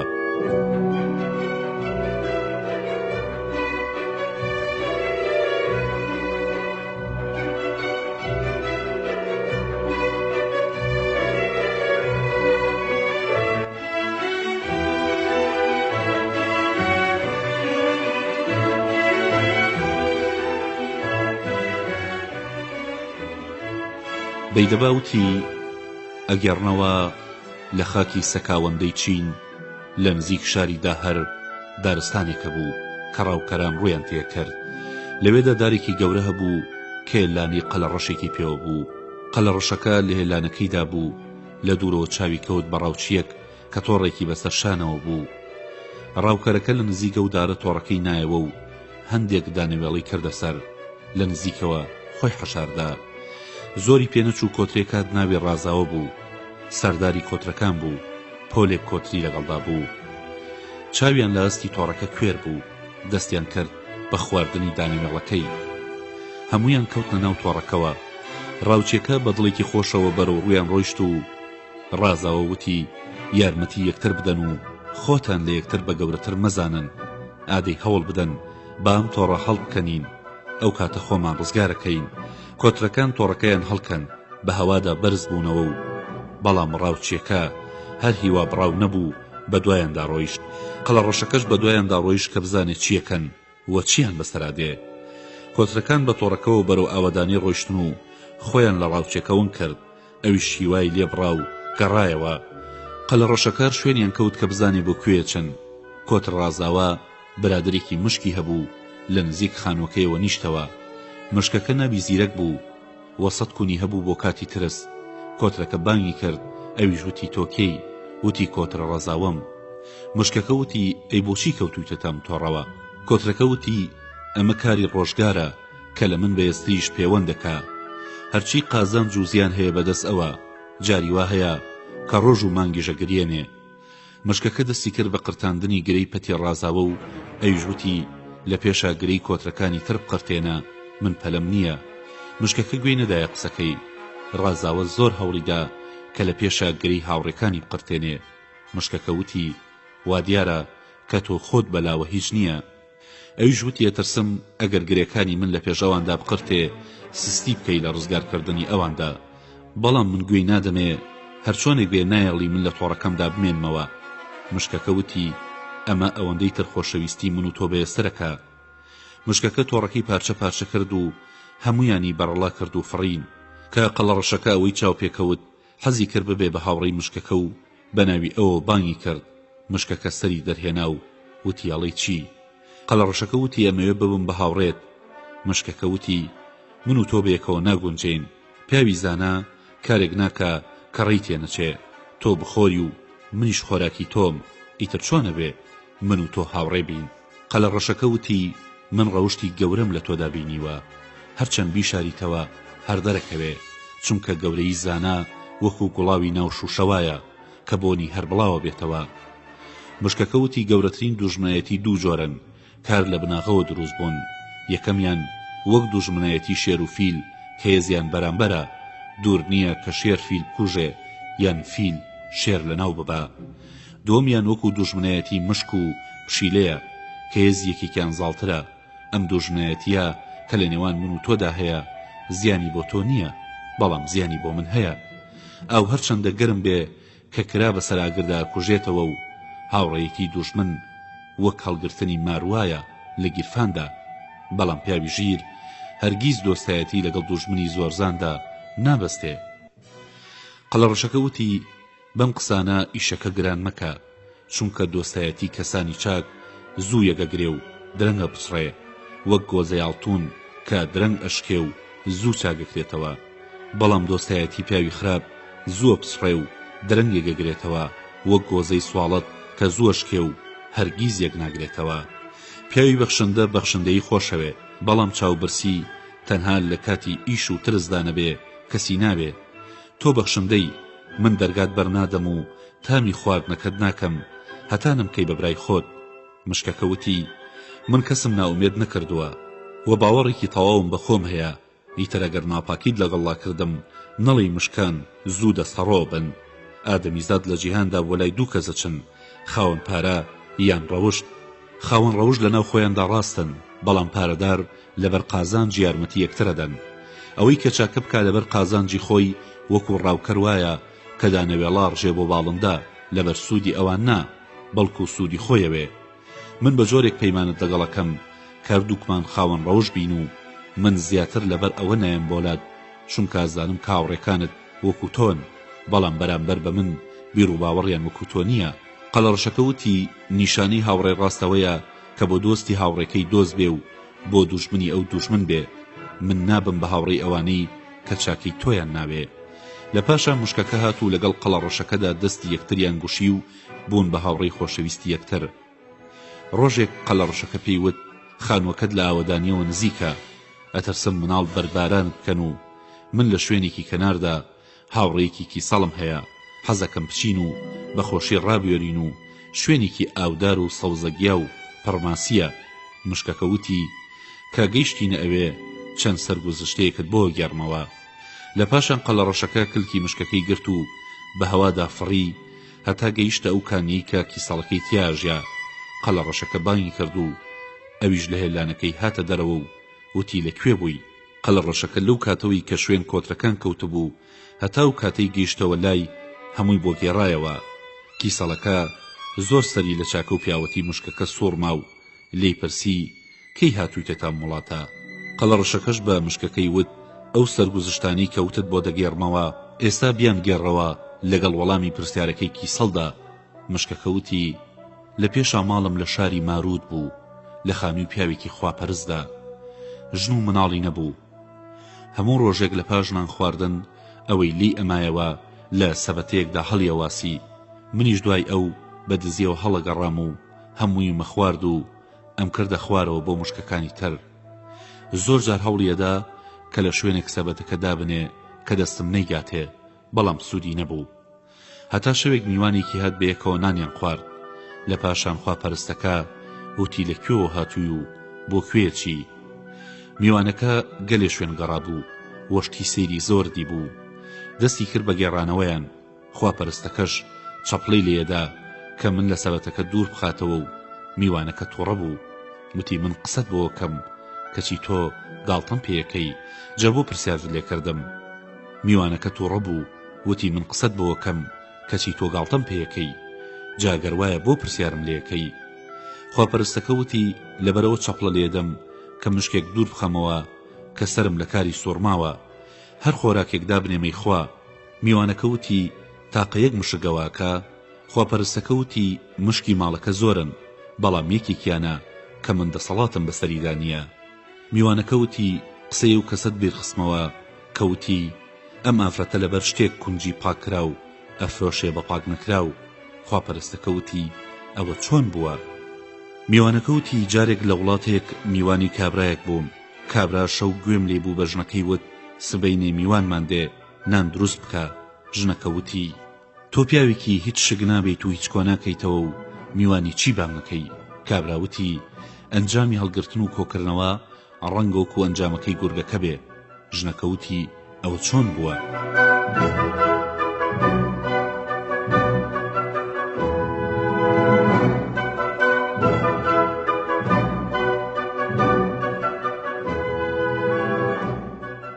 پیاوەکە وتی ئەگەڕنەوە ڕاوچیە گەچێ بۆ ڕاوە ئاسک و ڕاویەکە لە پاشا چاوی بە بەرازێکەکەوێ و تیرێکی تێگرێ و برینداریەکە. بەرازەکە بەرەو ڕووی دێ و شفرەیەکی لێداوەی کوژێ. بەرازەکە خۆشیەکەوێ و ئەمرێ. لەپڕ گورگێک لێتە سەریان لە دڵی خۆی داڵێ ئەم سێلاکە بەشی زۆر مەکە بەڵام جارێ سیرمەیم تیراکەم بە خۆراکی ئەمڕۆم. کە دەمی بەر سیرمەکەی پچڕاند سەری کاوانەکە پەڕی و دای لە گەردنی و مرد. لەبەرەوەم قسەیم بۆ کردی کە بزانی کۆکردنەوە ئەنجامی باشی نییە. ژنەکە وتی ڕاستەکەی بەشی حەوت کەس کونجی و برنجمان هەیە بەیانی نان دروستەکەم. ژنەکە بەیانی چوو کونجیەکەی پاک کردەوە و لە بەرەتاو داینا بۆ وشک بوونەوە. سەگێک دەمی تێخست. ژنەکەی تر بێزی نەهات کە بیکا بە چێشت کۆی کردە و بردی بۆ بازاڕ و لەوێ سەر بەسەر گۆڕیەوە بە کونجی پاک نەکراو. منیش لەوێ ڕاوەستا بووم. کابرایەک گوتی ئەمە لەبەر شتێکە ئەمە فرەتە کونجی پاکراوە گۆڕێتەوە بە پاک نەکراو. منی ژەڵێم هەڵبەتە هۆیەک هەیە کە ئەو مشکە کارێکت پێیەکە کە لە دەستی وەڕز بووی. ئەدەی پاچێکم بۆ بێنە باکوونەکەی هەڵبکەن و چاری بکەم. خواپەرستەکە پاچێکی بۆ هێنا. منیش لە کونێکی ترا گوێم لە قسەکانیان بوو. لە کونەکەمدا 100 لیرەم هەبوو. میوانەکە کونەکەی هەڵدڕی هەتا پارەکەی دۆزیەوە. بە خواپەرستەکەی وت مشکەکە بەهۆی ئەم پارەیەوەیە هێزی پەلاماردانی هەیە و شارەزایە. ئیتر لەمە دووە پەکیەکەوێ. بەیانی لەگەڵ مشکەکانی هاوڕێمدا چوون بۆ سەبەتەکە. هەرچەندم کرد نەمتوانی بیگەمێ. مشکەکان وتیان ئەمە بەکاری هاوڕێیەتی نەماوە بێهێز و بێکار بووە. ئیتر بەجێیان هێشتم و چوون بۆ لای دوژمنانم و دەستیان کرد بە دووزمانی. لە دڵی خۆم داوتم هاوڕێ و برا یارمەتی دەر نییە بە ماڵ نەبێ ئەوەی پاری نەبێ ئیشی بۆ ناکرێ چونکە هەژاری پەکێخە وەک ئەو ئاوەی کە لە دۆڵدا لە بارانی زستانە مێنێتەوە و بۆ هیچ شوێنێک ناڕوە هەتا زەوی هەڵیەمژێ. سەیرم کرد ئەوەی کە برای نەبێ کەسی نییە و ئەوەی کە کوڕی نییە ناوی نییە و ئەوەی کە ماڵی نییە مێشکی نییە جیهان و پاشەڕۆژی نییە.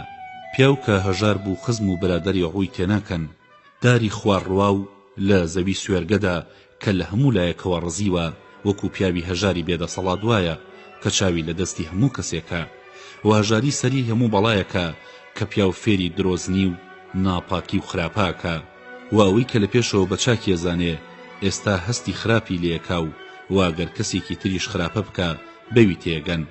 هەمیشە ناوی دەوڵەمەند بە گەورە بن و سەرزەنشتی هەژارەکەن. هەژار ئەگەر ئازا بوو پێڵێن هەڵەشەی و خوێڕیە، ئەگەر بەخشندە بوو پێڵێن دەست بڵاوە بۆیە هەژارە، ئەگەر هێمن بوو ئەڵێن زەبوون و داماوە، ئەگەر ڕێزی خۆی بگرێ ئەڵێن گەوج و نەزانە. مردن باشترە لەوەی کە پیاوڕا کێشێ بۆ سوالکردن، بە تایبەتی سوالی کەسانی ڕەزیل و بەرچاو تەنگ. پیاوی بەڕێز ئەگەر پێی بڵێن دەست بکە بە دەمی ماردا زەهر دەربێنێ و بیخوا ئەوەی بەلاوە ئاسانترە کە داوای شت لە ڕەزی لێ بکە.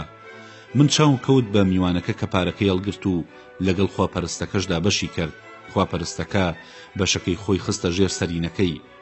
بڕیارمدا کە شەو هەندێکی لێ بدزم بەڵکو پایم تۆزێ بەرز بکە و هەندێک لە هاوڕێکانم بگەڕێنەوە.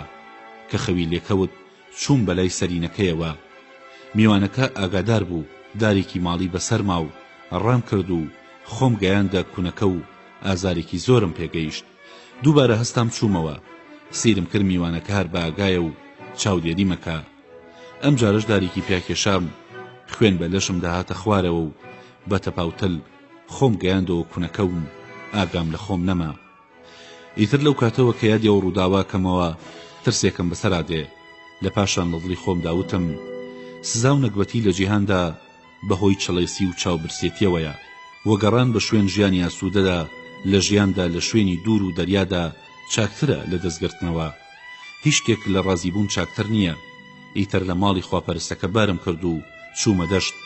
هاوڕێیەکی کۆترم هەبوو کە بەهۆی ئەوەوە هاوڕێم پەیدا کرد.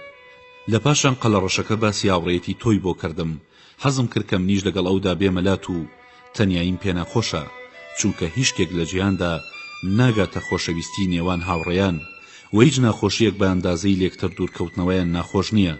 بەڕاستی زانیومە کە پێویست ناکە پیاو بگەڕێ و هەوڵی زیاتر بدە جگە لە پێویستی تەواوی خۆی لە خۆراک و خواردنەوە و تەندروستی و ڕابواردنی تەواو. ئەگەر کەسێک خاوەنی هەموو دارایی گیان بێ بەکاری هیچ نایە، تەنها ئەوەندە نەبێ کە پێویستی تەواوی خۆی پێجێبەجێیەکە. ئیتر هاتین بۆلات من بەلای تۆم و وەهیوام وایە کەم نیژ لای تۆ بەو جۆرە بم. کە مشکەکە قسەکانی تەواو کرد کیسەڵەکە زۆر بە جوانی وەڵامی دایە و وتی قسەکانت زۆر بەجێ بوون. وابزانە قسەی جوان بە کردداری جوان نەبێت تەواو نابێ. نەخۆش ئەگەر دەرمانی دەردی خۆی بزانێ هەتا بەکاری نێنێ سوودی نییە. هەمیشە مێشکت بخەرەکار و خەفەت مەخۆ بۆ سامان. پیاوی پیاوانە بەبێ سامانی شەڕێزی لێگیرێ وەکو شێر، هەرچەندە کە ڕاش کشابێ یان بەسرا بێتەوە هەر سامی هەیە و هەر ترسی لێکرێ. بەڵام پیاوی دەوڵەمەند کە پیاوەتی نییە بە سووکی سەیرەکرێ، با ماڵیشی زۆر بێ وەکو سەگ کە ڕێزی لێ ناگیرێ هەرچەندە کە تەوقی ئاڵتونی لە ملدا بێ و خۆت بە بێکەس مەزانە. پیاوی زانا بێکەس نییە، چونکە وەکو شێر وایە کە بچێتە هەر شوێنێک هەر هێز و هەڵمەتی خۆی هەیە. هەمیشە ڕاست بڕۆ کامەرانی ڕوود تێکە وەکو ئاو کامیشە ڕوو لە لێژیەکە. گەورەی ڕووەکاتە کەسی شارەزا و نەبەس، بەڵام تەمەڵی دوودڵ هەرگیز بە هیچ نابێ.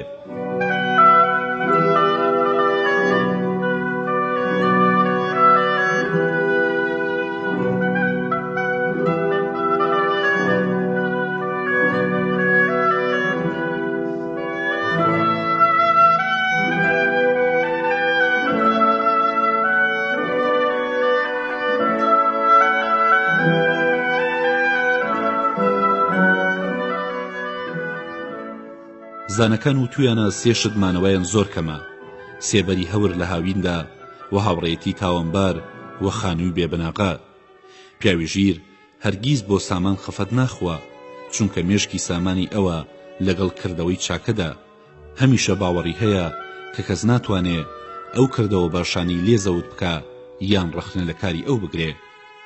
وە کەسێکە کە نابێ ئاگاداری پاشەڕۆژی خۆی نەبێ، چونکە مردن لە ناکاودا نەبێ پەیدا نابێ.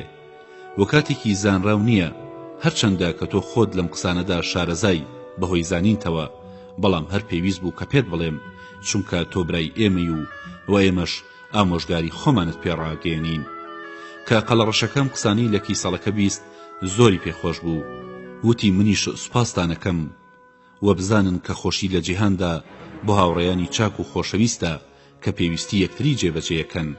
پیاوی گەورە کە تووشی ناخۆشی بوو، هەر گەورە توانێ ڕزگاری بکە، وەکو فیل کە لە قوڕدا چەقی بە فیل نەبێ نایەتەوە دەر. لەو کاتەدا کەم قسانەیە نەکرد، ئاسکێک بەرەو ڕوویان هاتوو، کیسەڵەکە ترسا و خۆی کرد بە ئاوەکەدا. مشکەکە چووە کونێکەوە و قەڵەڕەشەکە فڕیە سەردارێک لە پاشا بە هەوادا بەرز بۆ و لەو ناوەدا کەسی نەدی. ئیتر ئەوانی شاتمە دەرەوە و کیسەڵەکە بە ئاسکەکەی وت لەو کاتەی کە سەیری ئاوەکەیە کرد، ئەگەر تونیتە بخۆرەوە و مەترسا. لە پاشا ناسکەکە دانیشت و ئەوانیش زۆر ڕێزیان کرد. کیسەڵەکە پێی وت داوات لێ یەکەین لەگەڵ ئێمەدا لێرە بمێنەرەوە و ببە بە هاوڕێمان. ئێمە لێرەدا هەرگیز ڕاوکەرمان نەدیوە، ئێرە لە وەرگا و ئاوی زۆرە. ئیتر بوون بە هاوڕێ و هۆگری یەکتر. ڕۆژێک ئاسکەکە نەهاتەوە، قەڵەڕەشەکە بە ئاسماندا فڕی و سیری کردکەوە لەناو تۆڕی ڕاوکەرێکدایە. کیسەڵ و قەڵەڕەشەکە بە مشکەکەیان وت ئەم کارە بە تۆ کرێ، براکەتە ڕزگار بکە. مشکەکە شات بۆ لای ئەسکەکە و پێیوت خۆ تۆ یەکێک بووی لە تێگەیشتوان، بۆچی کەوتیتە ناو ئەم دەرد و سزایەوە؟ ئاسکەکە وتی تێگەیشت و لەگەڵ ڕۆژگاردا هیچی پێ ناکرێ. لەم قسانەدا بوون کیسەڵەکە هات بۆ لایەن و خۆی پێڕانەگیرا لە دووری ئەوان. مشکەکە تۆڕەکەی قرتاند و ئاسکەکەی ڕزگار کرد. لە پڕ ڕاوچێکە پەیدا بوو، ئاسکەکە بووی دەرچوو، مشکەکە خۆی کرد بە کونێکدا و قەڵەڕەشەکەش فڕی. هەر کیسەڵەکە لە شوێنی خۆی دامایەوە. ڕاوچێکە لە تۆڕەکە نزیک بووەوە کە سەیری کرد پوسراوە و کەسیش لەو ناوەدا نییە کیسەڵ نەبێ. گرتی و بەستیەوە و بەجێ هێشت. زۆری پێنەچوو کۆبوونەوە و سەیریان کرد. ڕاوکەرەکە کیسەڵەکەی بند کردووە، زۆریان پێ ناخۆش بوو. مشکەکە وتی لە کارەساتێک ڕزگارمانە بێ ئەکەوینە کارەساتێکی خراپترەوە. ئەو کەسە ڕاستی کردووە کەوتوێتی پیاو هەر بەرەو پێشکەوتنە ڕوا هەتا کەوێ کە کەوت درێژەدا بەکەوتن، هەرچەندە بە شەقامێکی ڕێک و ڕاستیشدا بڕوا. من ترسم لە کیسەڵ پەیدا کردووە کە چاکترین هاوڕێیە گرتوومە، نەک لەبەر پاداشت و چاکە، بەڵکو لەبەر ڕەوشت بەرزی، کە ئەوەش لە دۆستایەتی باوک بۆ کوڕی خۆی چاکترە و مردن نەبێ هیچ شتێک لە ناوی نابە. داخەکەم بۆم لاشەی مرۆڤە کە شوێنی هەموو دەرد و بەڵایەکە و هەمیشە لە ئاڵ و گۆڕدایە و لە سەربارێک ناوەستێ. هەروەک وەستێرە کە هەڵاتن و ئاوەبوونی تا سەر بۆ نییە. ئەوانەی ئاوا بن هەڵدێنەوە و هەڵاتوەکانیش ئاوا بن، لە پاشا هەڵدێنەوە و ئاوا بنەوە و بەبێ کۆتایی. وەک ئازاری بریندارێک کە برینی ئەکولێتەوە، ئەو کەسەش برینی خوێناویە بەونبوونی هاوڕێیانی. لە پاش کۆبوونەوەکەیان ئاسکەکە و قەڵەڕەشەکە وتیان هەرچەندە بترسین قسەکانی تۆش ڕەوان و جوان بن، بەکارێکی سەڵ نایەن، هەروەکو پێشینان وتویانە. پیاو لە کاتی ناخۆشدا و پیاوی ڕاست لە ئیش و کار وەرگرتن و هێنانەوەدا و خزم و کوڕ لە کاتی گرانی و سەختیدا دەرەکەوێ. هەروەها برادەران لە کاتی گیر و گرفتە تاقیەکرێنەوە.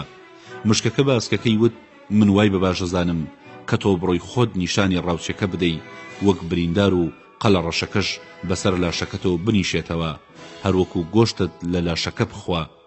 منیش لە نزیکەوە چاودێریەکەم، بەڵکو دوور بکەوێتەوە و بە شوێن تۆدا بێ، بەڵام کە لێت نزیک بۆوە لەسەر خۆڕ ڕاکە و بە جۆرێک کەوازت لێ نەهێنێ هەتا دووری خەیتەوە. لە پاشان بەڕاکردن وەرەوە بۆ ماڵەوە. ئاسک و قەڵەڕەشەکە کارەکەیان کرد و ڕاوچەکەیان دوور خستەوە. مشکەکەش پەتی کیسەڵەکەی پارچە پارچە کرد و لەگەڵ خۆیدا هێنایەوە بۆ ماڵەوە. ڕاوچێکە بە ماندوێتی و دەردەسەریەکی زۆرەوە گەڕایەوە و سەیری کرد تۆڕەکەی پچراوە و بەکاری نەماوە. بیری کردەوە و زۆر سەری سوڕما لە کاری واسکەی کە وەکو شەر خۆی نیشانەدا و ئەو قەلەی کە دەنووکی لێدا و ئیتر وای زانی کە شێت بووە. لە پاشان پەتە پچراوەکانی تۆڕەکەی کەوتەوە یاد لەگەڵ ونبوونی کیسەڵەکەدا. ڕاوچێکە لەو خاکە زۆر ترسا و لە دڵی خۆی داوتی ئەمە خاکی شەیتان و جنۆکەیە یان جێگەی جادوگەرانە. خێرا گەڕایەوە دواوە و ئاوڕی لە هیچ نەدایەوە و هیچی نەبیست. قەلە ڕەشەکە و ئاسک و مشک و کیسەڵ گەڕانەوە و لە سێبەری باخەکەیاندا جارێکی تر کۆبوونەوە بە خۆشی و ئاشتی هەتا دوای ژیانیان ڕایان بوارد. ئەگەر ئەم گیانەوەرانە لەگەڵ بێهێزی و کەم دەسەڵاتیاندا بتوانن کە چەندان جار خۆیان لە ناخۆشی و گیر و گرفت بەهۆی خۆشەویستی و یەکگرتنەوە ڕزگار بکەن، مرۆڤ کە خاوەنی بیر و ژیری و تێگەیشتنە وە چاکە و خراپە ئازانێ ئەگەر زیاتر یەک بگرێ و یارمەتی یەکتر بدا ئەتوانن بەسەر هەموو گیر و گرفتەکاندا زاڵ بن. ئەمە پەندی هاوڕێیانی ڕاست و خۆشەویستە کە خۆیان لە پێناو هاوڕێیەتیدا بەختەکەن.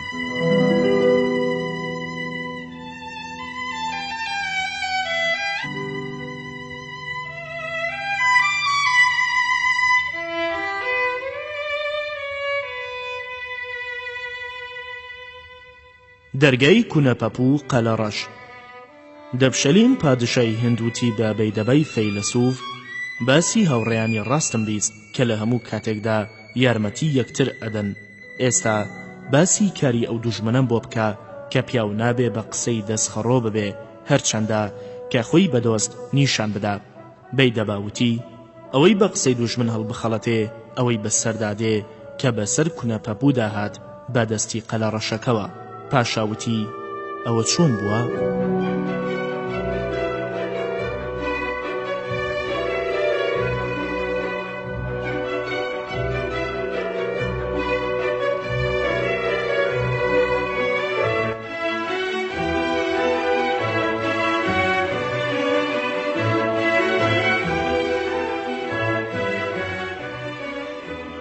بەیدەباوتی ئەگەرنەوە لە شاخێکدا دارێکی زۆر گەورە هەبووە و هێلانەی هەزار قەلەڕەشکی پێوە بووە. لە نزیک ئەو دارەوە ئەشکەوتێ هەبوو کە هەزار کونەپەپووی تێدا بوو. کونەپەپووەکان شەوێکیان پەلاماری قەلەڕەشەکاندا و زۆریان لێکوشتن، ژمارەیەکی زۆریان لێ بەدیل گرتن. بەیانی قەلەڕەشکەکان لە لای پادشاکەیان کۆبوونەوە، وتیان خۆتە زانی کە دوێنێ شەو چیمان بەسەردا هات بەدەستی پادشای کونەپەپوو، چارە بدۆزەرەوە ئەی پادشا. پاشای قەلەڕەشەکان 5 وەزیری هەبوو کە بە بیرتیژی ناسراو بوو لە کار و فەرماندا پرسی پێکردن. بە یەکەمیانی وت ئەڵی چی لەم کارەدا؟ یەکەمیان وتی ئەی پادشا، زانەکان و توانە دوژمنی زۆردار ئەبێ لە دەستی ڕاکەی. وەزیری دووەم وتی منی شەڕاکردن بە باش ئەزانم. پاشا وتی ئەم بیرەتان بە باش نازانم کە نیشتیمان بەجێ بێڵین لەبەر تاقەکارە ساتێ. من ئەڵێم چاکتر وایە خۆمان ئامادە بکەین و ئاگری شەڕدا بگیرسێنین و خۆمان لە قەڵا و شورادا قایم بکەین، جارێ بەهێمنی و جارێ بە چەک خۆمان لە دەستیان ڕزگار بکەین. وەزیری سێم وتی چاکتر وایە کە چەند کەسێ بە جاسووسی بنێرین بزانین ئایا شەڕیان ئەوێ یان باج یان ڕێکەوتن. ئەگەر زانیمان بە ماڵ وازمان لێدێنن ئەوە هەموو ساڵێ باجیان ئەدەینێ. بەم جۆرە خۆمان و نیشتیمانەکەمان ڕزگارەکەین. ڕەوشتی پادشایان هەروە بووە کە دوژمنانیان با دەسەڵات و زۆردار بوو بێ بە ماڵ خۆیان و وڵات و گەلیان پاراستووە. وەزیری چوارەم وتی منیش بیرم وایە کە وڵاتمان چۆڵ بکەین و لەسەر غەریبایەتی ئارام بگرین، ژیانی تاڵچاکترە لە ژێردەستی دوژمنی ناکەس. کونەپەپۆکان لەگەڵ ئێمەدا ڕێک ناکەون بە شتێکی زۆر گرانبەها نەبێ کە لە تواناماندا نەبێ. زانەکان و توانە دوژمنت کەمێک لە خۆت نزیک بگرا لە بەرسوودی خۆت، بەڵام هەرگیز مێڵە زۆر نزیک بێ کە بەسەر تازاڵ بێ و جێگەت پێلێش بکە. ئەمەش وەکو چڵەدارێکی چەقاو لە هەتا وایە، ئەگەر تۆزێ خوارت کردەوە سێبارەکەی زیادە بێ، بەڵام ئەگەر زۆر خوارت کرد لە ئەندازە تێپەڕ ئەیبینی کە سێبەری کەم ئەبێ. ئێمەش دوژمنمان بۆ نزیک بوونەوە بە کەم لێمان ڕازی نابێ. ئەمە بیری ئێمە و شەڕیش بەدەست خۆتە ئەی پادشا. پاشا بە وەزیری پێنجەمی وت تۆڵی چی؟ کامیان بەباش ئەزانی شەڕ یان ڕێکەوتن یان جێهێشتنی نیشتیمان؟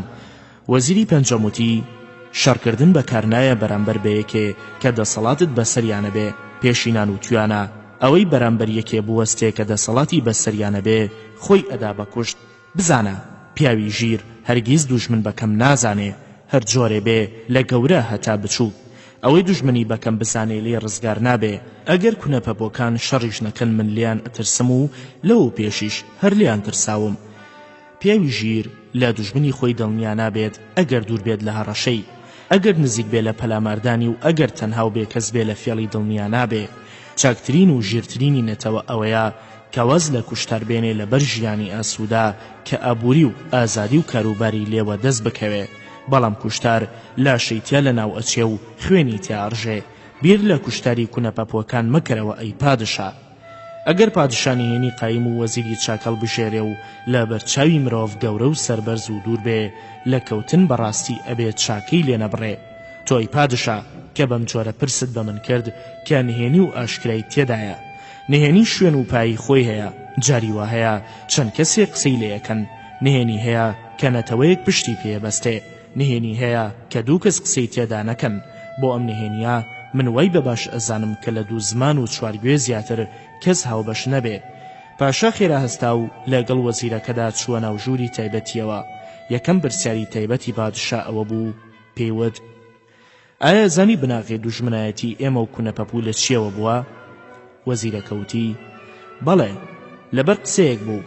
قەلە ڕەشکەیەک لە دەمی دەرچوو پادشای قەلە ڕەشکەوتی: ئەوە چۆن بووە؟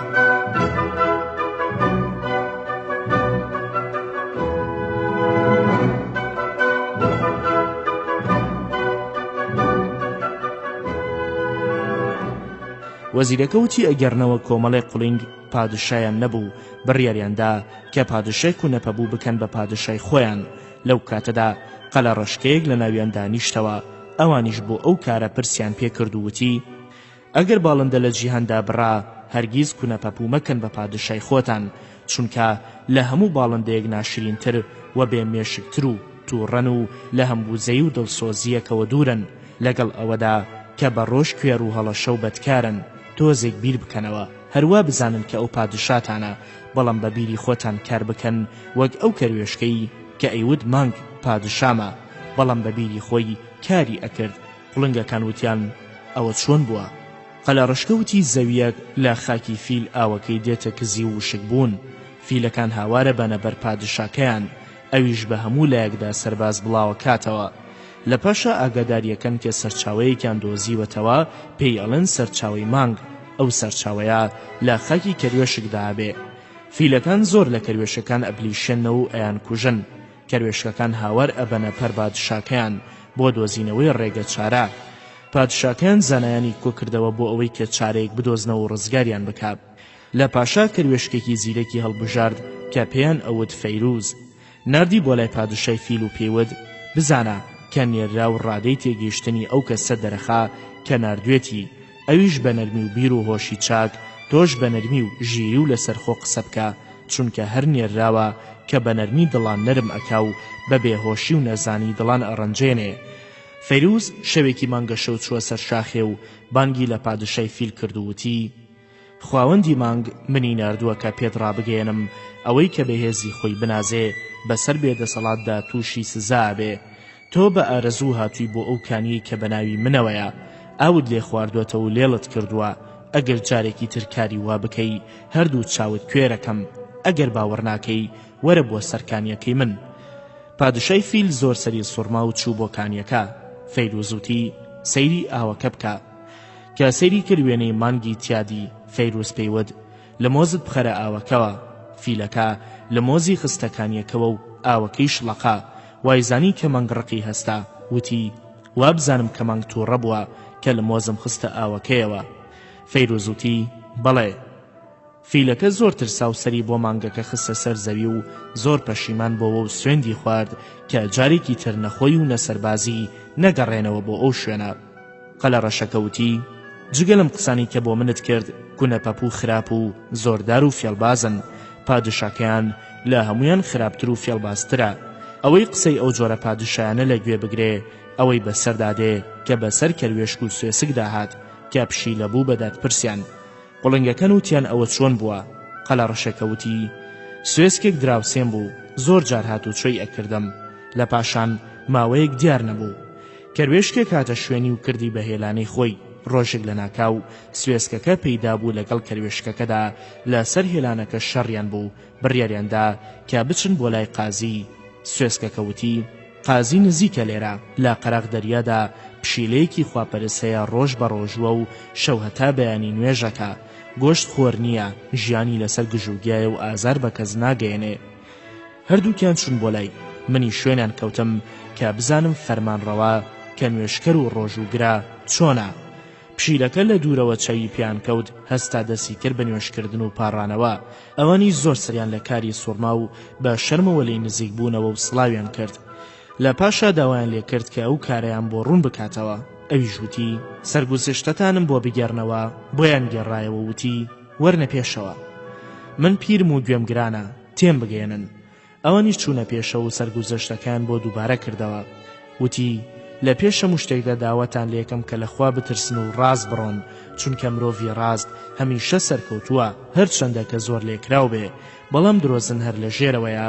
هەرچەندە کە کاری لە برەودا بێ لە جیهاندا هیچ بەکار نایە، نەماڵ نەکوڕ نەبرا تەنها کاری چاک نەبێ. پیاوی ژیر ئەبێ هەوڵی قازانجی سبەینێ بدا و واز لە کاروباری ئەم جیهانە بێنێ. نرخی پارە لای مرۆڤ دانا وەک نرخی خۆڵ وایە، بەڵام نرخی مرۆڤ بۆ چاکە و خراپە وەکو نرخی خۆی سەیرەکە. بەم جۆرە پشیلەکە ئەم قسانی بۆ ئەکردن هەتا دڵنیا بوون و بە تەواوی لێی نزیک بوونەوە و لە پڕ پەلاماری دانێ و هەردووکیانی کوشت. لە پاشان قەلەڕەشەکە وتی جگە لەو قسانی کە بۆم کردن کونەپەپوو بەدکارن، ئیتر من ڕازیم نییە کە کونەپەپوو بکەن بە پادشاتان. کاتێک قولینگەکان و قسانیان لە قەلەڕەشەکە بیست وازیان لە پادشای کونەپەپووی هێنا و نەیانویست. لە کۆمەڵەکەدا کونەپەپوویەکە بوو کە ئەو قسانەی گوێرێ بوو. با قەلەڕەشەکەی ود ئازارێکت پێگەاندم کە لەبیرم ناچێتەوە. نازانم من کەی خراپەیەکم دەربارەی تۆ کردووە کە بەم جۆرە ئەم قسانت کرد، بەڵام بزانە تەوردارە بڕێ بەڵام ئەڕوێتەوە. شمشێر گۆژلت ئەکا چاگە بێتەوە، بەڵام زمان هەرگیز بریمی چاک نابێتەوە و دەرمانی نییە. تیر لە گۆژداون ئەبێ لە پاشاندەری ئەهێنن، بەڵام تیری قسا کە گەیشتە دڵ هەرگیز دەرنایەت، هەموو سوتەوێگە کوژێتەوە. ئاگر بە ئاو زەهر بە دەرمان خەفەت بە ئارام، بەڵام ئاگریکی ناهەرگیز ناکوژێتەوە. ئەی کۆمەڵی قەلەڕەشکە داری دوژمنایەتی و ڕق و کینەتان لەگەڵ ئێمەدا ڕواند. کە کونەپەپوو قسەکەی تەواو کرد بە تووڕێیەوە ڕۆیشت و هەموو قسەکانی قەلەڕەشەکەی پۆ بادشای کونەپەپوو گێڕایەوە. لە پاشا قەلەڕەشەکە زۆر پەشیمان بۆەوە و لەو قسانەی کە کردی لا دژی کونەپەپوو لا دڵی خۆی داوتی زۆر بە هەڵەدا چووم لەو قسانەدا کە بە خۆڕایی دوژمنایەتی و ڕق و کینەم پێ هەڵسان لە بەرخۆم و نەتەوەکەم. خۆزگە و قسانم بۆ قوڵنگەکان نەکردایە، لەوانەیە کە زۆر لە باڵندەکان ڕەوشتی کونەپەپوو وەک من شارەزابن، بەڵام باسی ناکەن لا ترسی ئەوەی کە من لی نەترسام و لەبەر ئەنجامی بەدی قسەی سووک و ناشرین کە ڕق و کینە ئەنێژێ و لە تیر خراپترە. مرۆڤی ژیر هەرچەندە خاوەندە سەڵات و بەهێز بێ هەرگیز قسەیەکی واناکات کە لە ئەنجامدا خراپە و فەلاکەت بەسەر خۆی و نەتەوەکەی دابێنێ، وا گەرتلیاکی لەلابێ زەهر ناخواتەوە. بە پشتیوانی ئەو پیاوی ڕاستی بەکار ئەگەر قسەش زۆر نەکات لە کار و باردا هەر شوێنی شانازیە، بەڵام قسەکەر هەر چەندێکە گفتوگوی ڕێک و جوان بێ سوپاسی ئەنجامی قسەی بەو جۆرە ناکرێ. من خاوەنی ئەو قسانم کە ئەنجامیان باش نییە. ئەمەش گەورەترینی گەوجیە کە پیاو لە کارێکی گەورە بچێتە پێشەوە و قسە بکە با بێ ئەوەی کە پرس بە زانایان و ژیر و تێگەیشتوو بکات، لە ئەنجامدا شاد نابێ و تووشی سەختی و گیر و گرفت و هەڵا بێ. بەم جۆرە قەلەڕەشەکە سەرزەنشتی خۆی کرد و ڕۆیشت. ئەمە بوو بناغی دوژمنایەتی ئێمە و کونەپەپوو کە پرسیارت لێ کردم. خۆت ئەزانی کە حەز لە کوشتار ناکەم، بەڵام ئەوەندە چارە و فێڵ ئەزانم کە سەرکەوتنی ئێمەی تێدایە، چونکە دوور نییە کە پیاو بەهۆی بیرکردنەوە بگاتە ئامانج وەک ئەو کەسانەی کە بە فێڵ بزنەکان لە خواپەرستەکە سەند. پادشاکە وتی ئەوە چۆن بووە؟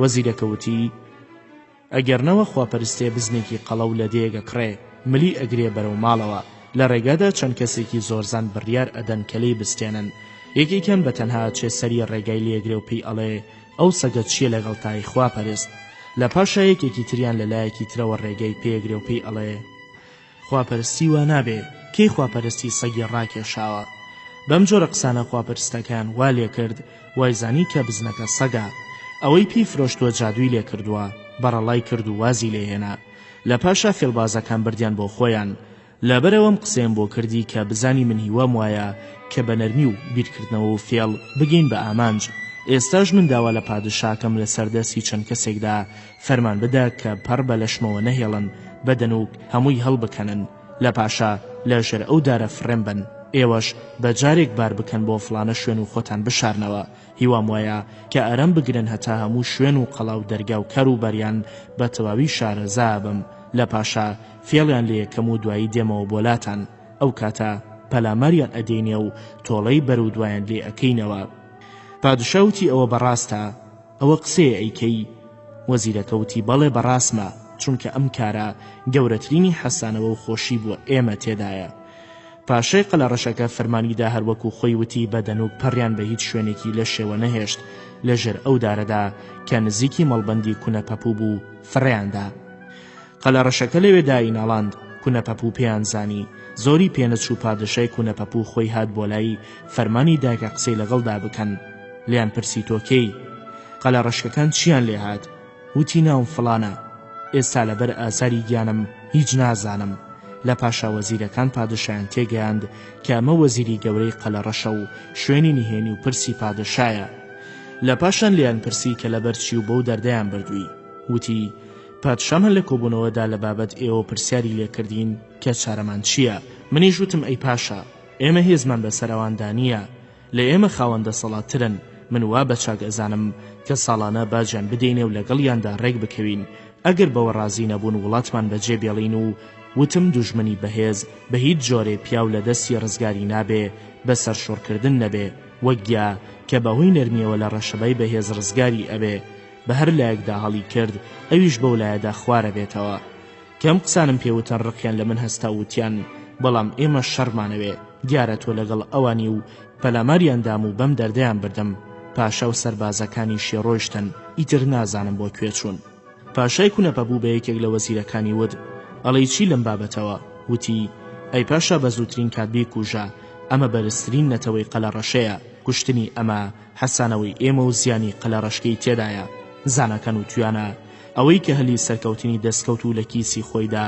مرۆڤێکی ژیر نییە ئەو کەسێک کە بە شوێنکارێکی گرنگدا بگەڕێ کە بۆی هەڵکەوت و گوێی نەدایە بزانە کە لە دەستی دەرچووە لەوانەیە کە جارێکی تر ئەو هەلەی بۆ نەگەڕێتەوە ئەو کارەی دەست نەکەوێتەوە ئەو کەسی کە دوژمنی بەداماوی هاتە بەردەست و لە ناوی نەبرد ئەو کاتە پەشیمان ئەبێتەوە کە جارێکی تر هێزی پەیدا کردەوە و دەسەڵاتی بەسەریادانەما پاشا بە وەزیرێکی تریوت تۆڵەی چی وەزیرەکەوتی من وای بە چاکەزانم کە نەیکوژی چونکە دوژمنی هەژاری بێکەس بە تایبەتی دراوسەی ترسا و مافی ئەوەی هەیە کە ڕێزی لێ بگیرێ و دڵنیا بکرێ پاشا بە وەزیرێکی تریوت تۆ بیرت چۆنە وتی من ئەڵم کە وازی لێبێنی و چاکی لەگەڵدا بکەی دوور نییە کە ئامۆژگاریت بکە و سوودمان پێ بگەێنێ پیاوی ژیر و دانا دوژمنایەتی ئەخاتە نێوان دوژمنانی خۆیەوە و بە یەکترەوە خەریکیانەکە لە بەر ڕزگاربوونی خۆی وەک ڕزگاربوونی ئەو خواپەرستەی کە لە شەیتان و دز ڕزگاری بوو بەهۆی ناکۆکیەوە پاشاوتی ئەوە چۆن بووە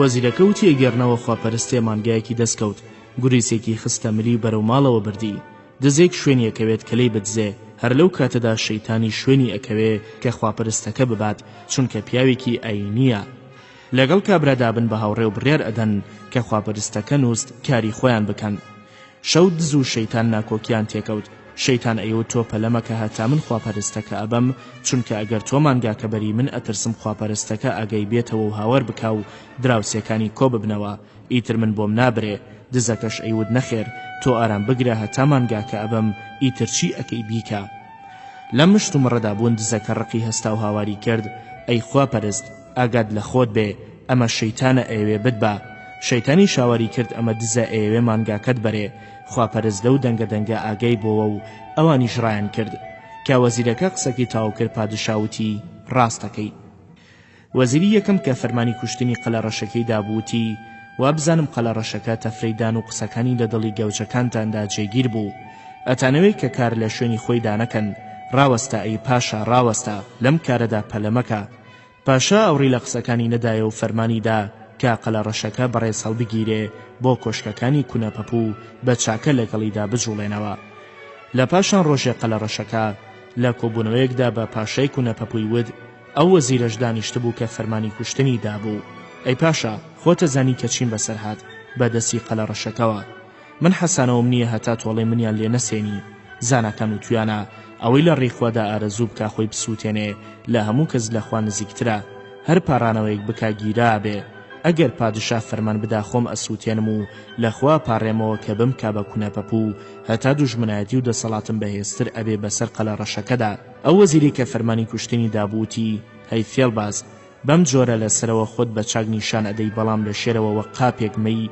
پاکی جوان کە زەهری لە ناودا توا بێتەوە هەموو خراپێکت لێ وەشێتەوە ئەزانی ئەگەر لە شەتمان سووتاند ڕەوشت و خود لێ گوێ نابێتەوە و لەگەڵ تا ئەگەڕێن و هەر ئەچیتەوە سەر ڕەگەز و بنچینەی خۆت وەک ئەو مشکەی کە مێردیان بۆ هەڵبژارد لەناو ڕۆژ و هەور و باو شاخ کەچی هیچیانی نەویست مشک نەبێ کۆمەڵەکە وتیان ئەوە چۆن بووە وتیە گێرنەوە خواپەرستی هەبوو کە پاڕانەوەی گیرا بوو ڕۆژێ لە کەناری دەریادا دانیشتە بوو خواپەرستی ئەکرد لە پڕ کۆلارێک بەسەریا تێپەڕی و بەچکە مشکێکی بەقاچەوە بوو کەوتە بەردەمی زۆر بەزەی پێدا هاتەوە لەوە ترسا کە مناڵەکانی باش پەروەردەی نەکەن لەخوا پاڕایەوە بەچکە مشک بوو بە کچێکی جوان و لەگەڵ خۆیدا بردیەوە بۆ ماڵەوە باش نەکەیود ئەمە کچمە وەکو کوڕەکەم ڕێزی لێ بگرا کچە گەورە بوو خواپەرست پێیوت کچم ئارەزووی کێ ئەەکەی هەتا بدەم بەشوو کچەکەوتی ئارەزووی کەسێک ئەەکەم کە لە هەموو شتێک بەهێزتر بێ خواپەرستەکە چوو بۆ لای ڕۆژ و پێیوت ئەی دروست کراوی گەورە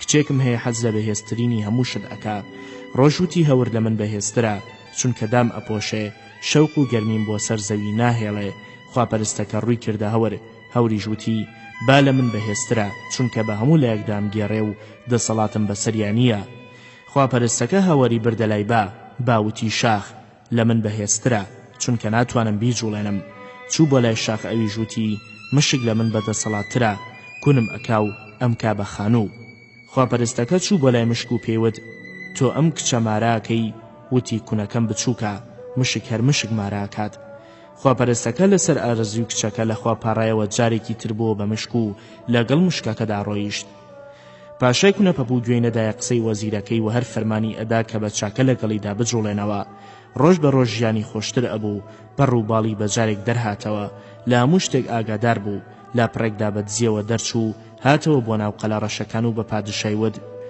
کونەپەپووەکان لە فلانە شوێن لە شاخێکدا لە دارستاندان لەوێدا شوێنەکەیە ئاگری کردوتەوە ئەیخەنە ناو هیلانەکانیانەوە و بەباڵ باوەشێنی ئەکەن هەر کونەپەپوویە کاتە دەریە سووتێ ئەوانی تریش لە ژوورەوە بە دووکەڵە خنکێن قەلە ڕەشەکان ئەو فەرمانیان بەجێهێنا و کونەپەپووەکانیان بە یەک جار لەناو برد بە خۆشی و کامەرانی گەڕانەوە بۆ شوێنی خۆیان لە پاش ماوەیەک پاشای قەلە ڕەشەکە بە وەزیری ود چۆن ئارامەتگرت لە هاوڕێتی کونەپەپوو کە پیاو چاک ناتوانێت لەگەڵ تاوانباردا هەڵبکا وەزیرەکەوتی ڕاستەکەی پادشام بەڵام گەر مرۆڤی ژێر تووشی کاری سەخت بوو هەرگیز لە ئارامگرتن زویر نابێ و سەرشۆڕی بۆ لە خۆی کەمتر بەلاوە گرانتر نییە هەتا بە ئەنجامی کاری شاد بێ پاشاوتی لە زانینی کونەپەپوو ئاگادارم بکە وتی زانمتیانە دیون تەنها ئەو وەزیریان نەبێ کە فەرمانی دا بە کوشتنم گەلێ جارهانیەدان کە بم کوژن بەڵام سوودی نەبوو زۆر نەتەوەیەکی بێهۆش بوون ئەیانزانی کە من وەزیری قەلە ڕەشکەم خاوەنی زانین و هونەرم کەچی لە فێڵم نەئەترسان و نهێنی خۆیان لێ نەئەشاردمەوە زانەکان و توانە لەسەر پادشا پێویستە کە خۆی بپارێزێ لە دوژمن و دووزمان و نێڵەی هەرگی شوێنی نهێنی ئەو بزانن پاشاوتی وا دیارە زۆرداری و پادشای نەزان و پەسەندکردنی قسەی وەزیری خراپ کونەپەپووی لەناوبرد وەزیروتی ڕازەکەی ئی پادشا وابزانەکەم هەیە کە خاوەن سامان بێ و قسەی لە گوێ نەگیرێ و زۆرخۆر نزیکە لە نەخۆشی هەروەها قسەی وەزیرانی خراپ پادشا خەتە گیر و گرفتەوە پێشینان و توانە پیاوی لە خۆبایی ستایش ناکرێ، فێڵباز بە خاوەنی هاوڕێ نابێ، بەدکار گەورە نابێ، ڕەزیل تووشی چاکە نابێ و ئەوەی کە سوورە لەسەر گوناهی کەم نابێ و پادشای فێڵبازی کەم تەرخەم لە کەروبەردا و خاوەنی وەزیری خراپ دەوڵەتی پێڕاناگیرێ. پاشەوتی بەڕاستی بارێکی قورست خستە سەر شانت بەوەی کە کردت بە کونەپەپ و ئازارێکی زۆرت هەڵگرت کە بەو جۆرە خۆت بە کەساس و دەما و نیشانەدان. وەزیرەکەوتی ئەو کەسەی باری قورس هەڵبگرێ بە هیوای ئامانج نابێ بیر لە پیاوەتی و گەورەی بکاتەوە هەتا بە ئامانجەگا، ئەو کاتە بەزانە و هونەرمەند ناوە برێ وەک ئەو ڕەشمارە گەورەی کە ئارامی گرت لە ژێر سواربووی پادشای بۆق بە سەرپشتیەوە، ئیتر بەوە ژیانێکی خۆشی بۆ خۆی دامەزراند. پادشای قەلەڕەشەکەوتی ئەوە چۆن بووە؟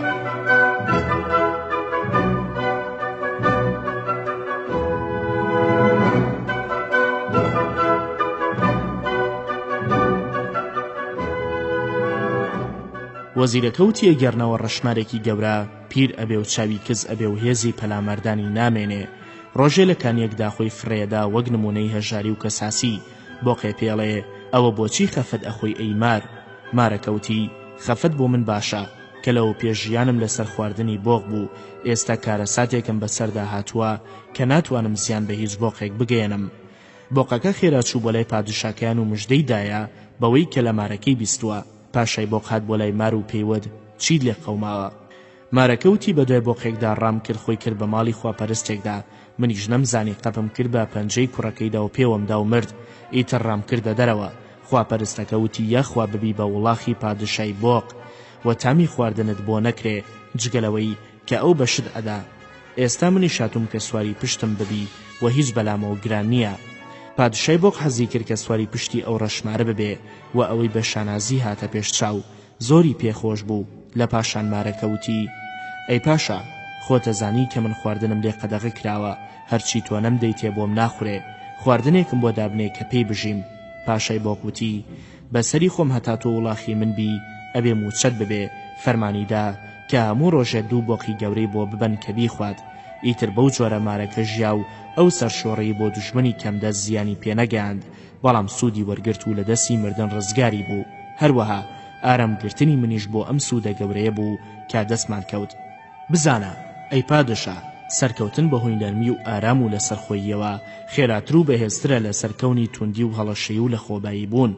ئاگر بە گەرمی و توندی تەنها بەشی سەرویدار لە زەویدا ئەسووتێنێ، بەڵام ئەو بە ساردی و بە نەرمی ئەچێتە ناخی زەویەکەوە و بە ڕەگ و ڕیشەیدا ئەچێتە خوارەوە.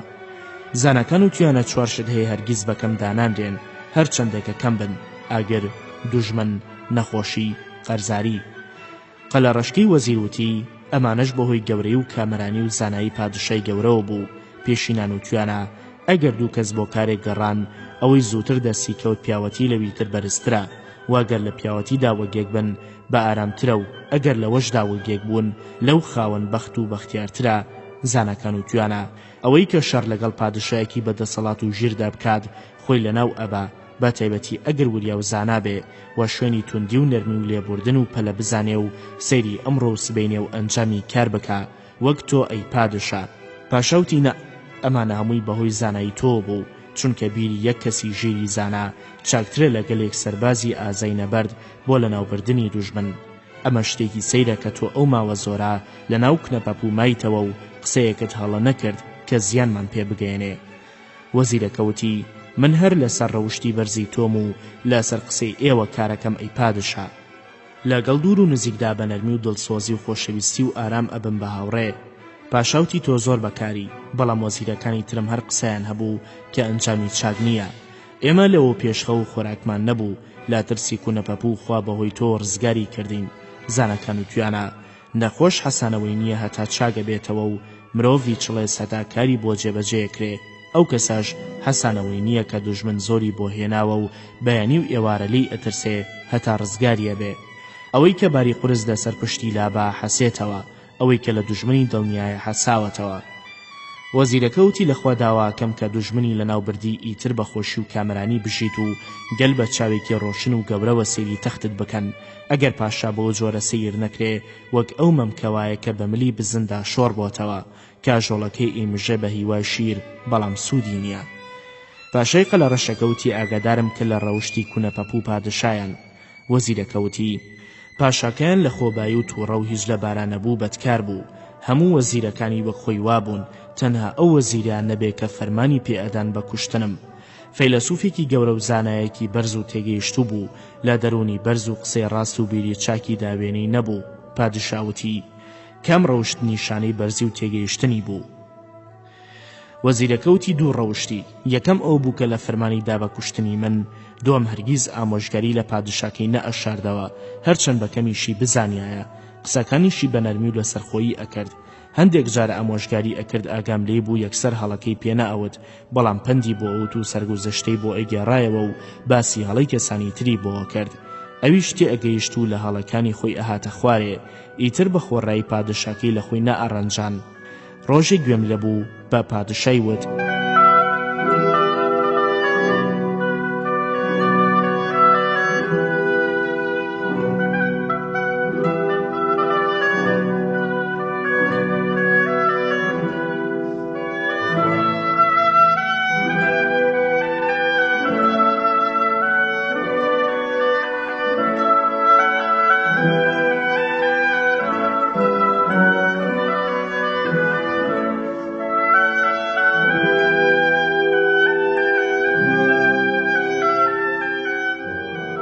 پاشا بێ هەمیشە ئاگای لە خۆی بێ، چونکە پادشایەتی کارێکی زۆر گەورەیە، کەم کەس دەستیەکەوێ، بەزانین و ئارام و ژیری و نەبەزی نەبێ دەستی ناکەوێ. وڵاتیش گەورە و بەنرخە، ئەوەی کە دەستی کەوت ئەبێ پاش پارێزگاری لێ بکات، چونکە بەڕاستی و توانە لە کەمی مانەوەیدا وەک مانەوەی سێبەر لە ژێر گەڵای نیلۆفەردا، و لە ئاسانی لە ناوچوون و هاتنەوەیدا وەک باوایە، و لە مانەوەی کورتیدا وەک پیاوچاک لەگەڵ بەدکاردا و لە خێرایی نەمانیدا وەکو بڵقی ئاوە لە کەوتنی دڵۆپێ باران. ئەمە پەندی دوژمنانە کە پیاو نابێ هەرگیز پیان دەستخەڕۆ بێ، هەرچەندە کە خۆیان بەدۆست نیشان بدەن. ساڵ دەبەشلیم پاشای هندوتی بە بەیدەبای فەیلسوف ئەو پەندم بیست، ئێستا پەندی و پیاوم بۆ بڵێ کە بە شوێن پێویستیەکدا گەڕێ و کە دەستی کەوت لە کیسی خۆیەدا. بەیدەبای فەیلسوف وتی گەڕان بە شوێن پێویستیدا ئاسانترە لە پارێزگاریکردنی، ئەوەی کە ئامانجی دەسەکەوێ بەڵام نەیزانی پارێزگاری لێ بکە ئەوەی بەسەرادێ کە بەسەرکی سەڵدا هات. پادشاوتی ئەوە چۆن بووە؟ بەیدەباوتی ئەگەڕنەوە مەیمونێک کە پێیانەوت چالاک پادشای مەیمونەکان بوو، لە پاشان پیر بوو. یەکێک لە شازادەکان پەلاماری دایە و لەسەر تەخت تێنایە خوارێ. مەیمونە پیرەکە سەری خۆی هەڵگرت و ڕای کرد هەتا گەیشتە قەراغی ڕووبارێک، لەوێدا دارهەنجیرێکە بوو، کردی بە شوێنی تایبەتی خۆی. ڕۆژێک لەسەر دارەکە لە کاتی هەنجیر خواردندا هەنجیرێکی لە دەستکەوتە ناو ئاوەکە و دەنگێکی لێوە هات. مەیمونەکە و دەنگی زۆر پێخۆش بوو، لەبەرەوە هەنجیرێکی خوارد و هەنجیرێکی خستە ئاوەکەوە. لە ئاوەکەدا کیسەڵێکە بوو، هەنجیرەکان یەگرتەوە ئەی خواردن. ئەم کارە درێژەی کێشا. کیسەڵەکەوەی زانی کە لەبەر ئەو ئەمەنجیرانە خاتە ئاوەکەوە و سەری دەرهێنا و دەستی کرد بە قسەکردن لەگەڵ مەیمونەکەدا. لە پاشان بوون بە هاوڕێی خۆشەویستی یەکتر. کیسەڵ چەند ڕۆژێک ڕووی نەکردەوە ماڵی خۆیان. ژنەکەی ئارامی نەما و بە دراوسێکەی وت ئەترسم کوژرابێ. ئەوی ژووتی نەخێر، مێردەکەت لە کەناری ڕووبارەکە لەگەڵ مەیمونێکدا بۆ بە هاوڕێ. ئەگەر تۆ بەفێڵ ئەو مەیمونە لە ناو نەبەی ئەبێ دەست لە مێردەکەت بشۆی، خۆت نەخۆش بخە کە هاتەوە بڵێ دەرمانی من دڵی مەیمونە. لە پاش ماوەی کیسەڵەکە هاتەوە و سەیری کرد ژنەکەی نەخۆشە. پێیوت ئەو بۆچی کەوتووی؟ ژنە دراوسێکەی وەڵامی دایەوە و وتی ژنە هەژارەکەت نەخۆشە. پزیشکەکان وتویانە بە دڵی مەیمون نەبێ چاک نابێتەوە. کیسەڵەکە وتی دڵی مەیمونمان لەکوێ بوو؟ ئێمە لەناو ئاودا ئاژین. لە دڵی خۆی داوتی چارم نییە ئەوە نەبێ کە ناپاکی لەگەڵ هاوڕێکەمدا بکەم و دڵی دەربێنم. لە پاشان گەڕایەوە بۆ کەناری ڕووبارەکە. مەیمونەکە پێیوت گیانەکەم بۆچی دیارنی؟ وتی لەبەر شەرمەزاری خۆم کە نازانم بەرامبەر بەو چاکانەی کە لەگەڵ مندا کردت چۆن پاداشتت بدەمەوە. ئێستا ئەمەوێ کە چاکە و پیاوەتی تەواو بکەی بە هاتنت بۆ ماڵی ئێمە. من لەناو دوورگەیەکی خۆش و پڕمیوەدا ئاژیم. مەیمونەکە زۆری پێخۆش بوو، لە دارەکە هاتە خوارەوە و سواری پشتی کیسەڵەکە بوو. بەمە لە بردی لە ڕێگەدا بیریە کردەوە کە چۆن لە ناوی ببە. سەری شۆڕ کردەوە بۆ ناو ئاوەکە و بیریە کردەوە. مەیمونەکە پێیوت ئەدبینم وەکو مەراقت هەبێ وایە. کیسەڵەکە وتی بەخوا ژنەکەم نەخۆشە، ئەترسم بە تەواوەتی نەتوانێ میوانداریت بەجێ بهێنم. مەیمونەکە وتی من خۆ مەزانم کە تۆ چەند بە پەرۆشی بۆ چاکەی من، ئیتر پێویست نییە کە لەبەر من خۆتان ناڕەحەت بکەن. لە پاش ماوەیەک بە ئەوەکەدا ڕۆیشتن و دووبارە ڕاوەستا و بیریە کردەوە. مەیمونەکە کە دڵی لە کیسەڵەکە پیس کرد و لە دڵی خۆی داوتی ئەترسم لەبەر کارێک لە ئاوەکەدا بوەستێ و دڵی گۆڕابێ و دۆستایەتی جارانی نەمابێ، چونکە هیچ شتێک وەکو دڵ بە ئاسانی ناگۆڕێ.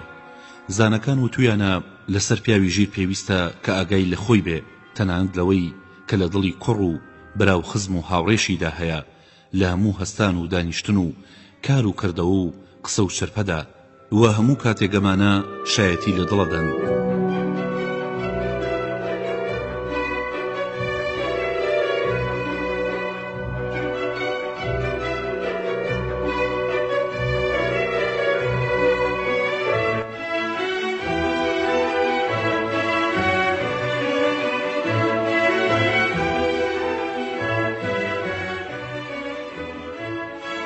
زانەکان وتویان ئەگەر کەسێک دڵی لە هاوڕێیەکی پیس کرد ئەبێ بە ئازایی و بە ئارامی خۆی بپارێزێ و سەیری ڕەوشت و کردەوە و ڕەنگ و ڕووی بکە. ئەگەر ئەوە ڕاست بوو ڕزگاری بووە، ئەگەر هەستیشی درۆ بوو هیچ زیانێکی لێ نەکەوتووە، جگە لەوەش ئارامی و نەبەزی بۆ بەجێماوە و هاوڕێکەشی هەر بۆ ماوەتەوە. لە پاشان پێیوەدەوە بۆچی وەستاوی، وەک لە دڵی خۆتا قسە بکەی وایە. کیسەڵەکە وتی لەبەر ئەوەی کە ژنەکەم نەخۆشە و ئەترسم کە بە تەواوەتی نەتوانم پاداشتی چاکەکانت بدەمەوە. مەیمونەکە وتی خەفەت مەخۆ، چونکە کەڵکی نییە لە جیاتی ئەوە کە خەفە دەخۆی چارە و دەرمان بۆ ژنەکەت بدۆزەرەوە، چونکە پێشینان وتویانە خاوەن سامان ئەبێ لە 4 شتدا سامان خەرج بکە، لە چاکەکردن، لە کاتی پێویستی، بۆ مناڵ و بۆ ژنی خۆی. کیسەڵەکە وتی ڕاستەکەی، ئەی پزیشکان وتویانە دەرمانی نییە دڵی مەیمون نەبێ. مەیمونەکە لە دڵی خۆی داوتی داخەکەم بەم پیریە بەهۆی چاوبرسێتی و تێر نەخواردنەوە کەوتومەتە گەورەترین گیر و گرفتەوە. بەخوا و کەسە ڕاستی کردووە کاڵێ مرۆڤی چاوتێر لە خۆشی و کامەرانیدایە، بەڵام چاوبرسی هەمیشە لە سزا و ئازار و نەکبەتیدا ئەتلێتەوە. ئێستا من پێویستم بە مێشکم هەیە بۆ ڕزگاربوونم لەم گیر و گرفتە. لە پاشان بە کیسەڵەکەی وت بۆچی دەنگت نەکرد کە لە ماڵەوە بووم، هەتا دڵم لەگەڵ خۆمدا بهێنایە. تۆ نازانی ئەمەی مەیمون ڕەوشمان وایە کە بە میوانی چوین بۆ ماڵێک دڵمان لە ماڵەوە بەجێ هێڵین، لەبەرەوەی ئەگەر سەیری خێزانی ماڵەکەمان کرد دڵمان پێ نەبێ. کیسەڵەکە وتی ئێستا تۆ دڵت لەکوێدا ناوە؟ وتی لەسەر دارەکە بەجێم هێشتووە، ئەگەر ئارەزووەکەی ئەچینە هێنین. کیسەڵەکە دڵی خۆی داوتی هاوڕێکم بێ ئەوەی ناپاکی دەربارە بکەم، دڵەکەی دامێ و لە خۆشیدا دەست بەجێ مەیمونەکەی هێنایە قەراق ڕووبارەکە. مەیمونەکە بازیدا و بەدارەکەدا هەڵگەڕاوی تر نەهاتەوە. کیسەڵبانی کرد هاوڕێ خێرا کە دڵەکەت بیر نەچێ. مەیمونەکە وتی بڕۆ ئازانی منی ژەو کەرم کە چەقەڵ پێیوت دڵ و گوێی نییە. کیسەڵ وتی ئەوە چۆن بووە؟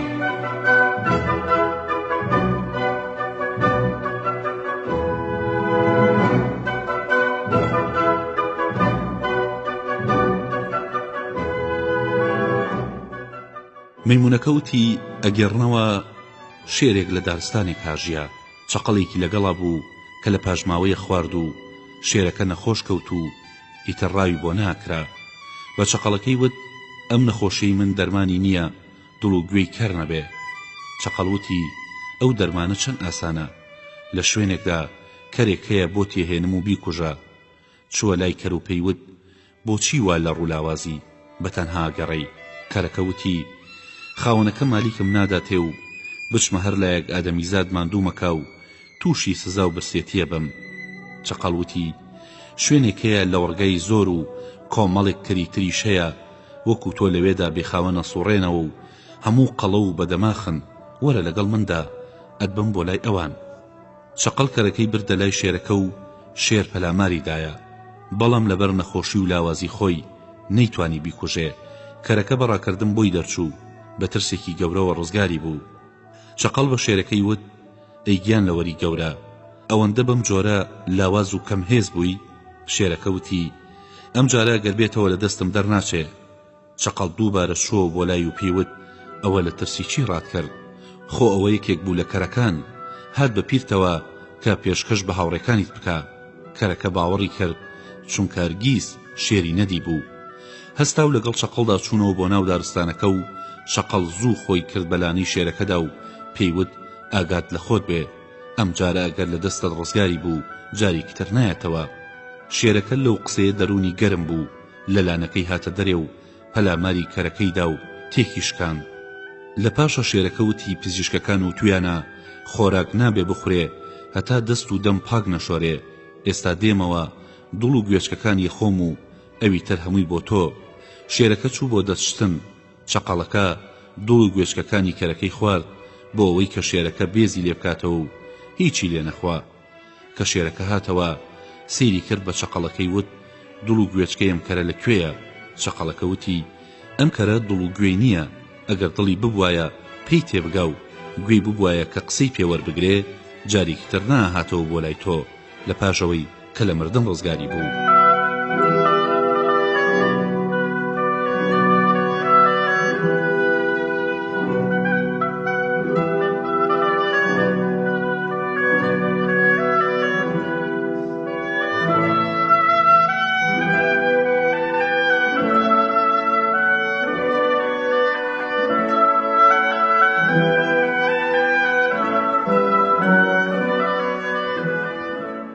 لەبەرەوە پەندم بۆ تۆوت کە بزانی منیژە و کەرە نیم.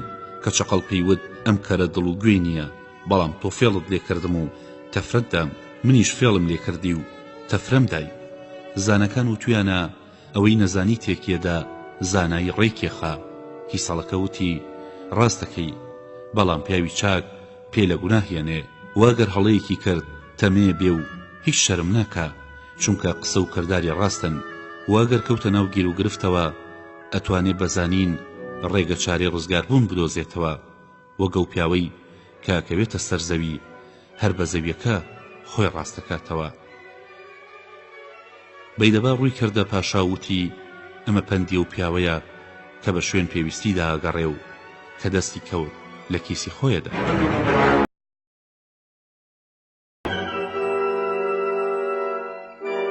دەرگای خواپەرست و سمۆرە. دەبشەلیم پادشای هێند بە بەیدەبای فەیلسوفی ود: ئەو پەندم بۆ بگێڕەوە کە باسی پیاوی هەڵەشاکە لە کەروبەردا و پەلاکە بەبێ وردبوونەوە لە ئەنجامی کار. بەیدەباوتی ئەوەی لە ئیش و کاردا پەلە بکا و ئارامی نەبێ هەمیشە پەشیمانە ئەوەی بەسەردادێ کە بەسەر خواپەرستەکەدا هات لە کوشتنی سمۆرەکەدا کە دڵسۆزی ئەو بوو. پادشاوتی: ئەوە چۆن بووە؟ بەیدەباوتی ئەگەرنەوە لە خاکی جورجان خواپەرستێ هەبوو چەند ساڵێ ژنەکەی مناڵی نابوو، لە پاش وەڕزبوون ژنەکە سکی پڕ بوو. خواپەرستەکە سوپاسی خۆی کرد و لە پاشا بە ژنەکەی ود: مژدەبێ هیوام هەیە کەسکەکەت کوڕ بێ، سوودمان پێ بگەێنێ، هەر لە ئێستاوە جوانترین ناوی بۆ ئەدۆزمەوە و کۆمەڵێ زانایانی بۆ بانگەکەم. ژنەکە وتی: پەلەمەکە، کابرا تۆ لە خۆتەوە بۆچی قسە لەسەر کارێک ئەکەی کە هێشتا نەبووە؟ هەر کەسێ ئەوە بکا و کارە ساتەی بەسەردادێ کە بەسەر خواپەرستەکەدا هات کە ڕۆن و هەنگوینی بەسەردا ڕشا. خواپەرستەکە وتی: ئەوە چۆن بووە؟ ژنەکە وتی: ئەگەرنەوە خواپەرستێ لە ماڵی دەوڵەمەندێکەوە هەموو ڕۆژێ هەنگوین و ڕۆنی بۆچێ، ئەویش لێی ئەخوا و ئەوەشی لێی ئەمێنێتەوە لە کوپەیەکدا هەڵی ئەواسێ هەتا پڕ ئەبێ. ڕۆژێکە لەسەر پژلی کەوتۆ گۆچان بەدەستێوەیە و بیر لە گرانی ڕۆن و هەنگوینە کاتەوە، لە دڵی خۆی داڵێ: بەیانی ئەم کوپەڵە هەنگوین و ڕۆنا فرۆشم بە لیرەیەک و دەبزنی پێکڕم، ئەوانی شەموو 5 مانگێک سکێک ئەزێن، زۆری پێناچێ، بزنێکی زۆرم ئەبێ، کاژۆڵەکانیش گەورە بن و ئەزێن.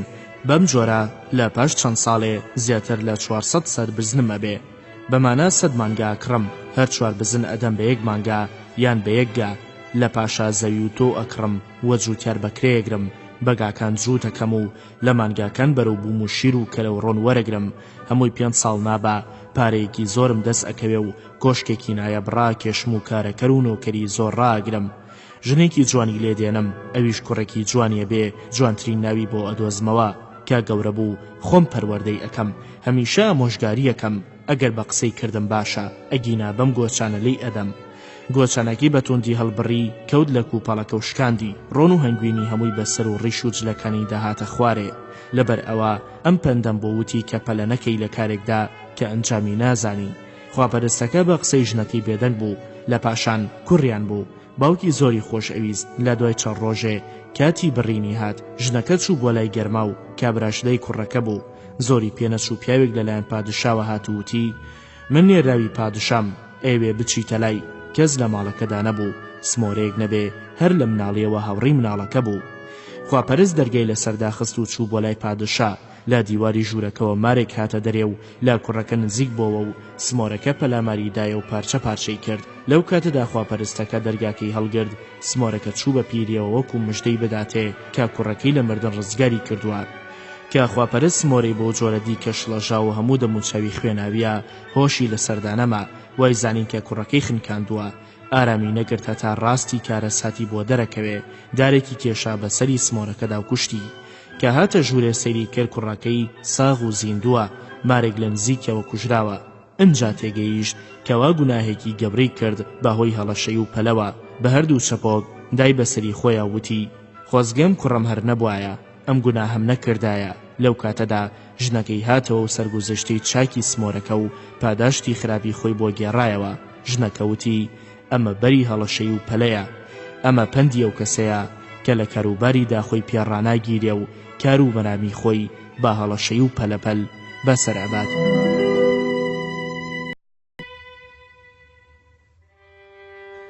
دەرگای مشک و پشیلە. دەبشەلیم پادشای هەند بە بەیدەبەی فەیلسوفی وت: ئەم پەندم بیست، ئێستا پەندی ئەو پیاوم بۆ باز بکە کە دوژمن لە هەموو لایەکەوە دەورەیان داوە کە لە ناوی ببن. ئەویش بە چاکەکردن و ڕێکەوتن لەگەڵ هەندێکیاندا خۆی بەڕزگارەکە، لە پاشان وازیان لێدێنێ و لێیان دوورەکەوێتەوە. بەیدەباوتی: دۆستی و دوژمنایەتی لەسەر بارێک ڕاناوەستن، دوور نییە کە دۆستایەتی لە ئەنجامدا بگۆڕێ بۆ ناحەزی و دوژمنایەتی. دوژمنایەتی ببێ بە دۆستی و خۆشەویستی، بۆ ئەمەش چەندین تاقیکردنەوە و ڕووداو هەیە. پیاوی ژیر لەگەڵ هەموو ڕووداوێکی تازەدا ڕایەتوە گونجێ، لەگەڵ دوژمندا بە دوژمنایەتی و نەبەردی و لەگەڵ دۆستدا بە نەرمی و چاکەکردن. لەگەڵ ئەوەشدا پیاوی ژیر جاری وا هەیە دوژمنی لە خۆی نزیکەکاتەوە و ڕێزی لێگرێ. لە کاتی ترس و دەنگ و چەڵەمەدا هەتا ڕزگاریە بێ. هەر کەسێ بۆ جۆرە جوڵایەوە بە ئازایی سەرەکەوێ و ئەگا بە ئامانجی خۆی. ئەمەش وەکو سەرگوزەشتەی مشک و پشیلە کە هەردووکیان ژیانیان لە مەترسیدا بوو، بەڵام بە چاکەکردن و ڕێکەوتن لەگەڵ یەکتر ڕزگاریان بوو. پاشاوتی: ئەوە چۆن بووە؟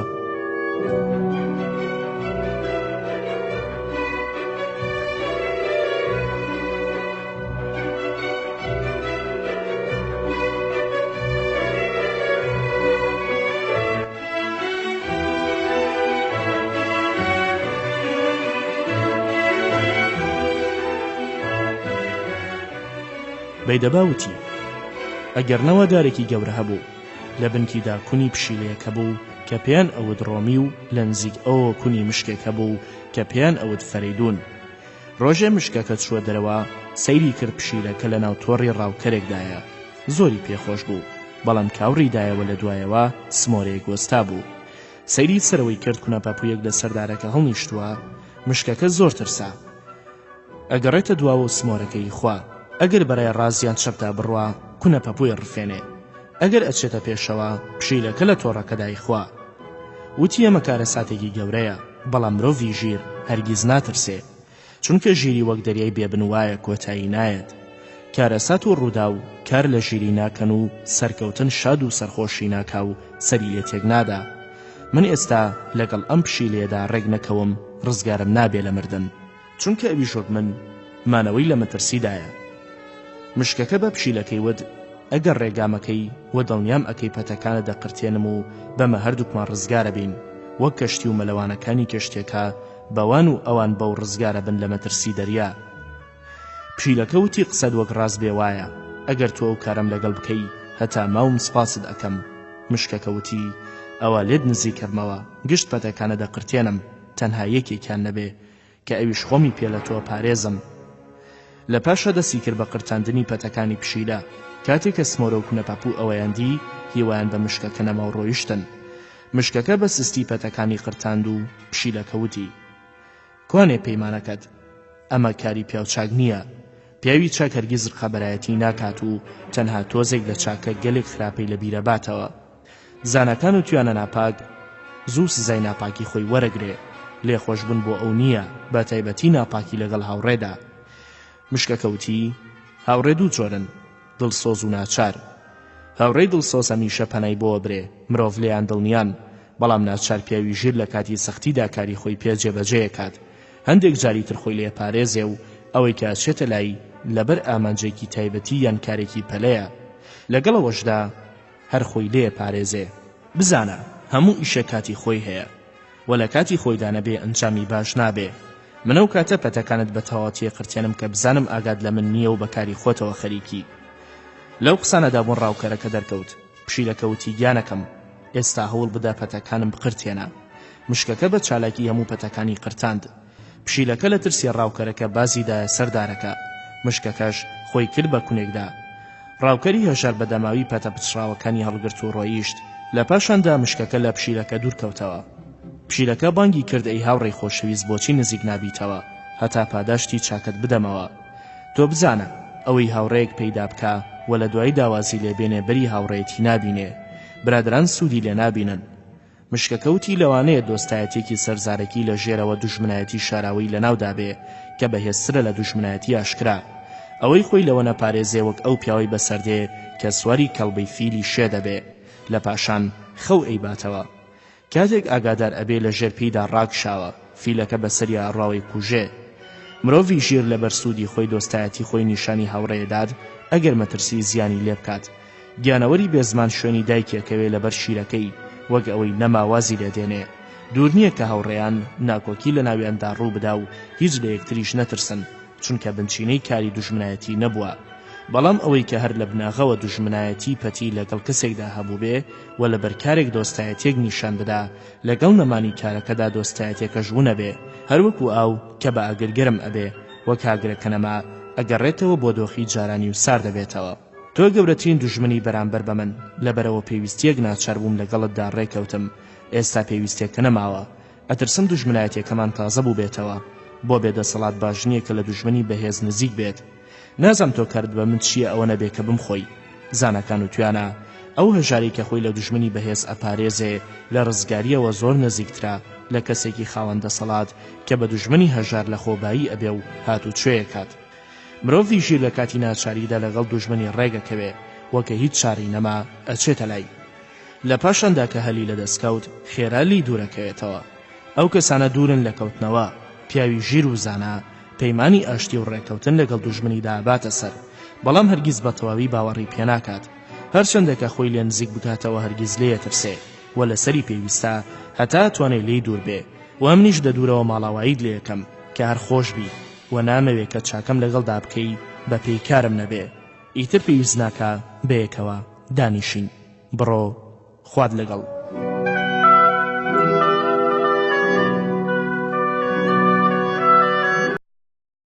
لەرگەی کوڕە پادشا و باڵندە. دەبشەلین پادشای هێند بە بەیدەبای فەیلسوفی ود: پەندی تۆڵە سێنانم بۆ بگێڕەوە کە پێویستە خۆیان لا یەکتر بپارێزن. بەیدەباوتی: ئەگەرنەوە یەکێک لە پادشاکانی هێند کە ناوی فەریدون بوو، باڵندەیەکی هەبوو پیانەوت فەنزا. ئەم باڵندەیە بەچکەیەکی هەبوو وەکو ئادەمی زاد قسەیە کرد. پادشا زۆر سەری سوڕما بوو لێیان. ژنی پادشا کوڕێکی بوو، لەگەڵ بەچکەکەدا هۆگری یەک بوون و هەمیشە بەیەکەوە یاریانە کرد، لەبەر ئەوە پادشا زۆری خۆشەویستن. ڕۆژێک کە بەیەکەوە یاریانە کرد، بەچکەکە ڕێقنەی کرد بە سەر جلەکانیا. مناڵەکە تووڕەبوو دای بە زەویدا و کوشتی. کە فەنزا هاتەوە و کارە ساتەی دی، هاواری کردوتی: هاوار بۆ کەسەی کا بێتە دۆستی پادشایان کە چاکە و پەیمانیان بەلاوە نییە لە کاتی کار و پێویستیدا نەبێ. ئیشان لەسەر پاکانە و درۆ دامەزراوە، تاوانی گەوراکەن و بە بچووک ئەیدانە قەڵەم، لەسەر ئارەزوو ڕابواردنیان وە کاری بچووک گەوراکەن و هەژار قڕەکەن لە بەرسوود و مانەوەی خۆیان. لە پاشا فەنزا پەلاماری کوڕە پادشایدا و بادەنوک هەردوو چاوی کوێر کرد. لە پاشاندا فڕی و بە سەرتەلاری کۆشکەکەوە نیشتەوە. کاتێ پادشا بەوەی زانی ئارامی لا نەما بڕیاریدا کە بە فێڵ بیگرێ و لە نزیکەوە ڕاوەستا و بانگی کرد وەرە خوارێ ئەی فەنزا والێت خۆش بووم. فەنزاوتی ئەی پادشا مرۆڤی ناپاک سزای خۆی هەروەرەگرێ بە جۆرێ لەوانەیە کا کوڕ و کوڕەزاش یەگرێتەوە. کوڕەکەی تۆ ناپاکی لەگەڵ بەچکەکەی مندا کردووە منیش زوو سزامدا. پادشاوتی بەخوا ناپاکیمان کرد تۆش تۆڵەی خۆتت لێ سەندین ئیتر وەرە خوارێ با بە خۆشی ڕابێرین چونکە ماف لەسەر هیچ لامان نەماوە. فەنزاوتی من جارێکی تر نایەمەوە بۆ لای تۆ چونکە زاناکان هەرگیز ڕێیان نەداوە کە کەسێک لە خاوەن کوژراوێکەوە نزیک بێ کە هێشتا تۆڵەی لێ وەرنەگرت بێ یان مافی لێ دەستگیر نەبوو بێ هەرچەندە خاوەن کوژرا و قسەی نەرم بێت یان خۆی بە چاکنیشانی خوێن ڕێژ بدا ئەبێ زیاتر لی بترسێ و دڵی لێ پیس بکە. چاکترین شت بۆ تۆ کە خۆت لە خاوەن کوژرا و بپارێزی ئەوەیە کە لی دووربیت و لە هەڵمەت و فێڵی بترسی. زانەکان و تویانە مرۆڤی ژیر باوکو دایکی خۆی با برادەر سەیرەکە هەروەها براکانی بە هاوڕێ و ژنی بە هۆگر و کوڕانی بەیادکەرەوەی خۆی و کچانی بە دوژمن و خزمانی بەدۆست وە خۆی بە تەنها و بێکەس دانێ. منیش تەنها و بێکەسم بارێکی قورسم لە خەفەت لە لای ئێوە دەستکەوت کە کەس لەگەڵم هەڵناگرێ بڕۆ خواد لەگەڵ. پادشاوتی ئەگەر تۆڵەی خۆت لە ئێمە نەسەندایەوە لە پێشا تۆ خراپەت دەربارەی ئێمە بکردایەوە بوو بەڵام کە ئێمە لە پاشا خراپەمان دەربارەی تۆ کردبێ گوناهی تۆ چێ و لە چیە ترسی. فەنزاوتی بزانە کە زمان ناتوانێ هەموو کاتێ ڕاستی لەناو دڵ دەربخا دڵ چاکتر لە دڵ ئەزانێ نەک زمان. خۆ دەزانی کە دڵم قسەی تۆ ڕوو ناکاتەوە دڵی تۆ شەروایە. پادشاوتی ڕق و کینە لای هەموو کەس هەیە بەڵام مرۆڤی تێگەیشت و پەروەردەی ناکا بەڵکو هەتا بتوانێ لە ناوی ئەبات. فەنزاوتی ڕاستەکەی بەڵام لەگەڵەوەشدا بزانە کە خاوەن کوژراوی ڕقاوی هەرگیز بەسەرهاتی لەبیر ناچێتەوە و ڕقی لە دڵدا هەر ئەمێنێ دەربارەی خوێن ڕێژ. پیاوی ژیر و دانا هەرگیز لە فێڵ و پیلانی دڵنیانیە و ئەزانێ کە گەلێک دوژمن بە زۆرە ملێ ناگیرن هەروەک بە نەرمی ڕاوەکرێن وەکو فیلی دڕندەی کێو کە بە فیلی ماڵی ڕاوەکرێ و دێتە ژێربار. پیاوی زانا هەرگیزە دۆست و برادر وەڕز نابێ هەرچەندە کە لە خۆشیە ترسێ و ئەم جۆرە خوا لە گیان لە وەرانیشدا هەیە. هەروەکو چاوم پێکەوتووە یاریکەران یاری بە سەگ ئەکەن و لە پاشاندا سەری ئەبڕنەوەی خۆن لەگەڵ ئەوەشدا سەگی تریان پێیە چاوی بەواکەوێ بەڵام هەر لەگەڵیان ئەگەڕێ و لیان گوێ نابێتەوە. فەنزاوتی ڕق لە هەموو شوێنێکدا ترسناکە بە تایبەت لای پادشایان کە بە سزای زۆر ترسناک تۆڵا ئەسێنن وە کوشتن لای ئەوان گەورەی و سەربەرزیە. پیاوی ژیر هەرگیز بە وەستانی ڕقەڵ ناخەڵەتێ چونکە ڕق کە چاری نەبووە وەک پشکوی شاراوە وایە کە سوتەمەنی لێوە دوورە و چاڕوانی هەلێکە کە بۆی هەڵکەوت وەک ئاگر کڵپا سێنێوە ڕوا. نەقسەی خۆش نەپاڕانەوە نەپاکانە هیچ شتێک ناکوژێنێتەوە جگە لە کوشتار و لە ناوبردنی ژیان. لەگەڵەوەشدا لەوانەیە کە کەسێکی خوێن ڕێژی زۆردار جارێکی تر چاوەڕوانی گەڕانەوە بکا بۆ لای خاوەن کوژرا و بەهۆی سامان و یارمەتیەوە بەڵام من ناتوانم کارێکی وا بکەم کە ڕق و کینە لە دڵی تۆدا نەمێنێ بەرامبەر بە من هەرچەندە گیانت بەدەستی منەوە بێ وەک تۆ ئەڵێ من هەر لە ترس و دوودڵیدا بم و هیچ شارەمان نییە جیابوونەوە نەبێ. پادشاوتی هەموو شتێ لە سوود و زیان لەوە گەورە هەتا بچووک هەموو کاری ڕۆژگارن. دروستبوونی جیهان و ژیانی زیندەوەر و هاتن و لە ناوچوونی هەموو گیان لەبەرێ و گەڕانی هەموو ئەستێرەی ئاسمان و مانەوەی زەوی هەمووی بەدەست ئەوە. ئەو کارە ساتەی نێوانی ئێمە و تۆش هەر لە بناغی کارەوە ڕۆژگار بڕیاری داوە. من و تۆش هەردووکمان کاری دەستی ئەوین بە ئارەزووی خۆی ئەمان گێڕێ ئیتر نابێ گوێ بدەینە ئەو جۆرە کارانەی کە ئەو بۆی داناوین. فەنزاوتی ڕۆژگار وەک تۆڵەی وایە بەڵام مرۆڤی زیرەکی تێگەیشت و خۆی لە خراپە هەرە پارێزێ و باوەڕی بە ڕۆژگاریش هەیە بەڵام ڕێگای ڕزگاربوون و خۆپاراستن و نەبەردی و کۆشش بەرنادا. من ئەزانم کە قسەکانە دوورن لە ڕاستیەوە وە کاری نێوانی من و تۆ هەروە بچووک نییە چونکە کوڕەکەت بەچکەی منی کوشتووە و منیش چاوی کوڕەکەی تۆم کوێر کردووە. ئێستا تۆ تێ بە فێڵ بم کوژی و گیانیش مردنی ناوێ و ژیان حەز لەمانەوە کات زانەکان و توانە گرانی بەڵایە. هەروەها پیری نەخۆشی خەفەت نزیکی دوژمن دووری دۆست ئەمانە گشتیان بەڵان سەری هەموو بەڵایەکیش مردنە. هیچ کەس لە دڵی داماوی دڵبریندار نازانێ وەک ئەوەی کە سزا و خەفەتی چێشتووە. من بەهۆی دڵی خۆمەوە لە دڵی تۆ چاکەزانم. پادشاوتی ئەو کەسە بەکار نایە کە ناتوانێت بە سەرڕقی خۆیدا زاڵ ببێ و هەرگیز یادی نەکاتەوە.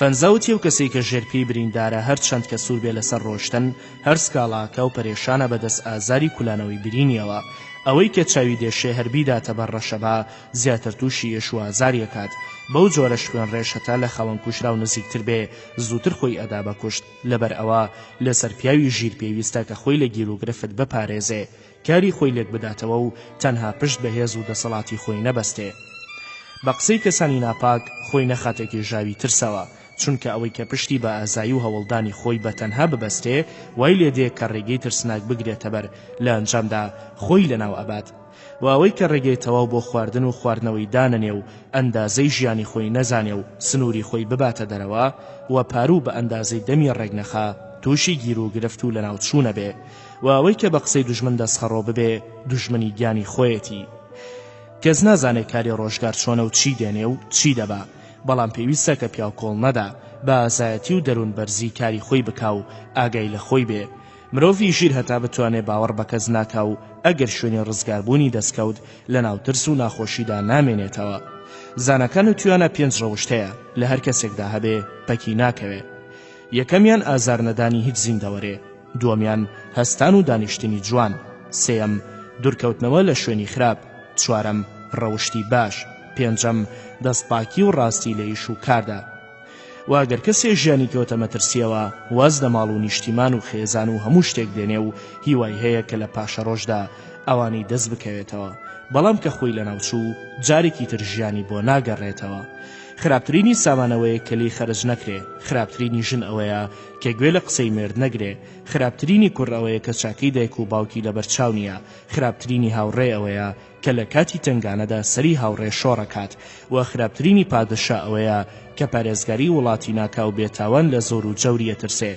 خراپترینی وڵات ئەو وڵاتەیە کە پڕە لە ترس و سەختی و خۆشی و کامەرانی و دڵنیایی تێدا نییە منیش دەرەدا لای تۆ هیچ خۆشی و حەسانەوەیەکم دەست ناکەوێ ئەی پادشا لە پاشان ماڵاوایی کرد و فڕی و بەجێی هێشت ئەمە سەرگوزەشتەی پەندی تۆڵەسێنان بوو کارگیز نابێ باوەڕ بە یەکتر بکەن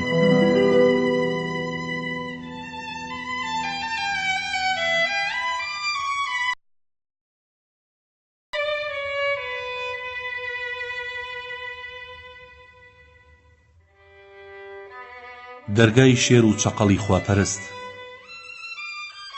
دەبەشقین پاشای هندوتی بە بەیدەبای فەیلسوف ئەو پەندەم بیست ئێستا پەندیە و پادشایم بۆ بڵێ کە ئەو کەسە ئەگەڕێتەوە بۆ سەر پایەوکاری خۆی کە بەبێ گوناه سزایدا بوو و بەبێ تاوان ئازاری پێگەیاند بوو فەیلسوفەکە وتی ئەگەر پاشا کەسانی بێتاوان لە پاش سزا نەگەڕێنێتەوە بۆ سەر کار و پیشەیان هەروەها کەسانی گوناهبار لە پاش سزای قورس نەگەڕێنێتەوە زیان بە کاروباری وڵاتەکە لەبەرەوە لەسەر پاشا پێویستە کە سەیری کاری ئەوانە بکە کە تووشیە بن و وەبزانێ ڕادەی سوودیان چەندە ئەگەر جێی باوەڕی پاشا و بە خاوەنبیر و هونەر ناسابن پێویستە کە پاشا سوور بێ لەسەر گێڕانەوەیان چونکە وڵات لەگەڵ ڕۆشنبیراندایە و ئەوانیش وەزیر و کاربەدەستانن ناتوانن کار بکەن لەگەڵ خۆشەویستی و ئامۆژگاریدا نەبێ و ئامۆژلای ڕۆشنبیر و پیاوچاک نەبێ دەست ناکەوێ کاروباری پاشا یەجگار زۆرە و کاربەدەستانی یەجگار زۆرترن بەڵام لەوانەدا مرۆڤی چاک وەڵکەوتو کەمە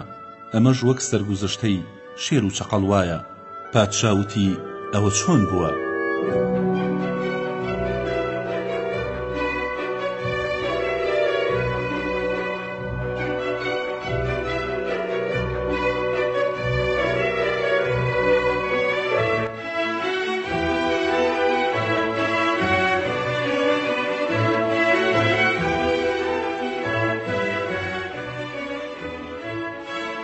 بەیدەباوتی ئەگەڕنەوە لە دۆڵێکدا چەقەڵێک گەژیا کاری هەمیشەیی خواپەرستی بوو کۆمەڵێک لە گورگ و چەقەڵ و ڕێوی لە دەوری بوون بەڵام ئەوەی ئەوان ئەیان کرد ئەم لەوە دوور بوو لەبەرەوە هەموو دڕندەکان ڕقیانی بوو پێیانەوت ئێمە ڕێگە نادەین کە تۆ بەم جۆرە بژی تۆژە بێ یەکێک بی وەکو ئێمە نازانین بۆچی وازت لە خوێن ڕشتن و گۆشخۆری هێناوە چەقەڵ وتی هاوڕێتیەوە گوناهم پێناگەیەنێ ئەگەر خۆم گوناه نەکەم چونکە گوناه پەیوەندی بە شوێن و هاوڕێوە نییە بەڵکو گوناه پەیوەندی بە عەقڵ و کردەوەی خۆتەوە هەیە ئەگەر مرۆڤ لە شوێنی چاکدا هەر کردەوەیەک بکات چاک بێ و لە شوێنی خراپدا هەر کردەوەیەک بکە خراپ بوایە ئەو کاتە گەر خواپەرستت لەناو مزگەوتدا بکوشتایە گوناه نەبوو، واگەر لە شوێنی شەڕ و کوشتاردا ڕێزی بگرتیایە گوناهیە گەیشت. من هەر بەلەش هاوڕێی ئێوەم، نەک بە دڵ و کردەوە، چونکە من ئەنجامی کارەزانم، لەبەرەوە دانم بە خۆمدا گرتووە و لەسەر کاری خۆمە ڕۆم. بەم جۆرە دەنگ و باسی و چەقەڵە گەیشتە پاشای ئەو ناوچەیە کە شێر بوو. شێرەکە ناردی بە شوێنێ و سەیری کرد لە هەموو کاروبارێکدا بە ئارەزووی ئەوە. دوایی پێیوت کاربەدەستانم زۆرە، وە گەلێ یارمەتیدەرم هەیە، بەڵام لەگەڵەوەشدا پێویستم بە یارمەتیدەری تر هەیە. من بیستومە کە تۆ مرۆڤێکی ڕاستی و دەستپاک و ژیر و خاوەن ئاینی، لەبەرەوە حەزەکەم کە بتکەم بە دۆستم و کاری گەورەت پێ بسپێرم. چەقەڵوتی ڕاستەکەی، پاشایانە بێ کاربەدەستانی باش هەڵبژێرن و کاروباری وڵاتی پێڕایی بکەن، بەڵام لەگەڵەوەشدا نابێ کە زۆر لە کەس بکەن بۆ ئەو کارە، چونکە زۆر لێکرا و بە تەواوەتی کاروبار بەڕێوە نابە. و من حەز لە کاروباری پاشان ناکەم، چونکە هەرگیز نەم کردووە. تۆ پادشای لە هەموو دڕندەکان زۆرت لایە، کاندێکیان خاوەن دەسەڵات و خاوەن هەڵمەت و ئیشکەر و چالاکن لە کاروباری پاشادا. ئەگەر بیان کەی بەکار بەدەست تۆیان پێویست نابێ و هەموو لایەکە حەسێتەوە. شێرەکە وتی واز لەم قسانە بێنە، من لەم کارەدا دەست لە تۆ بەرنادەم. چەقەڵ وتی دوو کەس دەتوانن کە یارمەتی پاشا بدەن کە من هیچیان نیم. یەکەمیان زۆردارێکی زمان نووس کە بە تاوان کاروباری خۆی بەڕێوە با و بە پاکانە و درۆ خۆی ڕزگارەکە. دووەم گەوجێکی هەژار کە کەس ڕقەبەرایەتی لەگەڵ ناکە. مرۆڤی ڕاست لای پاشا کەم ڕزگاریە بێ، چونکە هاوڕێیان لای پاشا ڕقیان لێیە بێ لەبەر پایە و نرخی لای پادشا، و دوژمنانی پاشاش هەمیشە ڕقەبەرایەتی لەگەڵاکەن، لەبەرەوە کە مۆژگاری و سوود بە پاشا گەیەنێ، کە ئەم دوو کۆمەڵەیە لی کۆبوونەوە تووشی لە ناوچوونە بێ. شێرەکە وتی تۆ لەگەڵ مندا هیچ مەترسە، بە ئەندازەی کارت چاکت لەگەڵداکەم، پایەت لای من بەرزە بێتەوە. و چەقەڵ وتی ئەی پادشا، وازم لێ بهێنە، با بۆ خۆم بە خۆشی لەو دەشەدا بژیم، چون کار وەکوە زانم هاوڕێتی پاشا ترسناکە، ئەوەی لە ساتێکدا لای ئەو تووشی سزا و دەردەسەریە بێ، کەسێکی تر بە درێژایی تەمەنی تووشی نابێ، کەوا بۆ ژیانێکی کەمی پەراسوودەیی چاکترە لە ژیانێکی درێژی پەرمەترسی. شێرەکە وتی هیچ چارەیەکم نییە و باوەڕم بە کەس نییە، لە تۆ زیاتر کەس شک نابم ئەم کارە وەربگرێ. چەقەڵ وتی ئەی پاشا کەوا بوو دەبێ پەیمانم بدەیتێ، کاگەرێکێک لە دوژمنانی من لەبەر پایم یا لە ترسی مانەوەی پایی خۆی لای تۆ دەستی کرد بە دوژمنایەتی بۆ ئەوەی کە تۆ هان بدا بۆ لە ناوبردنم، ئەبێ لە کاری مندا پەلە نەکەی، بە وردی تەماشا بکەی، ئەو کاتە چی ئەەکەی بیکە، اینجا منیش بە هەموو توانامەوە کارەکەم و مافی تۆ بەسەر خۆمەوە ناهێڵم. شێرەکە و پەیمانی دایە و سوێندی بۆ خوارد. لە پاشاندا کردی بە کاربەدەستی تایبەتی گەنجینەکانی وڵات و پایی بەسەر هاوڕێکانیدا بەرز کردەوە. هاوڕێیانی پاشا زۆریان پێ ناخۆش بوو، بڕیاریاندا کە شێرەکەی لێهان بدەن. شێرەکە ئارەزووی جۆرە گۆشتێکی هەبوو کە لەوە پێشلی خواردبوو، پارچەیەکی لەو گۆشتە بەجیا دانابوو، فەرمانیدا بوو کە لە چێشخانەدا پارێزگاری لێ بکرێ و کە داوای کرد بۆی ببرێ. گۆشتەکەیان لەو شوێنەدا لا برد و بردیان لە ماڵی چەقەڵدا شاردیانەوە. چەقەڵی شاگاداری ئەو پلانە نەبوو. کاتێ نیوەڕۆ شێرەکە داوای گۆشتەکەی کرد، بەڵام گۆشتەکە نەما بوو. لە پاش ئەوانەی کە فێڵەکەیان نایەوە هەمووی لای پاشا دانیشتن.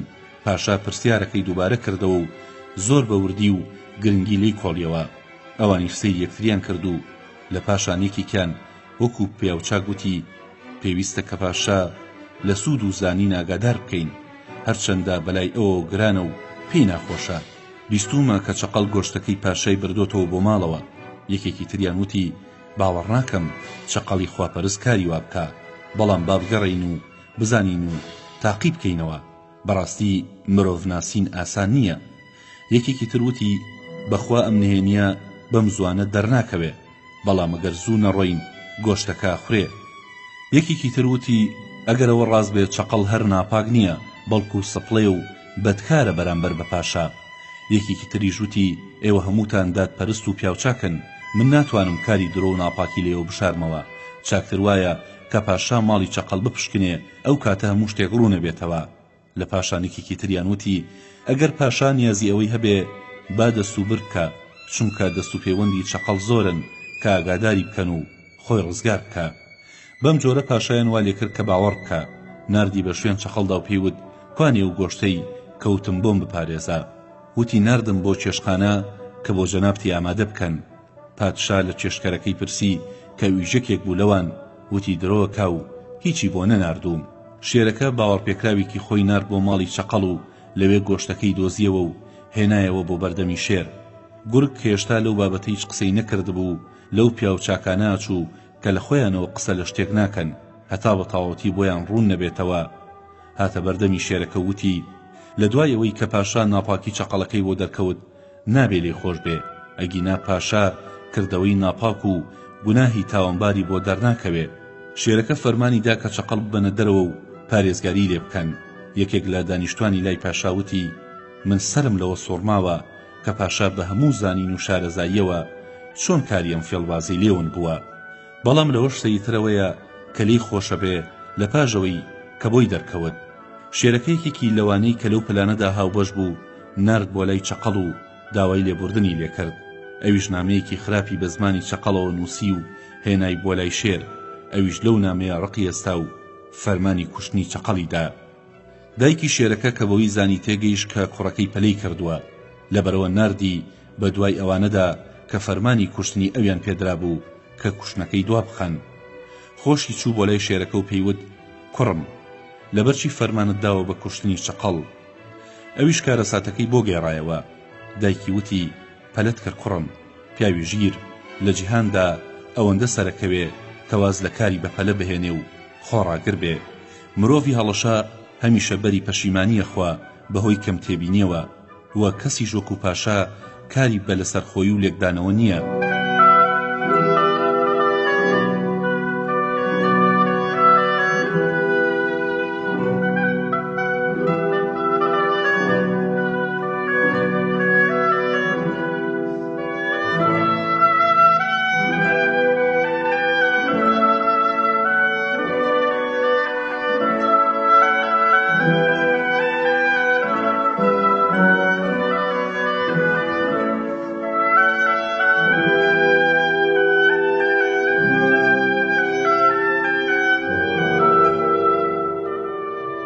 زانەکان و تویانە ژن بەهۆی مێردەوە ژنە و مناڵ بە باوک و دایک و قوتابی بە مامۆستا و سەرباز بە فەرماندە و خواپەرست بە ئاین و خواپەرستن بە ژیری و وەژیری بە نەرمی و وەسەری هەمویان خۆڕاگرتن و نەبەزیە. وەسەری هەموو خۆڕاگرتن و نەبەزیەک بۆ پاشا ئەوەیە کە هاوڕێ بناسێ واریەکەیان لە شوێن و پای خۆی دابنێ وە لە دوو زمانی و درۆی هەندێکیان بۆ ئەوانی تر ئاگادار بێ. ئەگەر هەندێکیان ڕێگەیان هەبێ هەندێکیان بە ئاسانی لەناوە بن. تۆ چەقەڵ تاقی کردوتەوە کە پاک و ڕاستە و وەژیر و زانایە وە تا ئێستاش هەر ستایشت کردووە. ئەمە بۆ تۆ جوان نییە کە خراپە دەربارەی بکەیت. لە دوایەوەی کە دڵنیات کردەوە و پەیمانی ڕزگاری داوەتێ. چەقەڵ دوژمنی زۆرە هەر ئەوان کە ئەو پیلانەیان لێ کردووە. گۆشتەکەیان بردوو بۆ ماڵی ئەوان و لەوێدا شاردویانەتەوە و باز ئەگەر پارچە گۆشتی بە قاچەوە بێ هەموو باڵندەیەک سەری تێکە وە سەگی ژەگەرێسقانی بەدەمەوە بوو سەگگەلی لێکەوە بێتەوە. ئەمەش ڕاست نییە کە پاشا پەلە بکە بە کوشتن لەبەر پارچەیەک گۆشت. چەقەڵ هەتا ئێستا هەر سوود بەخش بووە لەبەر حەسانەوەی تۆ هەموو هەزارێکی هەڵگرتووە و هەرگیز نهێنیکی لە تۆ نەشاردۆتەوە. ئێستا کاری وا چۆنەکە؟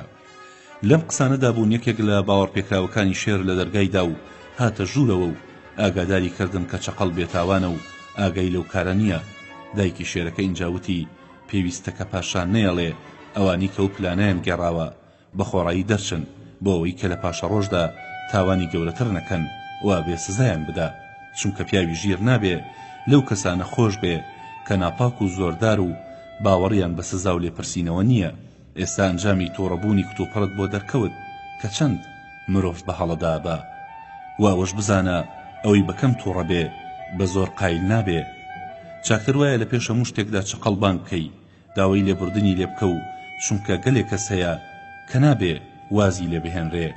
ئەوانیش ئەو کەسانن کە بە پیاوەتی و ڕاستی و بەخشندەی و خۆشەویستی ناسراون و دوورن لەوەی کە بە چاوی بەد تەماشای ماڵ و سامان و پای هیچ کەس بکەن و یارمەتی هاوڕێدەن هەرچەندە کە زۆری تێبچێ. بەڵام ئەوانەی کە پێویستە وازیان لێ بهێنرێ ئەوانن کە بە ناپاکی و دڕندەی و دوور لە هەموو بەزەی و دڵسۆزیەک ناسراون باوەڕیان بە سزا و لێپرسینەوەی دوا ڕۆژ نییە. شێرەکە ناردی بە دوای چەقەڵدا و داوای لێبوردنی لێکرد. چەقەڵ وتی خراپترین هاوڕێ ئەوەیە کە نایەڵێ تووشی قازانج ببی بەهۆی زیانی هاوڕێوە و ئەو کەسەش کاوڕەکەی وەکو خۆی سیر نەکاو ئەی خاتە سەر ڕێگەی خراپ لەبەر ئارەزووی خۆی و زۆر جار ئەمە لەناو برادەراندا ڕوەدا. پاشا بەلایەوە گران نەبێ من جارێکی تر باوەڕم پێی نەماوە و پاشا نابێ هاوڕێتی کەسێک بکە کە بەهێزترینی سزا داوە و نابێ یەکجاری وازی لێبهێنێ و لە ناوی ببەن. نە پیاوی بەرز کە دەرکرا و لە کاتی دوورخستنەوەشیدا هەر ئەبێ ڕێزی لێبگیرێ. شێرەکە گوێی نەداوی پێیوت من تۆم تاقی کردوتەوە و زانیومە ئەوانە کێن کە بدرۆ و فێڵ منیان لە تۆ هەندا. ئێستا تۆ لای من نرخت هەیە و پایت بەرزە بێتەوە. پیاوی باش چاکەیەکی کەمی گەلێک خراپە لە دڵا لابە. ئێمە گەڕاینەوە و باوەڕمان بە تۆ کرد و تۆش بگەڕێەوە و باوەڕمان پێ بکەرەوە. بەوە هەردوو لامان شا دەبین و چەقەڵەکە بە قسەی پاشای کرد و گەڕایەوە بۆ سەرپایەکەی و بەرزتر لە جاران دایان نایەوە و پاشاش ڕۆژ بە ڕۆژ زیاتر ڕێزی لێگرت و زیاتر لە خۆی نزیکە کردەوە.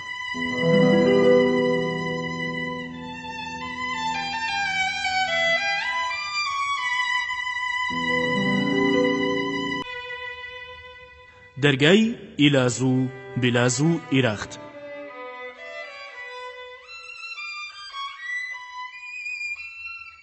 دەبشەلیم پادشای هیند بە بەیدەبەی فەیلسوفی ود ئەو پەندەم بیست ئێستا باسی ئەو شتانم بۆ بکە کە پادشا دەسەڵات و وڵاتی پێ بپارێزێ و سەری هەموو کار و کردەوەیەکی بێ، ئایا بە نەرمی یان بە پیاوەتی یان بە ئازایەتی یان بە بەخشندەی ئەواکات بە کامیان؟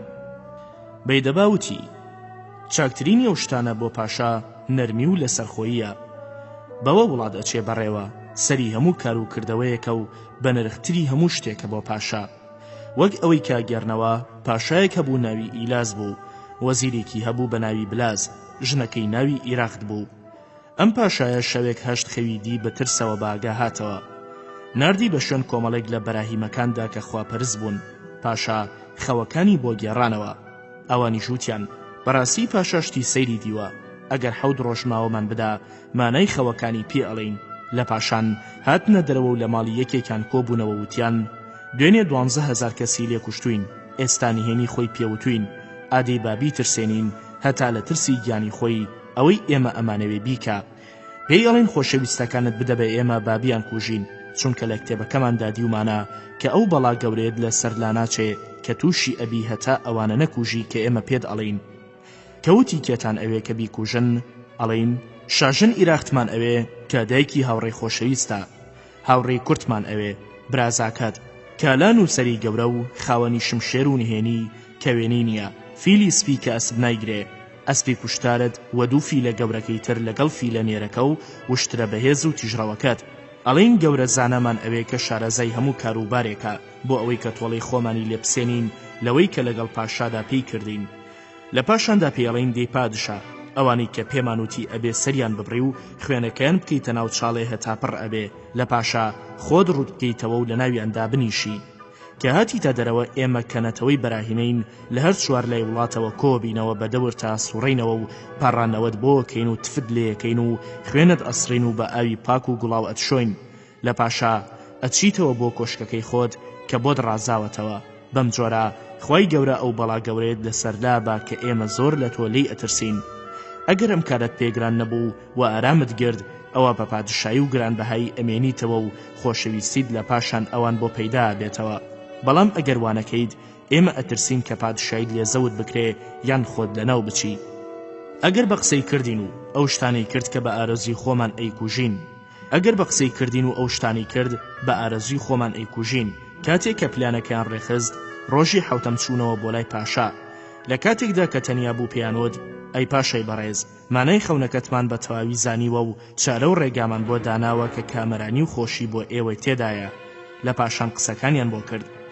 پاشا وتی مردنم بەلاوە سانترە لە ژیانم لە دوای کوشتنی ئەوانەی کە هۆی مانەوەی من و ڕاگری ژیانی منن. هیچ چارەیەک نییە من هەر ئەمرم و هەتا کۆتایی جیهان هەر پادشا نابم. مردن و جیابوونەوەی خۆشەویستانم بەلاوە وەگیەکە. وەکەوانم هەموو کوشت ئیتر چۆن پێم ئەوترێ پاشا. لە پاشان دەنگ و باسی فەژاری و خەفەتی پاشا بڵاو بۆەوە. ئیلازی وەزیر کە بەو جۆرەی ئەوی دی هەستا چوو بۆ لای شاژن ئیراخت و وتی: من لەو کاتەوە کە یارمەتی دەری پاشا بووم هیچ نهێنیەکی لە من نەشاردۆتەوە. ئێستا چەند شەوێکە لەگەڵ کۆمەڵێ لە بەراهیمەکاندا کۆبوونەوە ئاکات. ئەترسم کە نهێنی خۆی دابنە دەست و لە ئەنجامدا تووشی کارەساتێکی سەختی بکەن. من ئەزانم کە پاشا کارێکی گرنگی هەیە و کەس ئاگادار ناکە. ڕەوشتی وایە لە کاتی زویربووندا پرسیار لە کەس ناکە. کاری گەورە و بچووکی بەلاوەوە یەکە. هەستە تۆ بڕۆ بۆ لای و لە پاشا من ئاگادار بکە. ئیراخت وتی: بەخوا لەگەڵ پاشادا هەندێک ناکۆکیمان بووە، ئێستا لەم کاتەدا ناچوم بۆ لای. ئیلاز وتی: لەم کارە گرنگەدا ناکۆکی بەکاری ئێمە نایەت. هەستە بڕۆ بۆ لای بە قسەی من بکە. ئەمە حەسانەوەی گەل و وڵاتی تێدایە. ئیراخت چوو بۆ لای پاشا. لە پاشان هەواڵ پرسین وتی: ئەی پاشای بەڕێز، لەبەرچی خەفەت ئەخۆی؟ چیت لە بەراهیمەکان بیستووە هەتا ئێمە شاوبەشی خەفەتت بکەین؟ پاشا وتی: ئەی ئیراخت، پرسیاری کاری من مەکە، چونکە لە ناوچوونی من و تۆ گەلێک لە خۆشەویستانی گەلەکەمی تێدایە. ئیراخت وتی: ئەی پاشا، لە هەموو کەس ژێرتر ئەوەیە کە کارەساتی بەسەرداهات لە هەموو کەس زیاتردان بەخۆی داگرێ و زیاتر گوێ لە قسەی کەسانی ژیر و ئامۆژگاری کەرەگرێ، هەتا بە هەوڵ و تەقەلا و پرسکردن و ژیری چارا دۆزێتەوە و خۆی ڕزگارەکە. گەورەترینی پیاوخراپکە گەورەترین تاوانی کردووە، هەر هیوای لێبوردن و ڕزگاربوونی هەیە. خەفەت مەخۆ ئەی پاشا، چونکە کەڵکی نییە و کاری ڕابردووی ڕۆژگار ناگێڕێتەوە. خەفەت هەر لە ژلاواز و دوژمن خۆشەکات. پاشاوتی: خەونم دیوە بەراهیمەکان و توانە هیچ چارەت نییە کوشتنی ژنەکەت و خۆشەویستانت نەبێ. منیش لە دوای ئێوە ژیانم بۆ چییە؟ ئیراخت وتی: ئەی پاشا، من لەبەر خۆشەویستی تۆ یەک ئامۆژگاریت ئەەکەم، ئەویش دەبەرمانەوەی خۆم نییە کە پێت ئەڵێم کوشتن کارێکی گەورەیە. تۆ ناتوانین کوژرا و زیندوو بکەیتەوە. ئەی پاشا، باوەڕ بە قسەی بەراهیمەکان مەکە هەتا پرس بە وەزیران و باوەڕ پێکراوانی دڵسۆزت نەکەی. زانەکان و توانە ئەگەر گەوهرێکی بێنرخت دەستکەوت لێکی سخۆتی مەدا هەتا نیشانی ئەو کەسەی ئەدەی کە باش ئەیناسێ. تۆ دوژمنی خۆت ناناسی. دوێنێ 12,000 لێ کوشتن. ئێستا باوەڕ مەکە ئەمانیش لەوان نەبن. بەگیانی تۆ سوێن دەخۆم، ئەبوایە خەوەکەت لای ئەوان هیچ باز نەکردایە. ئەگەر بە قسەت بکردنایە هەموو کار بەدەستە گەورەکانی خۆتت بکوشتایە، ئەو کاتە بە ئاسانی لە ناویان ئەبردی و پاشایی ئەکەوتەوە دەستخۆیان وەک جاری جاران. هەسە بڕۆ بۆ لای زانەی گەورە و خەونەکەتی بۆ بگێڕەوە. ئەو بەڕاستی مانای پێڵێ. کاتێک پاشاوی بیست خەفەتی نەما و سواری ئەسپەکەی بوو چوو بۆ لای زانای گەورە.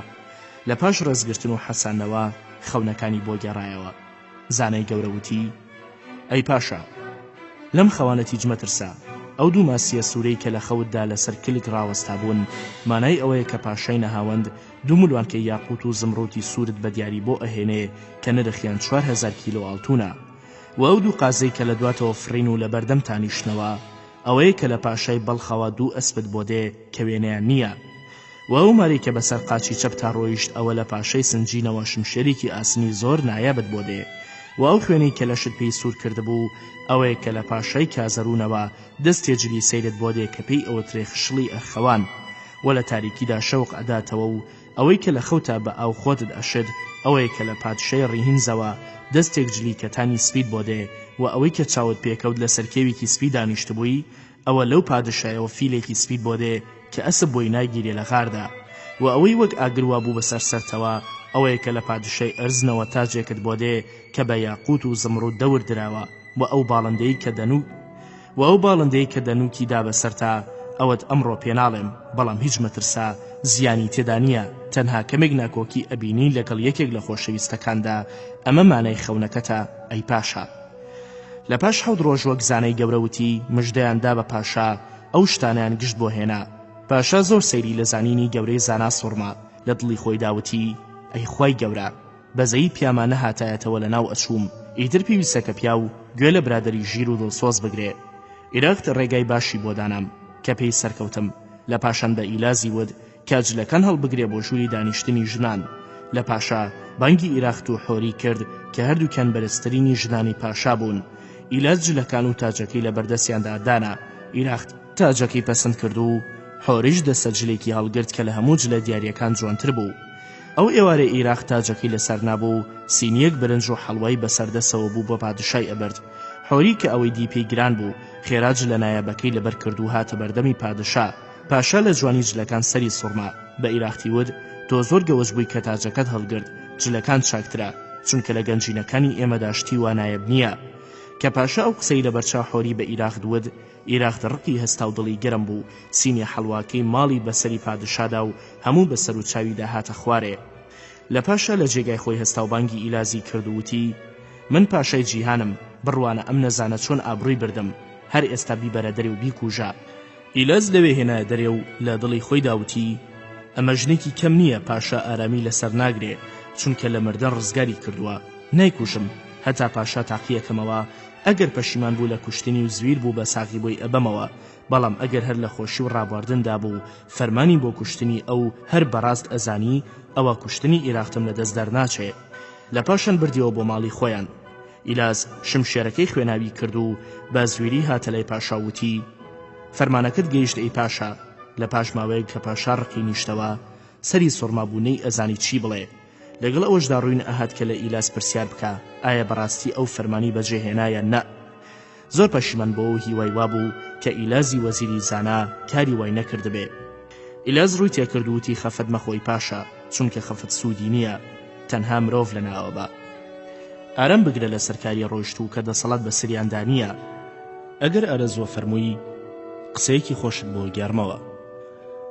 پاشا دوای کەمێک بێدەنگی ڕووی کردە ئیلاز و پێوت: بفەرموو، گوێم لێتە.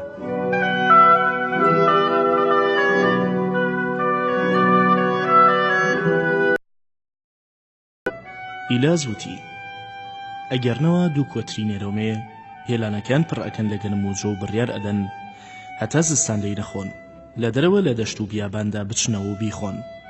لە پاشە نێرەکە ڕۆشت ماوەیەکی زۆری پێچوو نەهاتەوە.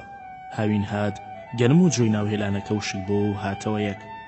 لە پاشە نێرەکە هاتەوە سەری کرد، دانەوێڵەکەی بەکەم هاتە پێش چاو، بەمەیەکەی ود: ئێمە بڕیارمان مابوو کە هیچ لە دانەوێڵەی ناو هێلانەکە نەخۆین هەتا زستان، بۆچی لێت خوارد؟ مێیەکە سوێندی خوارد کە هیچی لێ نەخواردووە، زۆر هەوڵیدا، بێسوود بوو. نێرەکە هەر باوەڕی پێ ناکرد، بەدەنوک دەستی کرد بە لێدانی هەتا کوشتی. زستان هاتە پێشەوە و باران باری و دانەوێڵەکە خوسایەوە و هەروەکو جاران هێلانەکەی پڕ کردەوە. کۆترەکە زۆر پەشیمان بووە، لە تەنیژمەیەکەوە ڕاکشاوتی: لە دوای تۆ ژیان و دانەوێڵە بەکاری من نایە کە بۆت بگریم و نەتبینم، نەتوانم کە زیندوت کەمەوە، یادت بکەمەوە کە زڵم لێ کردووی. لە پاشان کۆترەکە خەفەت خواردنی درێژەی کێشا، تامی خواردن و خواردنەوەی ناکرد هەتا لە تەنیشتی مەیەکەوە بۆ خۆی مرد. ئەی پاشا، مرۆڤی ژیر هەرگیز بۆ سزا پەلە ناکات، بە تایبەتی کە لە پەشیمانیەوە نزیک بێ وەک پەشیمان بوونەوەی کۆترەنێرەکە. هەروەها ئەگەرنەوە کە پیاوێک کاسەیەک نیسکی بەسەرسەرەوە بوو، بە کێوێکدا هەڵگەڕا، کاسەکەی دانا کە بحەسێتەوە، مەیمونێک لە دارێکەوە هاتە خواری و مستێک لە نیسکەکەی هەڵگرت و بە دارەکەدا هەڵگەڕا.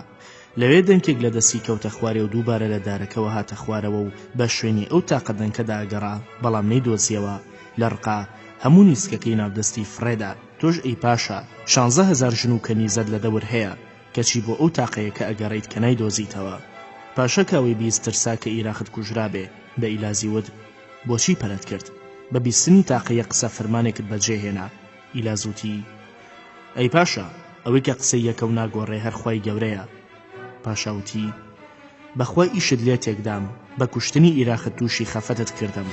ئیلازوتی: دوو کەس ئەبێ لە جیهاندا خەفەت بخۆن، ئەوەی کە هەرگیز شاکی نەکردووە و ئەوەی هەموو ڕۆژێک گوناهێکەکە، چونکە لە جیهاندا هەر خۆشیێکی کەم ئەبینێ و لە پاشە ڕۆژدا سزای سەخت و گرانە چێژێ و کە لە توانە و زەیدانیە و نایەتە ژمارە.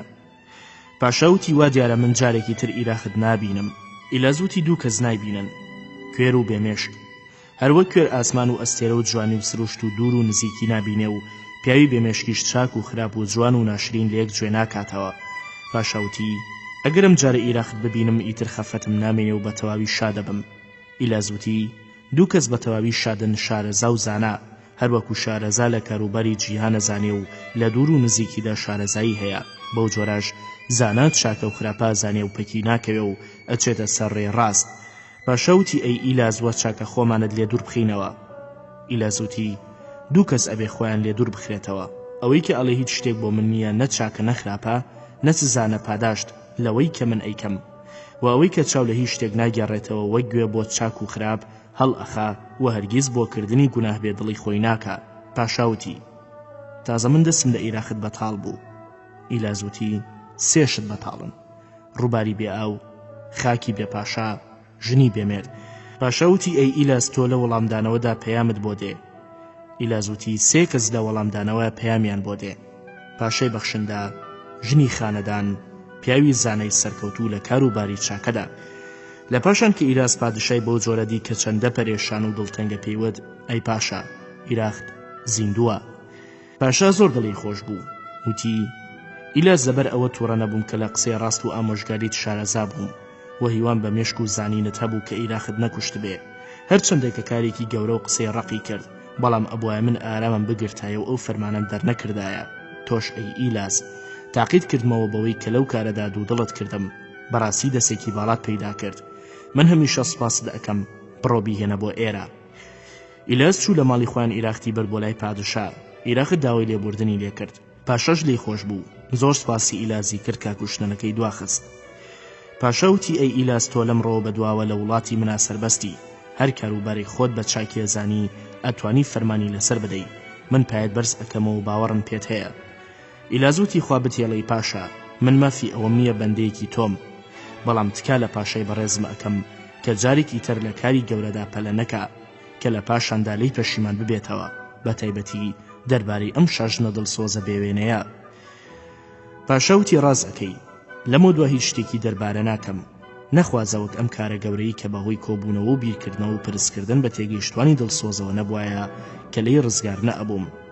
پاشا پایی ئیلازی بەرز کردەوە و پاداشتی چاکەیدایەوە و پایە و جێگەی بەراهیمەکان کە فەرمانیان پێدا بە کوشتنی کاربەدەستان و خۆشەویستانی هەمووی بەخشی بە و شمشێری لەوان خستەکار و لە ناوی بردن.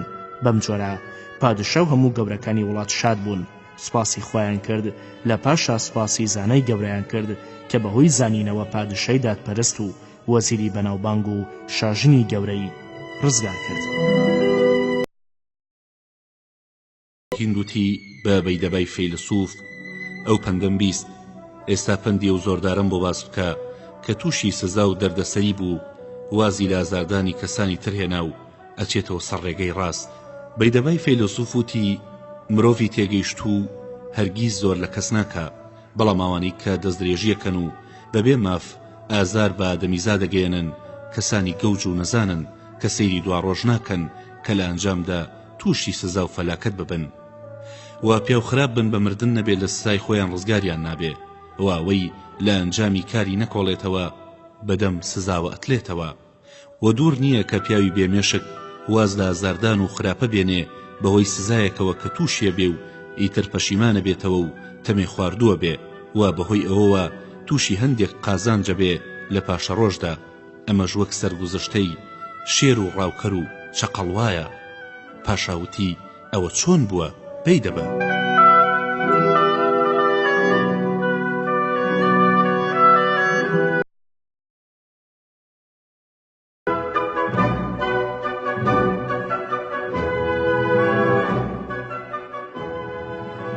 بەیدەباوتی ئەگەڕنەوە دەڵە شێرێک لە دارستانێکدا ژیا و دوو بەچکەیە بێ.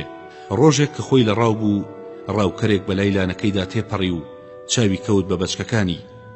دوایی تیربارانی کردن و هەردووکیانی کوشت، پێستەکانی دەرێنا و لاشەکانی لەو شوێنەدا بەجێهێشت کە شێرەکە هاتەوە و ئەو کارە ساتەی دی وەکو مار پێچێ خوارد و هاواریە کرد و ئەی نەڕاند کە ئەو دۆڵە بەجارێ دەنگێدایەوە. لەو دارستانەدا چەقەڵێکە بوو کە گوێی لەو هاوارە بوو، هاتە لای و پێیوتی ئەوە چیت لێ قەوماوە؟ شێرەکە کارەساتەکەی بە تەواوەتی بۆ گێڕایەوە. چەقەڵوتی ئەگەر تۆ لەوە پێشکاری وات لەگەڵ کەسانی ترا نەکردایە، ئەم کارەساتت بەسەرا ناهات. خەفەت مەخۆ، وەک ئەوان ئارامیان گرت لە کاری تۆژە بێ ئارام بگری. زانەکان و تویانە هەروەکو وەریەگری لێشت وەرەگیرێ. هەموو کار و کردەوەیەک پاداشت و سزای بە پێی خۆی بۆ دانراوە، لە زۆر هەتا کەم، وەکو دەغڵ کە لەسەر ئەندازەی تۆ بەرهەمیە بێ. شێرەکە وتی بەڕاستی تێم بگەێنە و ئەم قسانە مانای چییە؟ چەقەڵوتی تەمەنت چەنە؟ شێرەکە وتی 100 ساڵ. چەقەڵوتی خواردنی تۆ چییە؟ شێرەکە وتی گۆشتی گیانلەوەر. چقەڵەکەوتی کێ بۆ تێنێ؟ شێرەکە وەڵامی دایەوە وتی خۆم ڕاویانەکەم. چقەڵوتی ئەو گیان لەوەرانی کە توایان کوژی و ئاینکەی بە خۆراک ئایا باوکو دایکیان نەبووە؟ شێرەکەوتی بەڵێ هەیان بووە. چقەڵوتی ئەی بۆ نایان بینم کە دایک و باوکی ئەوان وەکو تۆ هاوار و ناڵین بکەن بۆ بەچکەکانیان. بزان ئەوەی بەسەرتا هات هەمووی ئەنجامی خراپە و تاوانی خۆتە کە بەرۆکی گرتوویتەوە. کاتێک کە شێرەکە ئەوەی لە شەقەڵ بیست تێگەیشت کە بەهۆی ئەو کارە خراپانی کە کردوێتی و ئەو هەموو جەوروستەمەی کە هەی بووە بەشکەکانی لەدەستداوە.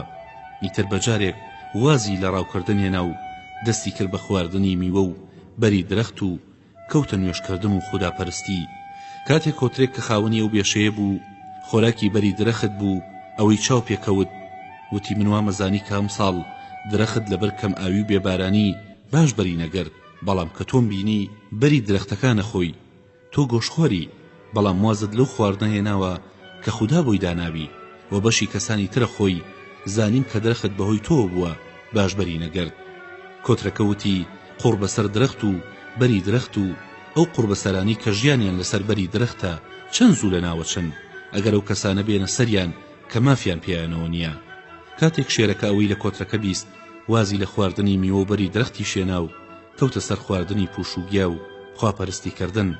لەبەرەوە ئەم پەندەم بۆ وتی کە بزانی مرۆڤی بێمێشک دوور نییە کە بەهۆی کارەساتێکی خۆیەوە واز لە ئازاردانی مرۆڤ بێنێ، وەگەوەی کە شێرەکە بەوەی کوژرانی بەشکەکانیەوە وازی لە ڕاوکردنی نێچی هێنا و کەوتە خواردنی بەری درەخت و لەوەش وازی هێنا لەبەر قسەی کۆتر و هاتەوە سەر نوێژ و خواپەرستی. لەمەدا ئادەمیزاد لە پێشترن سەیری ئەو کارە بکەن، چونکە پێشینان و تویانە ئەوی خۆت ناتەوێ دەرباری کەسانی ترمەیکە، چونکە لەمەدا دادپەروەری هەیە و لە دادپەروەریدا ڕازیبوونی خودا و ئادەمیزاد هەیە.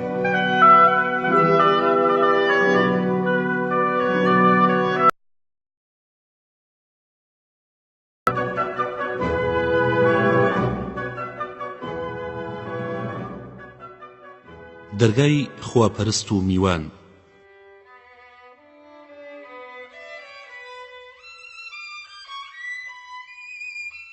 دەبشلیم پاشای هیندوتی بە بەیدەبای فەیلسوف ئەو پەندەی پێشوم بیست ئێستا پەندی و کەسم بۆ بڵێ کە واز لەو کارە دێنێ کە لەگەڵیدا گونجێ و بەکاری دێ و بەدەستیەوە ئاسانە و شوێنکارێکی ترەکەوێ کە نایزانێ لە پاشام دوودڵ و سەر لێ شێواوە بێ.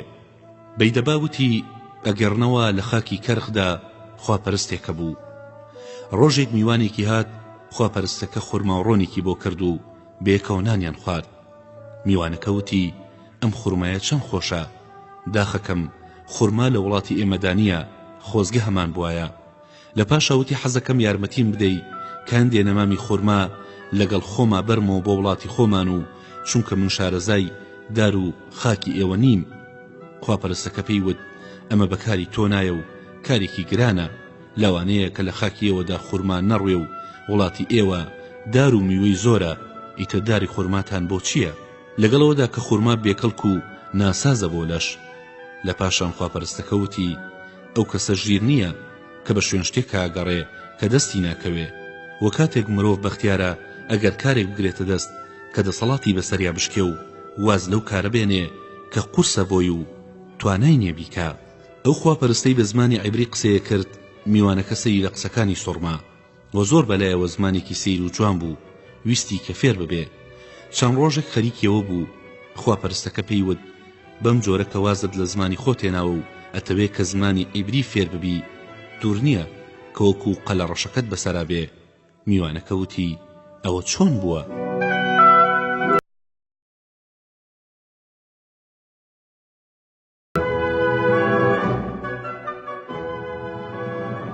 خواپەرستەکە وتی ئەگەڕنەوە قەلە ڕەشێک چاوی بە ڕۆیشتنی کەوێگەکەوێ، سەری سوڕەمێنێ، ئێوێ کە فێر ببێ دەستەکە بە مەشقکردن و خۆڕاهێنان، بەڵام بۆی ناکرێ لە پاشاوازی لێنێ و ئێوێ بگەڕێتەوە سەر ڕۆشنەکەی خۆی، سیرەکە ناتوانێ و قاچی تێکەڵە بێ، لە ئەنجامدا ئەبێتە ناشیرینترینی هەموو باڵندەیەک لە ڕۆیشتندا.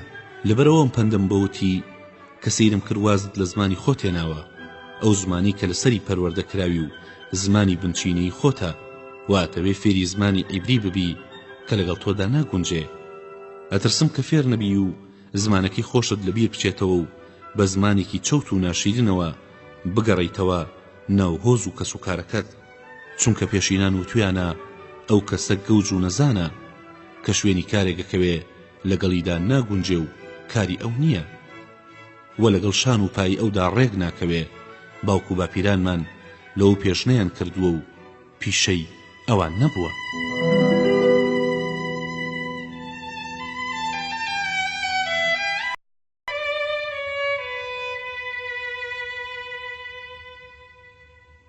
دەرگای جیهانگەر و زەڕەنگەر.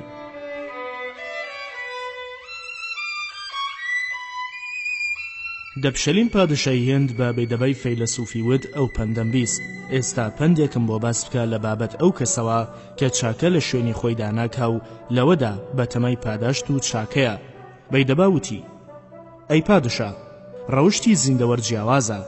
هیچ زیندەوەرێک لە باڵندەی ئاسمان و چوارپێی سەرزەوی و زیندەوەرانی دەریا لە مرۆڤ چاکتر نییە، بەڵام لە مرۆڤدا چاک و خراپ هەیە. هەندێک جار گەلێ دڕندە و باڵندە و گیانەوەرانی کێوی لە مرۆڤ دڵسۆزترن و زیاتر سپاس دەکەن و چاکتر پاداشتی چاکە ئەدەنەوە. لەبەرەوە پێویستە لەسەر تێگەیشتوان کە چاکە لە شوێنی خۆیدا بکەن و لەگەڵ کەسێکدا نەیکەن کە مانای چاکە و پیاوەتی نەزانێ و سوپاسی نەکا. مرۆڤی ژیر هەرگیز نابێت دۆستایەتی تەواو لەگەڵ کەسێکدا ببەستێ لە پاش تاقیکردنەوە و زانینی تەواو نەبێ هەتا تێبگا کە باکاری دۆستایەتی و هاوڕێتی دێ و چاکەی لە پێش چاوەیان نا، و نابێ لەوەدا سەیری خزم و کەسوکار بکا لە کاتێکدا کە بەکاری چاکەنەیەن و دەست بە بێگانە هەڵنەگرێ کە مانای چاکە و پیاوەتی بزانێ و خۆی لە ڕێی دۆستایەتیدا بەخت بکا. ئیترە و کاتە ئازانێ کە پاداشتی چاکە بداتەوە و سوپاسی بکات و پیاو چاک و دڵسۆز ئەناسرێ و بەڕازگۆ و کردەوەی تەواو ناودەر ئەکا و هەر کەسێکی تریش کە بەڕەوشتی بەرز ناسرابێ و جێگەی باوەڕی گشتی بێ ئەویش پیاوەتی خۆیەتی و مافی چاکەی هەیە.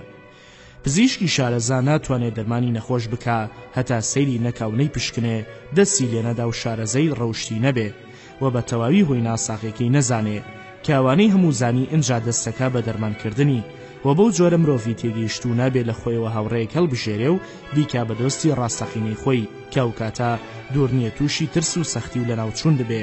لەگەڵەوەشدا ڕەنگە پیا و چاکە لەگەڵ کەسێکی هەژاری داماودا بکا کە هێشتا ڕەوشتی تاقی نەکرد بێتەوە، چاکترین پاداشت و چاکی بداتەوە و چاکترین سوپاسی و کەسە بکە و ڕەنگە پیاوی ژیر باوەڕی بە کەس نەبێ و لە هەموو کەس خۆی بپارێزێ.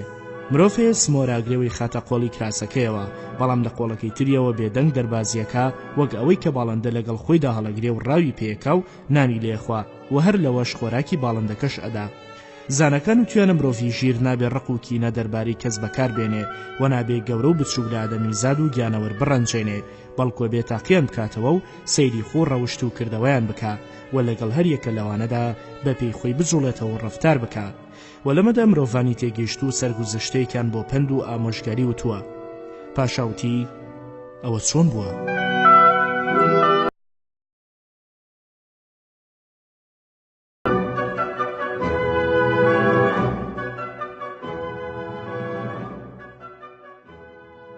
بەیدەبا وتی ئەگەرنەوە پیاوێکی جیهانگەر لە کاتی گەڕاندا چاوی بە بیرێگەکەوێ و سەیریەکە بینێ کە پیاوێک و مارێک و مەیمونێک و بەورێکی تێدایە، بڕیارەدا کە ئەو پیاوە لە ناو ئەو دوژمنانەدا دەرباز بکە.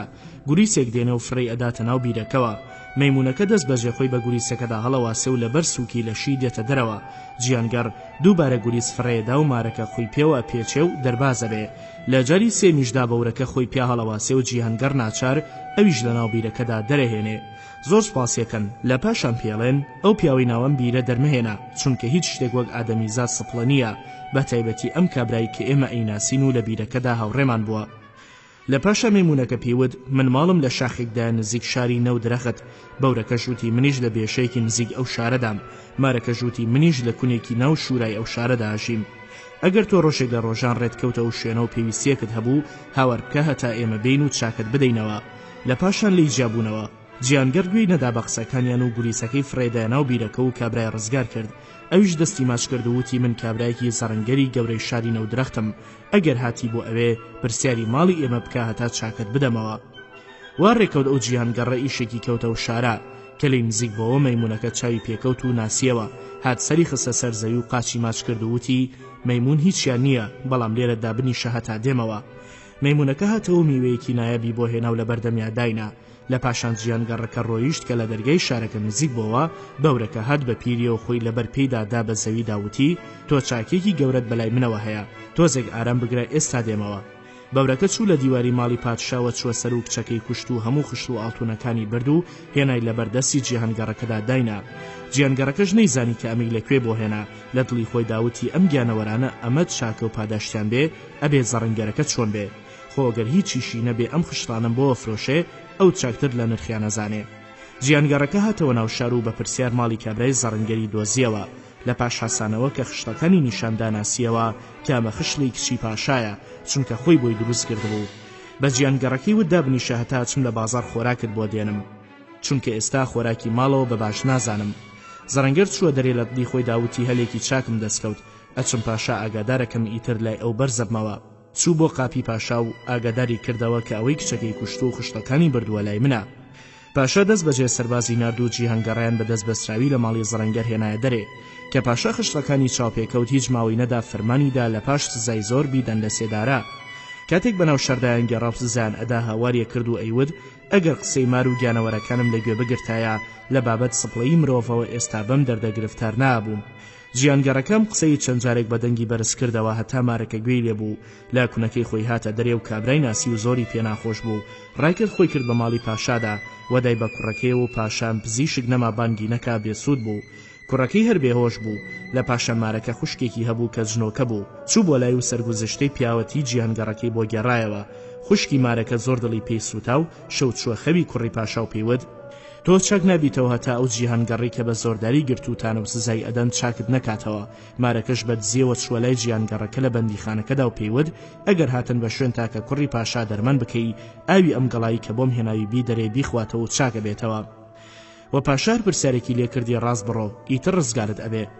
بەیانی کوڕە پاشا باوکی لەو قسەی کە خوشکی مارەکە پێیوت ئاگادار کرد. پاشا ناردی جیهانگەڕەکان لە بەندیخانە دەرهێنا فەرمانی پێدا کە کوڕەکەی تیمار بکات. جیهانگەڕەکە لە ئاوی گەڵاکەیدا بە کوڕە پاشا کە خواردیەوە خێرا چاک بووە. پاشا زۆر دڵی خۆش بوو پرسیاری لە جیهانگەڕەکە کرد ئەویش بە سەرهاتی خۆی بە تەواوی بۆ گێڕایەوە. پاشا زۆر سپاسی کرد و خەڵاتی زۆر بە نرخی کرد. لە پاشا فەرمانیدا کە زەڕەنگەرەکە بدەن لە دار. زەڕەنگەریان کوشت لەبەر ناپاکی و چەوتی و لادان لە سەرڕێی چاکە و سپاس.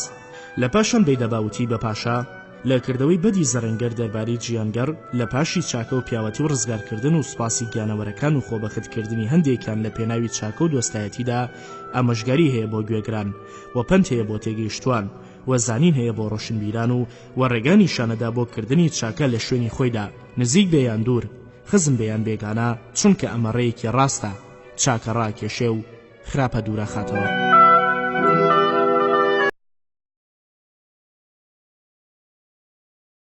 دەرگای کوڕە پادشا و هاوڕێکانی.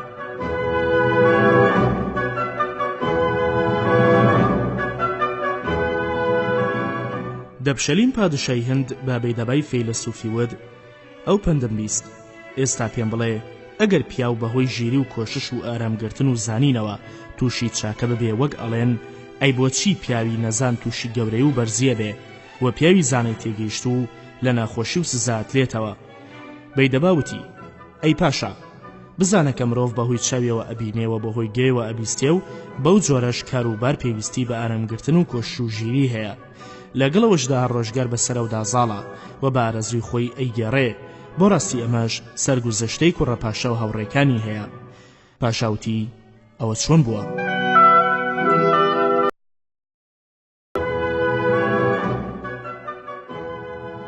بەیدەباوتی ئەگەرنەوە 4 کەس دەڕێک دابن بە هاوڕێک ئامانە بوون کوڕە پاشا کوڕە بازرگان کوڕە جووتیار کوڕە خانەدانێکی جوان. هەر چوارێن لە خاکی بێگانەدا لێ قەوما و تووشی ترس و سەختێکی زۆرە بن جلی بەریان زیاتر هیچیان پێنابێ. لەو کاتەدا کە بەیەکەوە ڕۆن قسە لە بنچە و سروشتی خۆیان و دەستکەوتی چاکیانەکەن.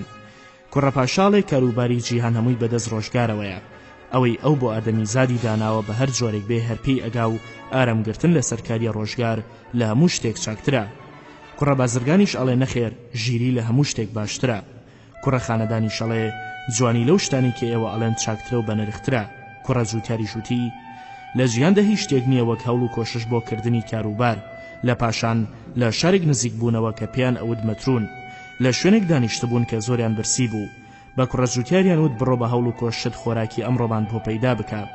کوڕە جووتیار چوو بە ناو شار لەوێ پرسیاری کارێکی کرد کە خواردنی 4 کەسی پێ پەیدا بکە. پێیان وت لەم شارەدا دار لە هەمووشت زیاتر بایەخی هەیە. داریش 1 سەعات ڕێ لە شارەوە دوور بوو. ڕۆیشت لەوێ 1 کۆڵداری باشی هێنا و دای بە دەرهەمێک وە خواردنی 4 کەسی پێکڕی و لە دەرگای شارەکە نووسی کاری گرانی 1 ڕۆژ نرخەکەی 1 درهەمە. ڕۆژی دوای بە کوڕە جوانەکان وت ئەبێ نۆرەی تۆ بێ بزانین بەهۆی جوانیەوە چی ئەەکەی. ئەوی شەستا و ڕۆیش دڵی خۆیدا بڕیاریدا کە لێیان جێب بێتەوە چونکە هیچ کار و فرمانێکی نازانی. چوو پاڵیدا بە درەختێکەوە خەوی لێکەوت. پیاوێک لە گەورەکانی شار بەلایدا تێپەڕی و لە جوانێکی سەری سوورما و بە گەورە و خانەدانی هاتە بەرچاو. زۆر بەزەی پێدا هاتەوە لەبەر ئەوە گەڕایەوە و 500 درهەمی پێبەخشی. ئەویش لێی وەرگرت و لە دەرگای شارەکەی نووسی جوانی 1 ڕۆژ بەرامبەر 500 درهەمە. پارەکەی هێنایەوە بۆ هاوڕێکانی. ڕۆژی سێم نۆرەی کوڕە بازرگان بوو کە بە ژیری و بازرگانی شتان بۆ پەیدا بکات. کوڕە بازرگان ڕۆیشت هەتا چاوی کەوت بە کەشتێکی گەورە کە پڕ بوو لە کووتاڵ لە کەناری ڕووباردا ڕاوەستا بوو. کۆمەڵێک بازرگانی بۆ دەرچوو لە نزیکەوە دانیشتن. بە یەکتریان ئەود هەرچەندە زۆریش پێویستمان بۆ کووتاڵە هەیە بەڵام ئەمڕۆ ئەگەڕێینەوە هیچیان لێ ناکڕین ئەمێنێتەوە بە ناچاری هەرزانیەکەن. کوڕە بازرگان خێرا لەلایەکی ترەوە چوو بۆ لای خاوەنی کووتاڵەکە و هەرچێکی تێدا بوو کڕی بە 100,000 دینار کە لە پاش ماوەیەکی کەم پارەکان بداتێ و بە جۆرێک خۆی نیشاندا کە ئەوێ کووتاڵەکە ببا بۆ شارێکی تر و لەوێ بیفرۆشێ. کاتێک بازرگانەکان ئەویان بیست زۆر ترسان کە ئەو کووتاڵیانە دەست دەربچێ لەبەرەوە هاتن لەسەر ئەو نرخەوە 100,000 درهەم قازانجیاندایەوە. ئەویش دی وەرگرتن و 100,000 درهەمەکەی دایەوە دەست خاوەنی کەشتیە کووتاڵەکە و 100,000 درهەمەکەی لەگەڵ خۆی هێنایەوە بۆ لای هاوڕێکانی و لە دەرگای شارەکەی نووسی ژیری تاقەیەک ڕۆژ نرخی 100,000 درهەمە. ڕۆژی چوارەم بە کوڕە پاشایان وت تۆش بڕۆ بەکاری ڕۆژگارت شتێک پەیدا بکە.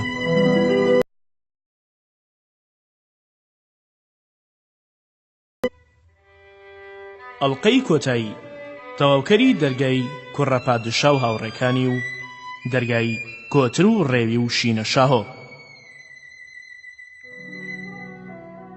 کوڕە پاشا ڕۆشت تا گەیشتە بەردەم دەرگای شارەکە و لەوێدا دانیشت. وا ڕێکەوت کە پاشایەوە ناوچەیە مردە بوو کەسی لە پاش بەجێ نەما بوو. تەرمی پاشایان هێنا و ئەم لە جێی خۆی هەڵنەسا. دەرگاوانی شارەکە لەوێدا دەری کرد و لە پاش ناشتنی پاشا کە گەڕانەوە ئەم هەر لەو شوێنەدا دانیشت بوو. دەرگاوانەکە زۆر تووڕە بوو گرتی و بردی بۆ بەندیخانە کە ڕۆژ بۆ دانیشتوانی شارەکە کۆبوونەوە کە یەکێک بکەن بە پاشا. چەندیان ئەکردیان ئەزانی کێ هەڵبژێرن و کێ مافی پاشایەتی هەیە. لە پاشان دەرگاوانەکە وتی دوێنێ کوڕێک لە دەرگای شاردا دانیشت بوو هیچ خەفەتی ناخوارد بۆ مردنی پاشا و لە جێی خۆی هەڵنەئەسا. منیش لەوێدا دەرم کرد کە چی هاتینەوە هەر لەوێدا دانیشت بوو. منیش خستمە بەندیخانە. گەورەکانی شار نردیان کوڕەکان هێنا و لێیان پرسی کە کێیە و بۆچی هاتۆ بۆم شارە. وتی من کوڕی پاشا فەویرانم کە باوکم مرد براکەم لەسەر تەخت زاڵ بوو بەسەرما. منیش لە ترسی گیانی خۆم ڕام کرد تا گەیشتمە ئەو دارستانە.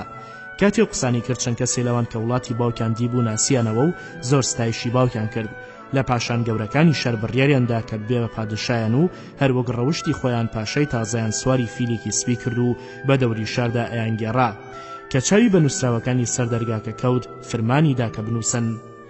هەوڵدان بۆ جوانی و ژیری و هەموو سوود و زیانی جیهان گشتی کاری ڕۆژگارن.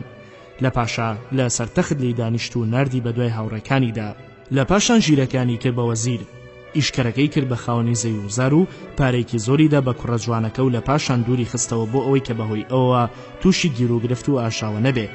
لە پاشان زانە و تێگەیشتووی و شارەی کۆ کردەوە وتی هاوڕێکانی من بە تاوی بۆیان ڕوون بۆەوە کە ڕۆژگارکاری گەوراکە ئەمەوێ کە هەموو لایەک تێبگەێنم کە ئەم پایە بەرزەی من بەهۆی جوانی و ژیری و کارکردنەوە نەبوو.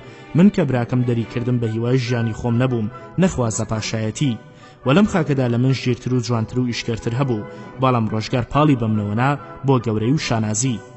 لەو کۆمەڵەدا پیاوێکی پیر هەستاوتی قسەکانت زۆر بەجێن و پڕن لە زانین و تێگەیشتن و ئەوەی کە دەستت کەوت مافی خۆت بوو چونکە لە هەموو کەس چاکتر و بەختیارتر ئەو کەسەیە کە خاوەنی ژیری و بیرکردنەوە بێ. لە پاشان پیاوێکی تری پیر هەستا کە جیهانگەڕ بووتی من بە مناڵی نۆکەری پیاوێکی دۆڵەمەند بووم کە گەورە بووم وازم لە جیهان هێنا و لای کابرا دەرچووم. ئەویش لە ڕۆژانی خۆم 2 درهەمی دامێ. منیش بڕیارمدا کە یەکێکیان لە ڕێی خوددا بدەم و ئەوی تریشم پێبێ.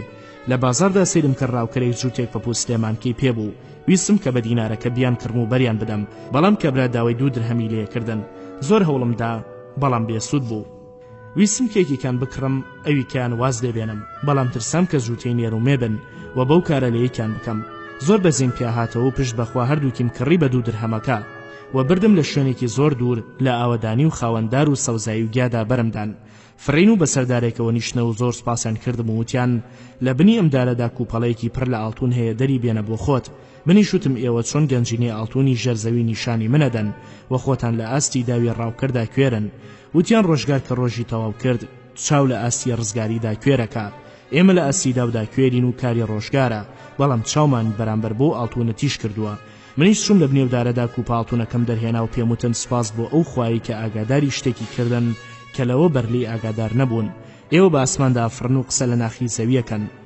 وتیان ئەی پیاوی ژیر بۆچی نازانی کە ڕۆژگار بەسەر هەموو شتێکدا زاڵە و هیچ شتێک ناتوانێت لە فەرمان دەرچێت ئەی پاشای بەڕێز من ئەوم دی کە بۆم گێڕانەوە ئەگەر پاشا ئارەزووە کە ئاچمە و کوپەڵە لیرەیە ئەهێنم بۆی و ئەی خەمە ناو گەنجینەکانیەوە پاشەوتی بەزیاد بێ ئەوە هەر بۆ تۆ و پیرۆزی تۆ بێ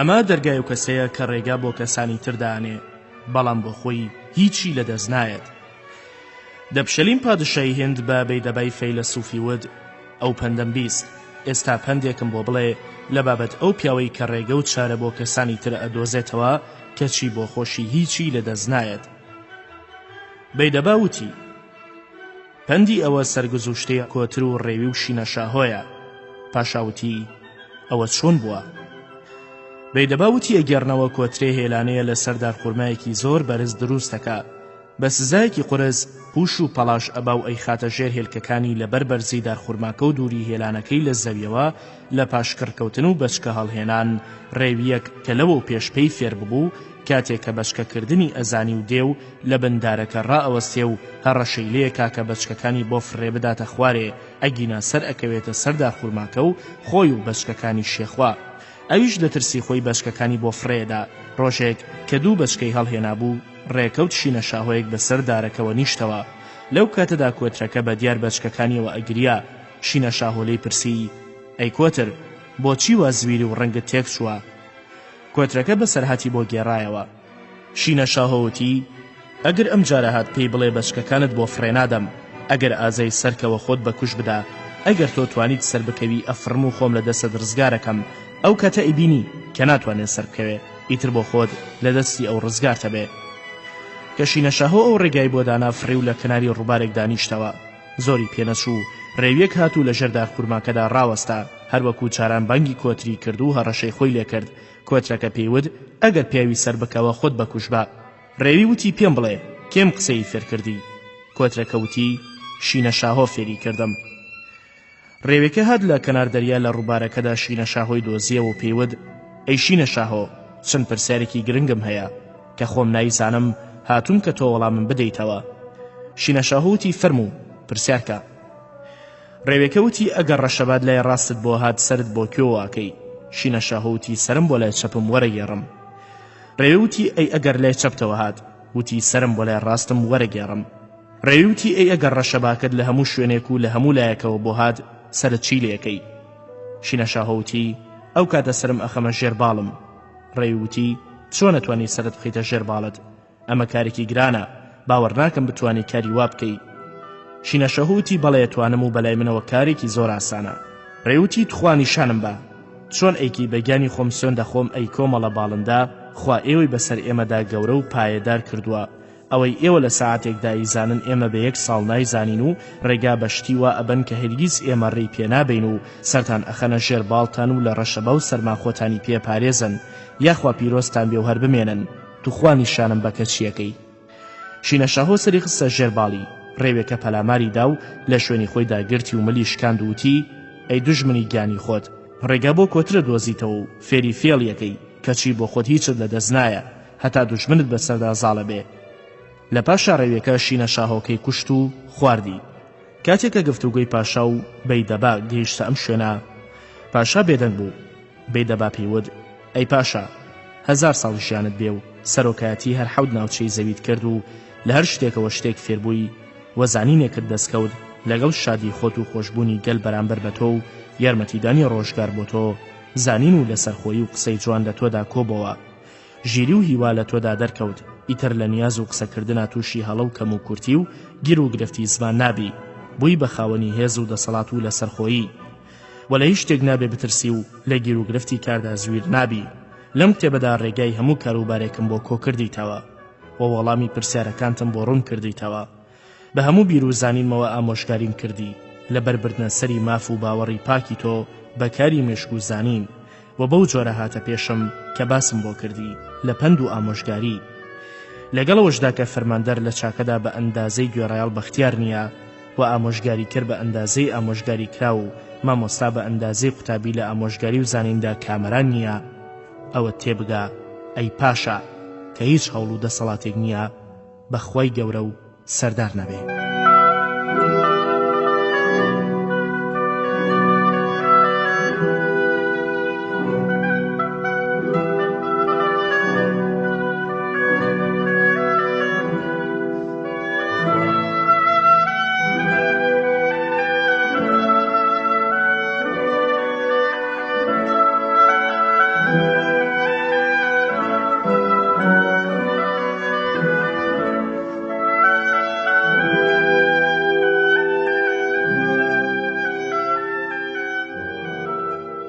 ئازیزان و خۆشەویستانی دەنگی خاک بەم جۆرە هاتینە کۆتایی چیرۆکەکانی کتێبی کەلیلە و دیمنە هیوادارین سوودتان لێ وەرگرت بێ و کاتێکی خۆش و کامرانتان لەگەڵا بردبێتە سەر تا چیرۆکێکی تر و تا بابەتێکی تر و تا کتێبێکی تر بەخوای گەورەتان ئەسپێرین خواتان لەگەڵ